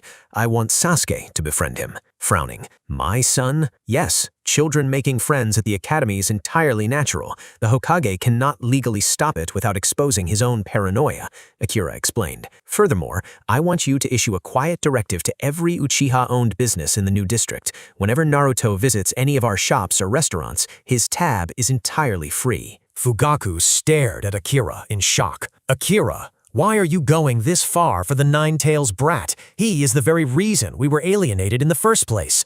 Because that child did not choose to become a Jinchuriki, Akira said, his voice hardening. The villagers spit on him for a crime he never committed. They treat him like a monster, when in reality, his tiny body is the only thing suppressing a natural disaster and keeping Konoha safe. He isn't a demon, he is a hero. Fugaku remained silent for a long time, warring with his clan's deep-seated resentment of the fox. Finally, he let out a heavy sigh and nodded. All right, I will speak to Sasuke, and I will inform the merchants. Thank you, clan leader, Akira said. He stood up, brushing off his robes. I should take my leave, clan leader. We have a grand opening to prepare for. With a deep, respectful bow, Akira turned and walked out into the cool night air. The day of the grand opening had finally arrived. Outside the towering stone walls of the new Uchiha commercial district, a massive sea of people had gathered. Hundreds of Konoha civilians, merchants, and off-duty shinobi jostled for position in the early morning. Standing atop the reinforced main gate, a veteran Uchiha Jonin looked down at the sheer size of the mob. A bead of sweat rolled down the side of his face. Are they actually here to shop? He wondered nervously, or did Danzo incite a riot? But as he listened to the excited chatter and saw the eager, smiling faces in the crowd, he let out a long exhale. He dropped down to the ground, placed his hands on the heavy iron doors, and pushed them wide open. Welcome to the Uchiha district, the Jonin shouted, his voice booming over the crowd. The mob surged forward like a tidal wave. They flooded the wide paved streets, scattering in every direction to explore the massive alien architecture. A large group poured through the glass doors of the new shopping mall. They stopped dead in their tracks, staring up at the multi-level balconies and the sheer scale of the building. Dozens of pristine storefronts lined the halls. There were clothing boutiques selling high-end silks, armorers displaying polished steel plating, and massive shinobi supply depots selling explosive tags and standard weapons openly over the counter. For the grand opening month, Akira had mandated a massive 50% discount on every physical item in the district. It was an aggressive strategy. The shinobi equipment was practically dirt cheap, and the visiting ninja lost their minds, buying crates of supplies they didn't even need. Many of the storefronts on the upper levels were still empty, waiting for future tenants, but the crowd was too busy spending money to care. Across the district, a rowdy pack of off-duty chunin and civilian laborers pushed their way through the swinging doors of a massive, dimly lit tavern. "Is this the place?" a burly laborer asked, looking around the polished mahogany bar. "The place with the free booze?" A bartender wearing an apron over his high-collared Uchiha shirt smirked. He grabbed 2 heavy glass bottles and slammed them onto the counter. "For the next 30 days, boys, drink until you drop." Akira had revolutionized the brewing process. By utilizing precise fire and water-style techniques, the Uchiha alchemists had reduced the fermentation and distillation of grain by 90%. Raw ingredients like wheat and potatoes were currently dirt cheap in the post-war economy, allowing the Uchiha to mass-produce high-proof alcohol for pennies. Even if rival clans tried to steal a bottle to reverse-engineer the recipe, it was impossible. They lacked the modern molecular knowledge from Earth. As long as the distillation seals remained a secret, this alcohol would be the clan's greatest cash cow. The tavern erupted in cheers. An old veteran shinobi slammed his empty shot glass down, his face flushed red. "Gods, I've never tasted anything like this in my entire life." The bartender chuckled, sliding a shot of clear, ice-cold vodka across the wood. "Try this, old man. I guarantee it'll put hair on your chest."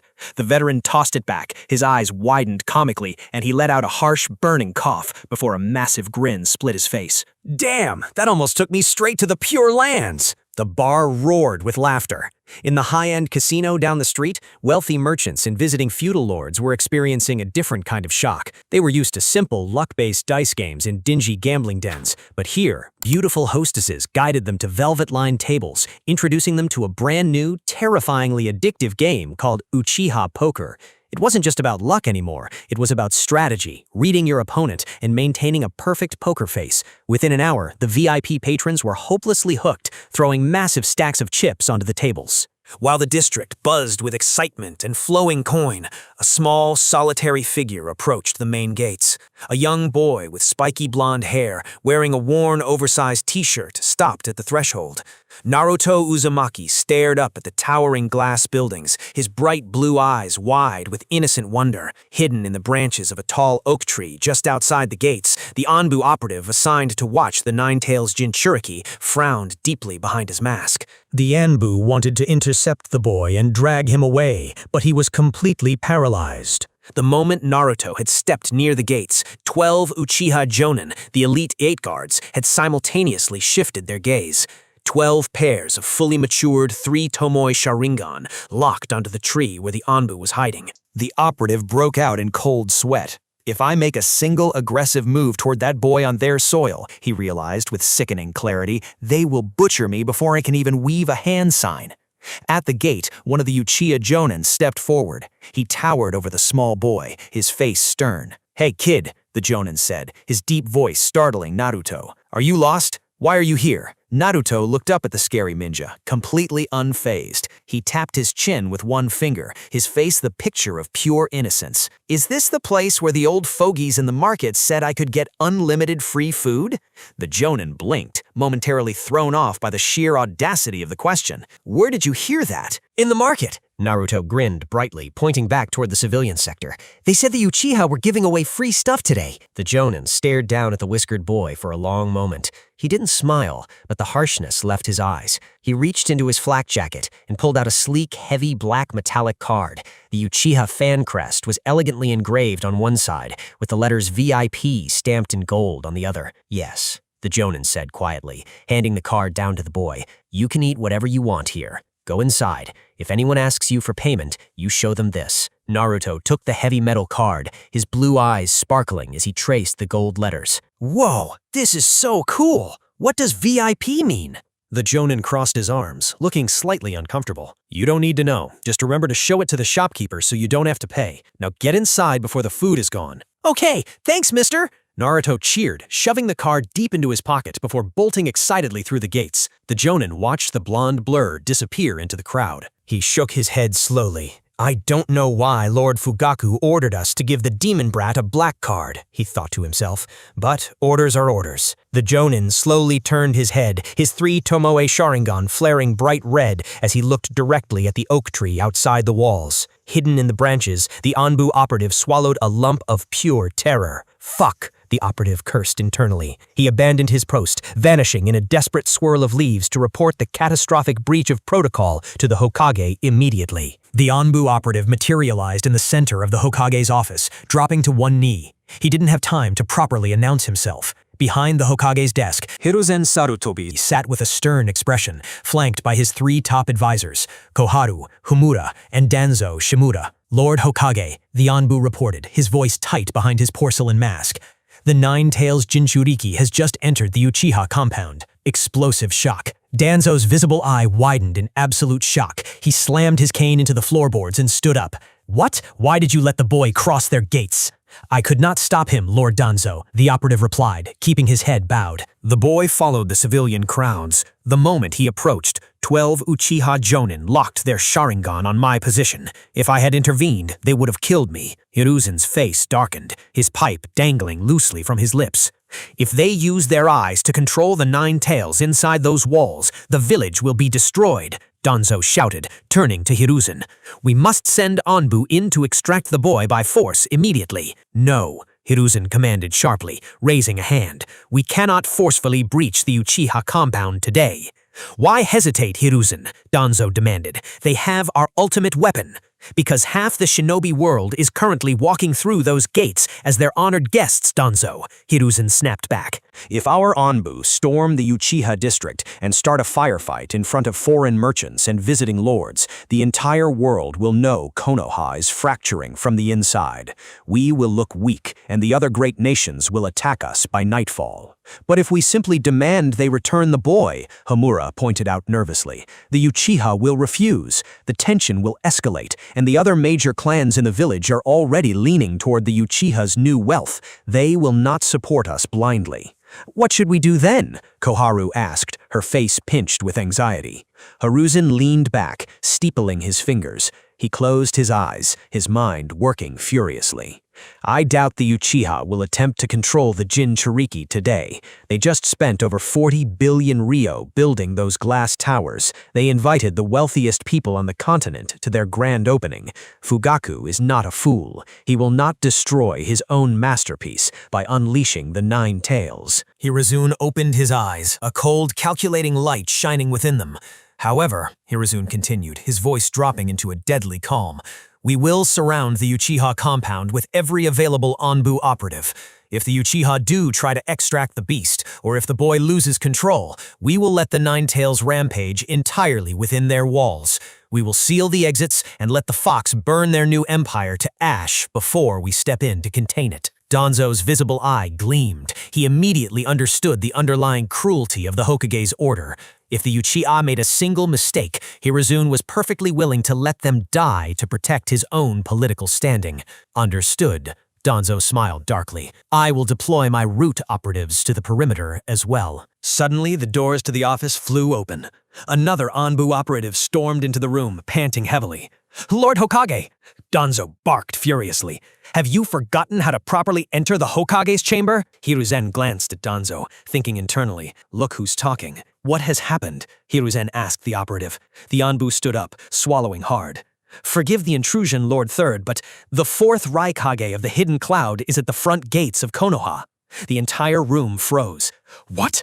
Koharu gasped. Why is he here? Has he declared war? Quickly, Danzo roared, grabbing his cane. Sound the alarms. Mobilize the vanguard. No, wait, the Anbu interrupted desperately. He did not bring an army, Lord Hokage. He arrived with a small personal escort. He presented a formal gold-stamped invitation written personally by clan head Fugaku Uchiha. Hiruzen's pipe slipped from his mouth, clattering onto the desk. He came to the heart of the leaf on an invitation? It was unprecedented. The sheer audacity of a rival Kage walking up to Konoha's gates was staggering. Does he not fear assassination? Homura whispered in horror. Lord Hokage, the Anbu continued, his voice trembling slightly. The letter Fugaku-sama wrote guarantees the Raikage's absolute safety while on Uchiha soil. It explicitly states that if anyone, even Konoha shinobi, attempts to assassinate him, the entire Uchiha clan will wage a war of retaliation to protect their guest. Damn them. They are openly mocking our sovereignty. Danzo sneered, his face twisting with rage. Before Hiruzen could process the diplomatic nightmare, a third Anbu operative materialized in the center of the room. Lord Hokage, the third operative reported urgently. The third Tutsuki Kage of the Hidden Stone has just arrived at the Western Gate with his entourage. He also possesses a personal invitation from Fugaku Uchiha. How dare Fugaku invite enemy Kage into our village without informing the administration? Danzo exploded, spittle flying from his lips. Agreed, Hiruzen muttered, his jaw tight. Should I send the Tsuchikage away, Lord Hokage? The third Anbu asked nervously. Are you out of your mind? Hiruzen almost shouted, slamming his fist onto the desk. If the Uchiha formally invite foreign Kage as honored guests and the Hokage turns them away at the gates, it proves to the entire world that we have completely lost control of our own clans. It will spark an international diplomatic crisis. Hiruzen rubbed his temples, a massive headache blooming behind his eyes. The Uchiha had completely checkmated him. The Uchiha had turned their compound into an international neutral zone, and the Hokage couldn't touch them without looking like a tyrant on the global stage. Let them in, Hiruzen ordered through gritted teeth. Escort them directly to the Uchiha district. Put them under maximum surveillance. If any of them make a hostile move toward the village infrastructure, inform me instantly. Yes, Lord Hokage, both Anbu operatives replied in unison before vanishing in a swirl of leaves. Danzo paced the floor, his cane clicking against the wood. Why would Fugaku invite rival Kage here, Hiruzen? Is he attempting to forge a military alliance? Is he planning to defect and relocate the clan to the cloud or the stone? No, Hiruzen said slowly, his eyes dark. My spies tell me it is because of the alcohol. Alcohol? Homura asked, confused. Along with the invitations, the Uchiha sent out samples of 3 brand new, highly potent spirits that have never been seen in the elemental nations. My intelligence suggests the distillation process is revolutionary, producing perfectly clear spirits. The Kage are not here for war, Danzo. They are here to negotiate massive, exclusive trade deals for that alcohol. Danzo stopped pacing. A vicious, ugly look crossed his face. If the Uchiha secure international export contracts with the other great nations, their wealth will multiply exponentially. They will completely eclipse the village treasury. We cannot allow those deals to go through, Hiruzen. I agree, Hiruzen murmured, his eyes locking on to his old friend. But we cannot attack them directly. We must destroy the product from the inside. Danzo smiled coldly. The Uchiha are offering these drinks for free to the public, are they not? What if a few civilian patrons were to suddenly fall violently ill after consuming this new Uchiha rum? What if a rumor spread through the foreign delegations that the Uchiha alchemists used cheap, toxic industrial runoff in their fermentation process? If a prominent merchant or a foreign diplomat were to witness such an incident, Koharu added, catching on to the dark scheme, the Kage would never sign the export contracts. The Uchiha's international reputation would be ruined before it had begun. Hiruzen sat back in his chair, picking up his pipe. He struck a match, the flame illuminating his hardened, unforgiving eyes. See to it, Danzo, Hiruzen commanded quietly. Ensure the Uchiha's grand opening ends in a disaster they cannot buy their way out of. Just as Danzo and Hiruzen finalized their sabotage plan, another Anbu operative burst into the Hokage's office. Before the operative could even drop to one knee, Hiruzen sighed, rubbing his temples. Let me guess, another Kage has arrived at the gates.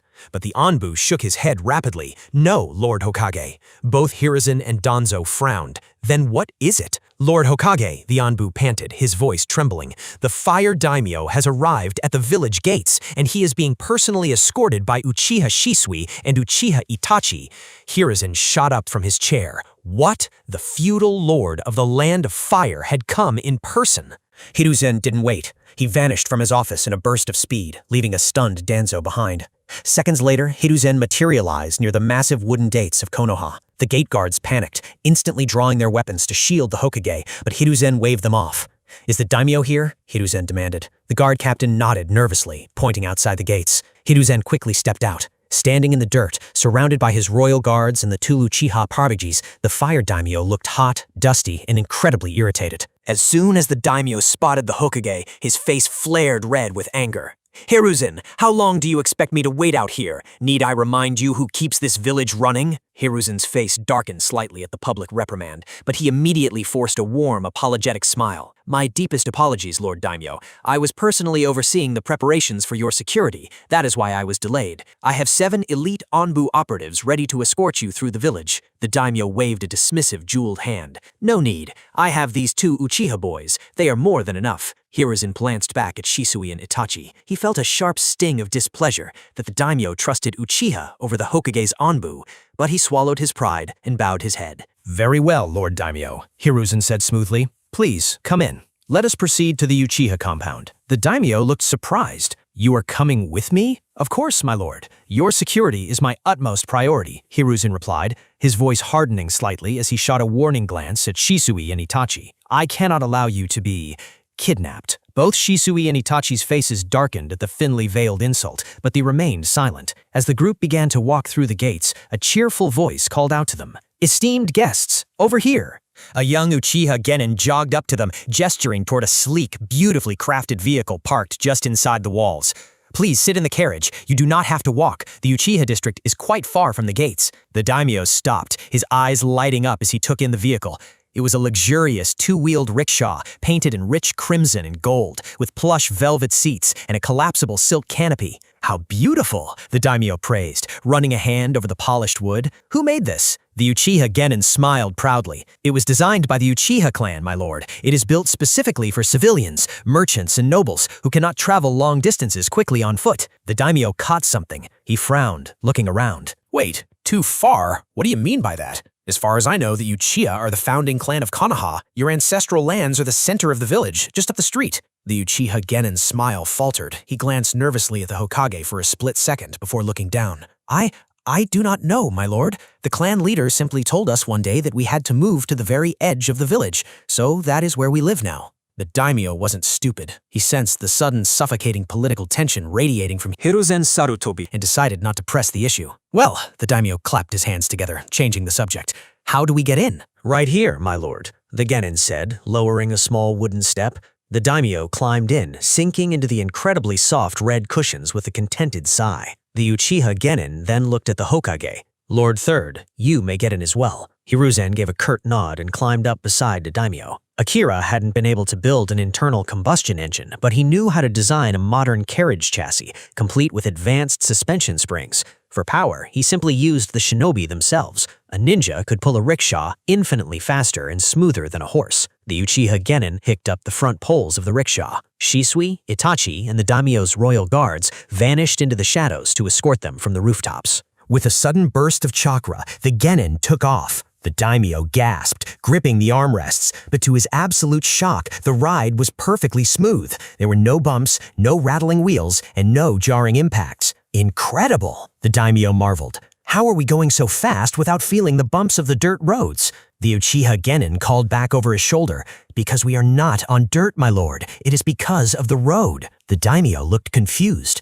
The road? Yes, the genin replied. The surface beneath our wheels is called asphalt. It is extremely durable and perfectly flat. Because our clan was relocated so far from the gates, our clan leader knew merchants would hate the long, bumpy walk, so he spent a fortune paving a direct, smooth route from the gates straight to our compound.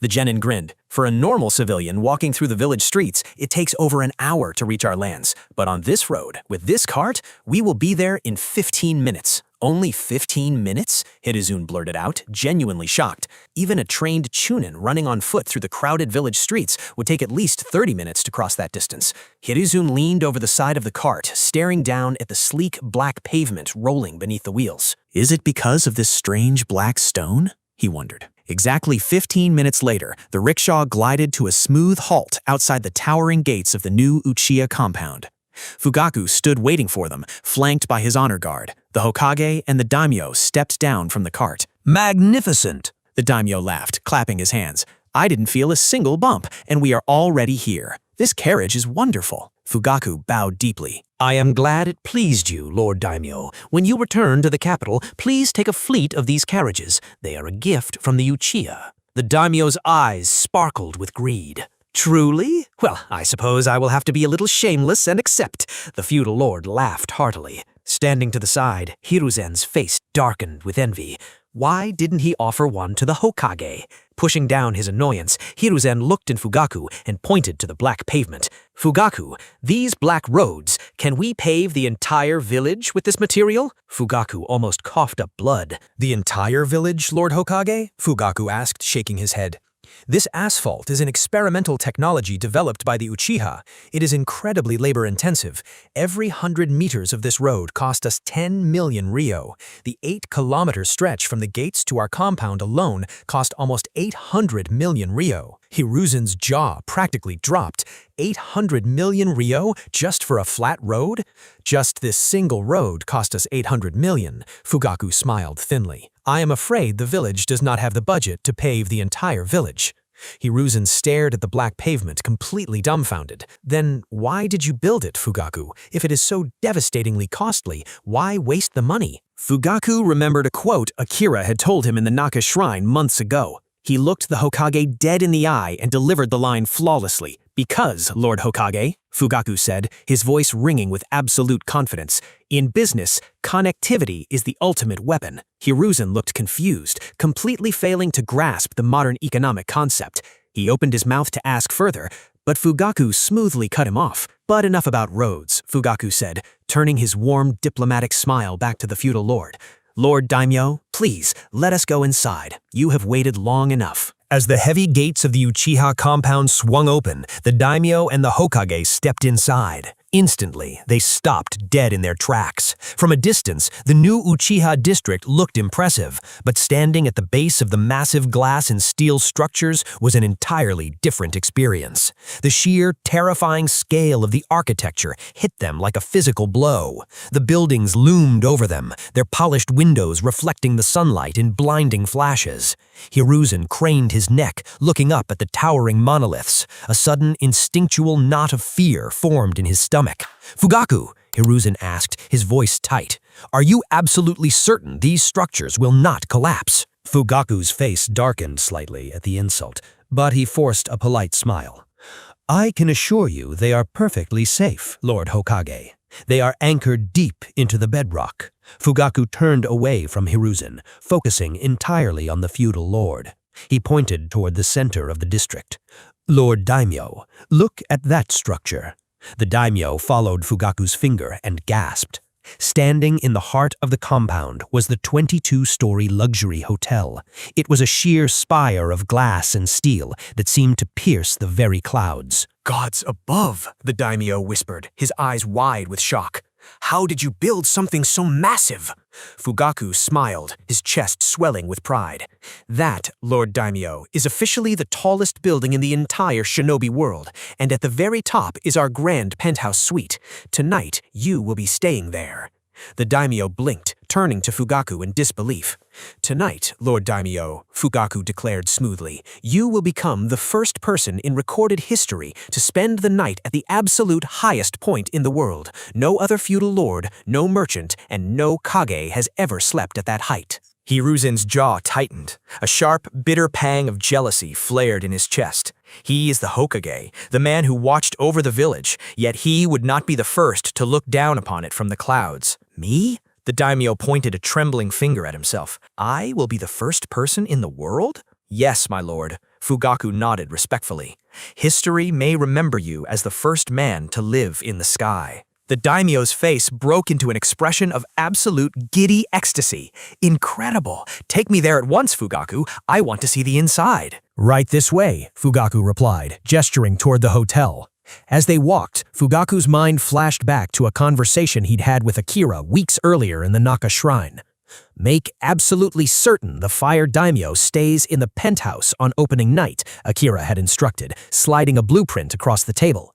Why? Fugaku had asked. It is our finest suite. Shouldn't we charge a fortune for it? Because, clan leader, this is what we call marketing, Akira had replied with a wicked grin. When the other daimyos and kage hear that the Lord of Fire slept in the sky, what will their pride force them to do? They will come here and demand to stay there as well, Fugaku realized. Exactly. And what happens when a wealthy civilian merchant books that room after them? Asked Akira. Precise. Won't that merchant feel like a daimyo for a night? The prestige will be intoxicating. The waiting list for that suite will be booked solid for the next 10 years. We will charge whatever we want. Fugaku had felt completely enlightened by the young elder's terrifying business acumen. Back in the present, the group reached the base of the 22-story hotel. The daimyo craned his neck all the way back, his hat nearly falling off as he stared up at the peak. He swallowed hard, his excitement suddenly mixing with dread. Please tell me we do not have to walk up the stairs. Fugaku chuckled softly. No, my lord. Please step inside. Fugaku led them through the grand lobby to the elevator. He pressed the glowing call button. With a soft ding, the polished metal doors slid open. The daimyo and the Hokage stared skeptically at the small, enclosed metal box, but they followed Fugaku inside. As soon as the door shut, Fugaku pressed the button for the 22nd floor. The elevator gave a sudden lurch and began accelerating upward. Whoa! The daimyo yelped. Panicking, he grabbed the metal handrail on the wall. Fugaku, the room is shaking! Hiruzen also stiffened, his hand dropping instinctively to his kunai pouch. He flared his senses, searching for a genjutsu, but he felt absolutely no chakra. Fugaku remained perfectly calm. He pointed to the transparent glass wall at the back of the elevator. Look, Lord Daimyo, we are simply moving up. The daimyo slowly turned his head, his breath caught in his throat. Through the glass, he watched the village of Konoha shrink beneath him. The Hokage monument, the dense forests, and the civilian rooftops spread out like a miniature map. Am I flying? The daimyo whispered in awe. I can see the entire village! Before they could fully process the view, the elevator smoothly decelerated and came to a halt. The doors slid open with a soft chime. We have arrived, Lord Daimyo, Fugaku announced. What? Already? The daimyo gasped, stepping out into a lavishly carpeted hallway. He looked back at the metal box. What kind of incredible ninjutsu is this, Fugaku-san? Hiruzen also looked on expectantly, completely baffled by the frictionless, chakraless ascension. It is called an elevator, Fugaku explained smoothly. It operates on a complex mechanical pulley system, meaning it requires no chakra. Even a civilian can operate it simply by pressing a button. The daimyo looked profoundly impressed. Is that so? The Uchiha truly are brilliant. Fugaku smiled, leading them down the hallway until they reached a set of massive, intricately carved double doors. Lord Daimyo, Fugaku announced, gesturing to the massive double doors. This is it. Fugaku pushed the heavy doors open. The moment the daimyo and the Hokage stepped across the threshold, they felt as though they had walked into an entirely different dimension. The grand penthouse suite was staggering. A massive, open-concept living area stretched out before them, surrounded by glass windows that offered an unobstructed panoramic view of the entire village and the distant mountains. My lord, Fugaku said, walking to the center of the room, we are currently standing at the highest architectural point in the world. You can watch the sun rise over the elemental nations from this very spot. The daimyo hurried to the glass, his eyes wide as he looked down at the tiny ant-like figures of the villagers far below. Fugaku led them through the suite, pointing out the modern amenities Akira had insisted upon. Through here is the bathing chamber. The porcelain tub is fully automated using advanced water and lightning-style sealing formulas. You simply lay down, press a button on the wall, and the water will heat and circulate automatically. Then Fugaku gestured to the sleek sliding doors. Furthermore, you do not even need to open the doors yourself. They are rigged with proximity seals. They will part automatically as you approach. The daimyo gasped as the doors seamlessly slid open on their own. He stepped inside, staring at the massive, cloud-like mattress dominating the center of the room. This, Lord Daimyo, Fugaku said proudly, is the most comfortable bed in the world. The mattress is woven with specialized chakra-conductive threading that retains ambient heat and provides perfect lumbar support. Sleeping on it for a single night will completely cure chronic back pain. The daimyo's eyes instantly lit up. What? It can cure my back pain? I have had every royal physician in the capital searching for a remedy for years. The feudal lord looked at the pristine white sheets with such intense longing that he seemed ready to dive face first onto the mattress right then and there. You may retire whenever you wish, my lord. Fugaku chuckled softly. But there is still much of the district to see if you have the energy. The daimyo tore his eyes away from the bed, his excitement renewing. Yes, of course. Lead the way, Fugaku-san. Minutes later, they descended from the sky and walked across the bustling commercial district to the Uchiha Grand Casino. The moment they stepped through the gilded entrance, the sensory overload hit them. The massive, high-ceilinged hall was bathed in warm, golden light. Hundreds of wealthy patrons and visiting shinobi were crowded around velvet-lined tables, the air filled with the clinking of chips, the scent of expensive cigars, and the low hum of excited conversation. Fugaku, the daimyo laughed, clapping his hands together. Let us play. Fugaku smiled, though his eyes gleamed with anticipation. Right this way, Lord Daimyo. They headed straight for the high roller tables in the back. Fugaku loved the new game Akira had introduced, Uchiha Poker. It was a game tailor-made for his clan. The Uchiha were born proud and stoic. Maintaining a cold, unreadable expression was practically written into their DNA. It was no wonder the game carried the Uchiha name. They approached the grand exchange counter. The young Uchiha receptionist immediately straightened her posture, bowing deeply. Clan leader, Lord Hokage, Lord Daimyo. Fugaku waved a hand. Prepare 1 million ryo in high-denomination chips for the daimyo, please. The receptionist blinked in shock up a massive sum, but quickly nodded. She pulled out a heavy stack of sleek obsidian and gold chips and placed them respectfully in front of the feudal lord. Compliments of the house, my lord, said Fugaku smoothly. Fugaku then reached into his own robes, pulling out a thick, bound stack of bills. He placed exactly 1 million ryo in cash on the counter, and 1 million in chips for myself, please. The receptionist took the cash, counted it rapidly, and slid an identical stack of chips to her clan leader. Under Akira's strict new corporate laws, even the clan head could not simply take money from the casino's vault. Every chip had to be accounted for in the master ledger to prevent embezzlement and inflation. The only exception were diplomatic comps for VIPs like the daimyo. Hiruzen stepped up to the counter, casually crossing his arms, fully expecting the receptionist to slide a complimentary stack of chips his way as well. He waited. The receptionist simply looked at him, offering a polite, expectant smile. She didn't move. Hiruzen frowned. He glanced at Fugaku. Lord Hokage, Fugaku said, his tone perfectly polite but utterly unyielding. Tapping his own chips, you must exchange your ryo for chips here. As you can see, even I must pay to play. Reading the play, seething internally, Hiruzen's face tightened. He looked at the daimyo's complimentary chips, immediately realizing the political play. Fugaku was blatantly currying favor with the feudal lord while forcing the Hokage to empty his own pockets. Damn this arrogant, stingy clan, Hiruzen thought bitterly. Masking his irritation, Hiruzen unsealed his pouch, pulled out a stack of bills, and begrudgingly bought 1 million ryo worth of chips. With their chips in hand, Fugaku led them to a private VIP table in the center of the room. As they approached, they realized the table was already occupied by an absurdly powerful roster of players. Sitting around the green felt were the 3rd Tsuchikage, Onoki, the 4th Raikage, and the 4th Kazekage, Rasa. Do you gentlemen mind if we join you? Fugaku asked smoothly. The massive 4th Raikage slammed his fist onto the table, his face flushed with frustration. He glared up at Fugaku. Fugaku, you bastard! The Raikage barks, gesturing wildly at the cards. Who the hell invented this maddening game? The Raikage pointed a thick, accusing finger at the tiny, floating form of Onoki across the table. Why is this old fossil winning every single hand? Fugaku chuckled softly as he, the daimyo, and the Hokage took their seats. In Uchiha Poker, Lord Raikage, Fugaku said, elegantly stacking his chips, you must learn to control your emotions. On the other side of the bustling shopping district, Naruto wore an expression of pure, unadulterated joy, a rare sight for the young boy.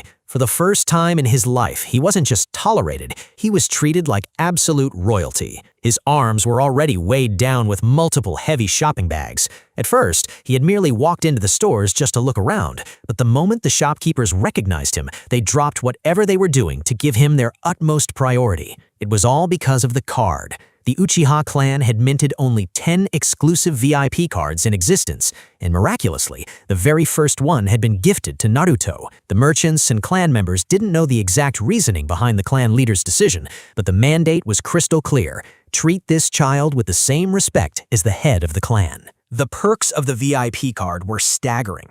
Word had spread that a holder could acquire anything they desired in any quantity, absolutely free of charge for the rest of their life. The card could even be passed down to their descendants. Furthermore, the cardholder had the right to summon a protective escort of 10 elite Uchiha Jonin at any time, a massive perk that Naruto was entirely oblivious to. Naturally, the few people who knew about the card were bitterly jealous and desperately wished they had one of their own. Spotting a nearby dango stall, Naruto's stomach rumbled. Juggling his shopping bags, he happily joined the queue behind a group of kunoichi. As soon as they moved forward, Naruto stepped up to the counter. "Can I have some?" he asked with a bright grin. "That'll be 20 Ryo," the shopkeeper replied, handing over a fresh, warm skewer of dango. Naruto nodded, shifted his bags, and reached into his jacket. He pulled out the gleaming golden VIP card and presented it. The shopkeeper's eyes bulged in shock. A VIP of the Uchiha Clan. The man's surprise quickly melted into a sheepish, highly respectful smile. "Ah, you don't have to pay," he stuttered politely. "Thank you for your patronage." Naruto's smile widened as he walked away, happily munching on his sweet dango. "Everything here is really free," he thought, a warm feeling blossoming in his chest.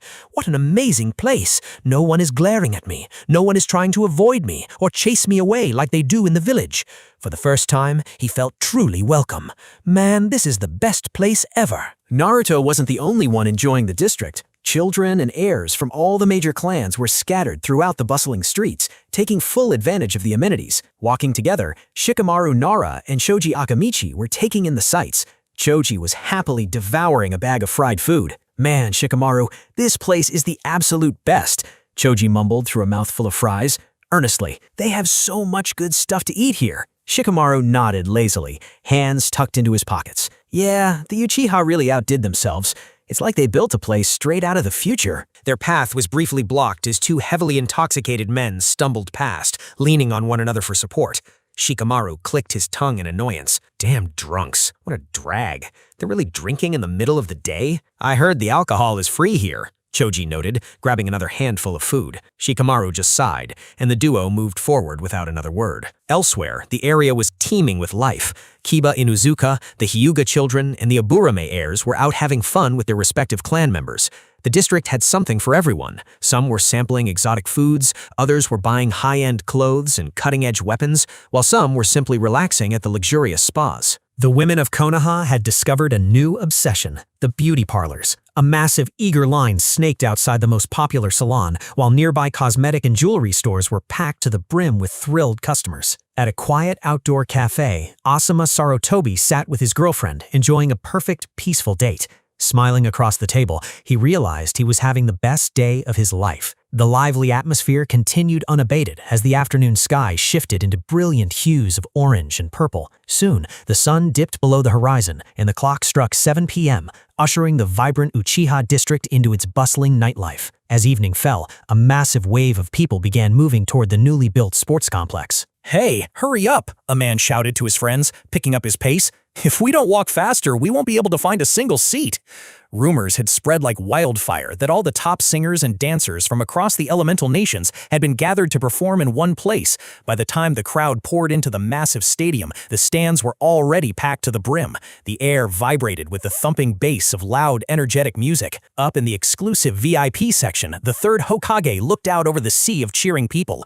How many people are visiting this place today? He thought, his eyes wide. Stunned silence. Beside him, the fire daimyo and the visiting kages from other villages sat in stunned silence, completely overwhelmed by the sheer scale of the event. Soon, the lights dimmed, and the main event began. A famous female singer stepped out onto the brightly lit stage, her voice ringing out over the roaring crowd. Internally, she was ecstatic. She had never performed for an audience this massive in her entire life. Between the roaring applause and the absolute fortune the Uchiha clan had paid to hire her, it felt like a dream. She and the other performers poured their hearts and souls into the show, singing to their heart's content. The night inside the Uchiha district was nothing short of magical. When the concerts ended, some visitors booked rooms to stay the night, while others reluctantly headed home. But one thing was certain, even more people would flock to the district tomorrow. Later that night, the atmosphere inside the Uchiha compound was electric. Almost every ninja in the clan had gathered in the main assembly hall for an emergency meeting. Instead of their usual tense, brooding demeanor,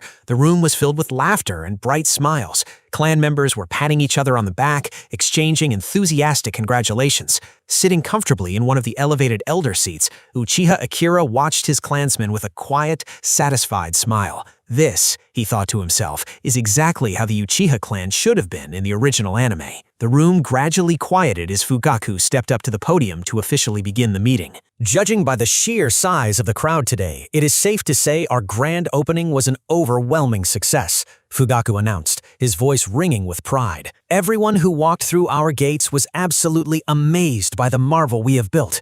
He turned toward the elder seating. And for that, I want to personally thank Uchiha Akira. Akira stood up gracefully, bowing his head. Clan leader, please, it was the cumulative effort of the entire Uchiha clan that made this possible. Fugaku smiled warmly. Perhaps, but it was because of your brilliant suggestions that we were able to achieve this. Suddenly, a younger Uchiha ninja stood up from the crowd. Clan leader, while I was patrolling the streets today, I overheard a lot of the villagers talking. Many of them said they actually want to live here now. They said they felt safer inside the Uchiha compound than anywhere else in the village. Soft chuckles and proud smiles rippled through the gathered ninjas. Fugaku nodded in agreement. It seems that over this past year, our efforts have paid off. We have successfully rebuilt our trust with the villagers. He paused, his expression turning serious but eager. Now, I want to call up the finance minister to report our total sales for today. The finance minister stepped forward. He took a deep breath and spoke loudly so the entire hall could hear.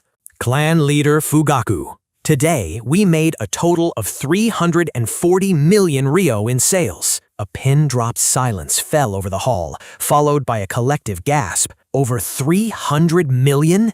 Even Fugaku's eyes widened in shock, doing the math, barely believing it. Over 300 million in a single day? If that's the case, wouldn't we be projected to make around 110 billion ryo in a single year? The crowd buzzed with dizzying excitement.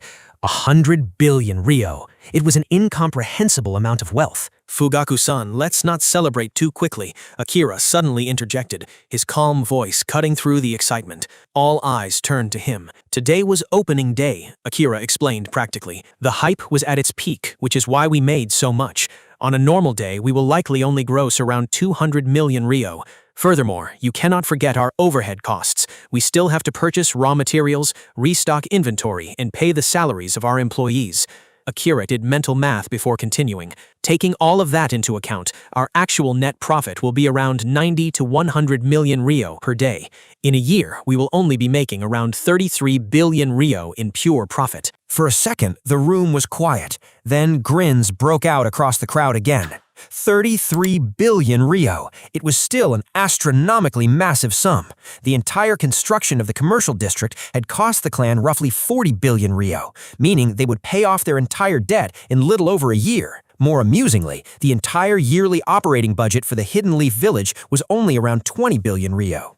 If Hiruzen Sarutobi ever heard Akira use the word only to describe a 33 billion ryo profit, the old Hokage would surely cough up a mouthful of blood. Looking around the room, it was clear every single ninja in the Uchiha clan was incredibly, overwhelmingly pleased. The assembly hall was still buzzing with excitement when Uchiha Akira raised his hand. The room quickly quieted down, all eyes fixed on him. From today onward, Akira announced, his voice carrying clearly across the hall, every Uchiha who works within the commercial compound will receive double their current salary. A collective gasp swept through the room, instantly followed by an eruption of pure joy. Before today, a standard worker's salary was 120,000 ryo. Now, it would be a staggering 240,000 ryo. In the past, Akira had to carefully manage every single coin, but with the massive profits pouring in, money was no longer a concern. Akira glanced over at the clan leader. Fugaku-san, we have the funds to support this, correct? Fugaku smiled broadly and nodded. Yes, we certainly do. Fugaku then stepped forward, his expression turning a bit more authoritative. Now I know exactly what some of you are thinking. Those of you currently serving in the Konoha military police force are probably considering resigning tomorrow to come work in the compound. The police officers in the crowd shifted uncomfortably, their faces falling. They felt incredibly unlucky to be stuck in their high-stress, lower-paying village jobs while their peers were getting rich inside the district. Don't do it, Fugaku warned firmly, because we will not hire you. The village still needs the police force. A wave of profound disappointment washed over the officers. But then, Fugaku's smile returned. However, the clan leader continued, his voice rising, I am authorizing a triple salary for any police force members who are assigned to patrol the perimeter and streets directly surrounding the Uchiha compound. What? Triple? The disappointment vanished in an instant. 300,000 Ryo. The officers' faces hardened with absolute determination. They were suddenly ready to patrol the Uchiha district day and night without a single complaint. Furthermore, Fugaku added, we will soon be launching an export company to sell our exclusive Uchiha products to other hidden villages. Anyone who participates in the transport and escort of these goods will receive massive bonus payouts. The Uchiha ninjas threw their fists in the air, cheering at the top of their lungs. That is all for tonight, Fugaku declared. Dismissed. The Uchiha ninjas filed out of the hall, their hearts light and their futures looking brighter than ever. Meanwhile, inside the Hokage Monument building, the atmosphere couldn't have been more utterly different. The Hokage's office was bathed in deep shadows, illuminated only by the faint moonlight bleeding through the window and the glowing embers of Hiruzen Sarutobi's pipe. Thick, suffocating smoke hung in the air. Sitting on the sofas were the three village elders, Koharu Utatane, Homura Mitokado, and Danzo Shimura. Their faces were twisted with a mixture of bitter jealousy, greed, and paranoia. Are you truly going to just sit there and let the Uchiha hoard this much wealth, Hiruzen?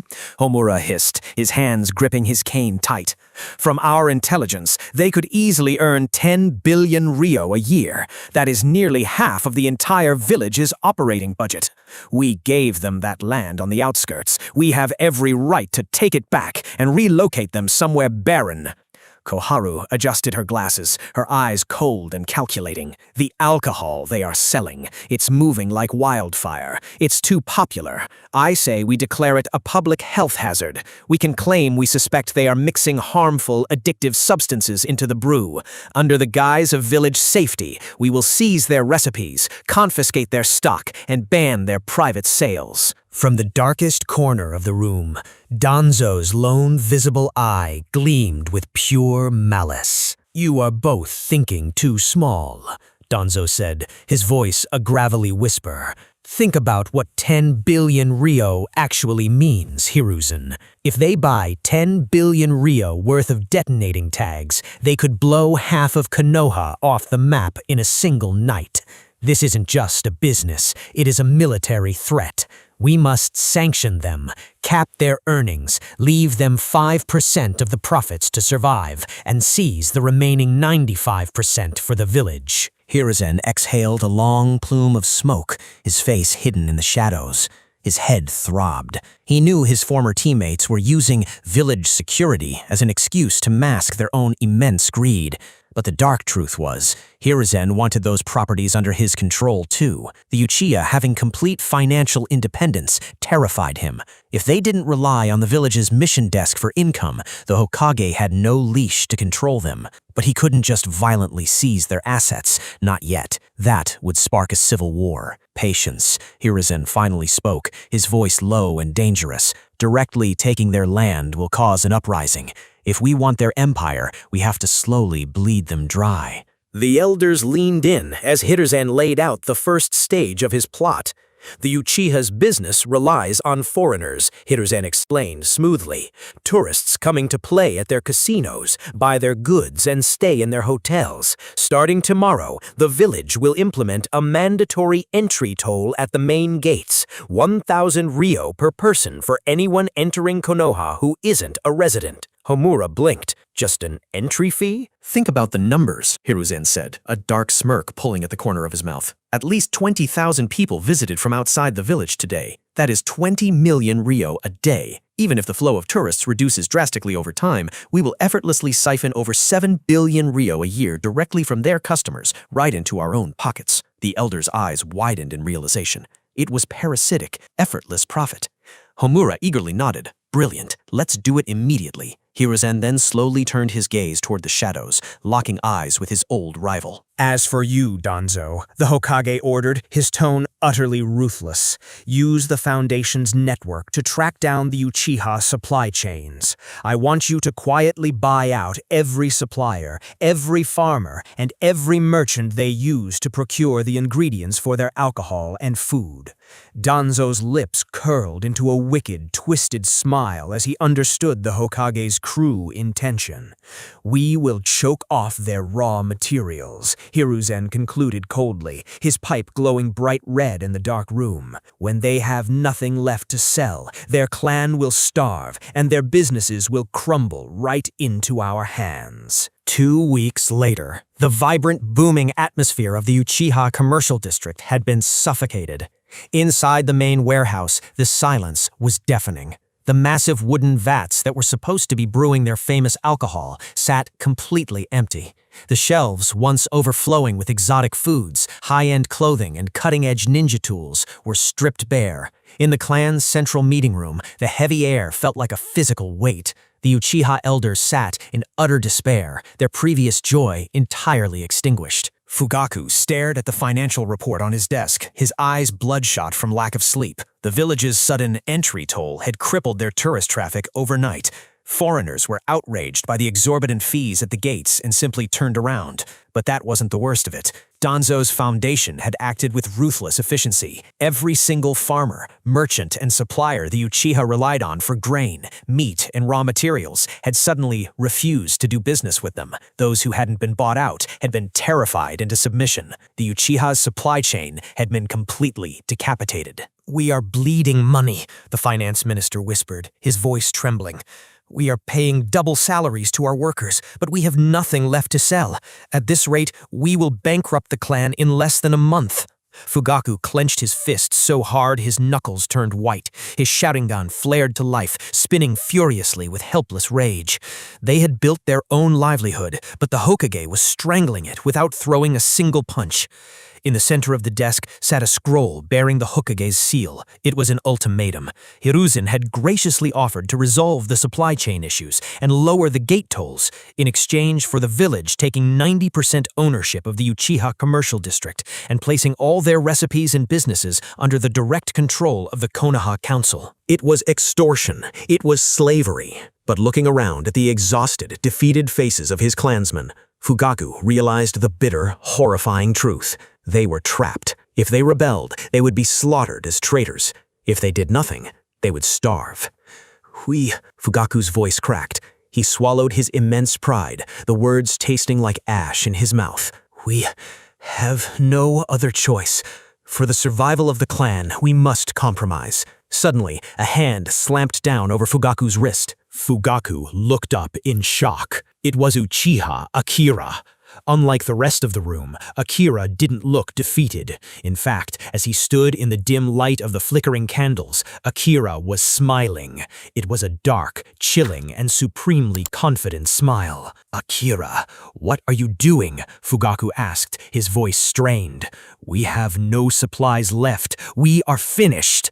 "Did you honestly believe," Akira began, his voice dropping to a low, dangerous whisper that echoed through the silent room, "that I would build an empire worth billions and not expect the vultures to circle?" The elders looked up, their eyes widening in confusion. Akira calmly took the Hokage's ultimatum scroll, crumpled it up, and tossed it into a nearby brazier. The room watched in stunned silence as the Hokage's demands burned to ash. Hiruzen's greed blinded him, Akira sneered. By putting that ridiculous toll at the gates, he didn't just cut off our customers, he cut off the entire village's economy. Do you think the Akimichi are happy their restaurants are suddenly empty? Do you think the Yamanaka and Inuzuka are pleased that all the tourist money is dried up? Hiruzen is choking every single clan in this village, and they are furious. Akira reached into his robes and pulled out a heavy, pristine scroll sealed with pure gold wax. He slammed it on the table. While they were busy celebrating our supposed downfall, I took a trip, Akira declared, unrolling the massive document. I contacted all the major clan heads who wanted our financial support, and then I paid a personal visit to the Fire Daimyo himself. Fugaku leaned forward, his Sharingan activating in sheer shock as he read the contents of the scroll. It was covered with official stamps and signatures, the Akimichi, the Nara, the Yamanaka, the Hyuga, and at the very bottom, the unmistakable absolute seal of the Fire Daimyo. "Do you know what this is, clan leader?" Akira asked, his grin widening into something triumphant. "This is an official impeachment letter. The daimyo himself has agreed. Hiruzen Sarutobi is destroying Konoha's economy, and he is entirely unfit to lead." A collective gasp echoed through the room. The elders stood up from their seats, the heavy, suffocating despair in the air instantly replaced by an electrifying surge of hope. "We aren't going to fight a bloody civil war, Fugaku-san," Akira continued, his eyes gleaming with sheer ambition. "It is finally time we make an Uchiha the Hokage." The word hung in the air, Hokage, as the gathered Uchiha members fully processed what he was proposing. Utter shock painted their faces. The dream that had been denied to their clan since the founding of the village was suddenly sitting right there on the table. Fugaku stared at the scroll, his heart pounding against his ribs, but a seed of doubt still lingered in his mind. Akira,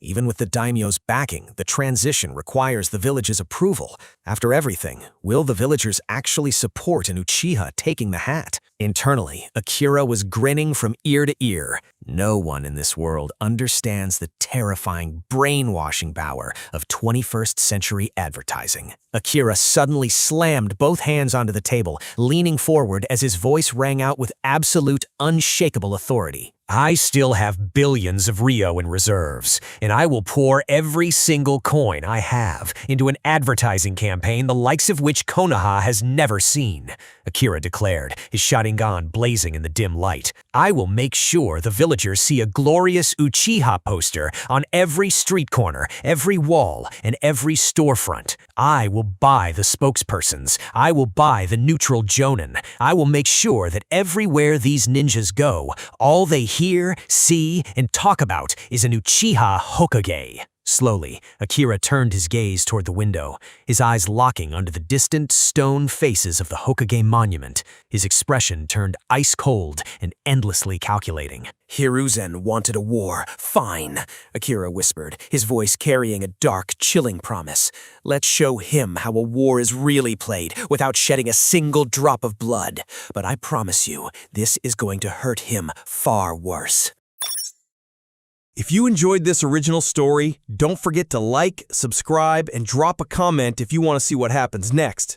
There are many more stories waiting for you on my channel. Go check them out. Your support means everything, and it keeps me motivated to create more epic content like this. See you in the next one.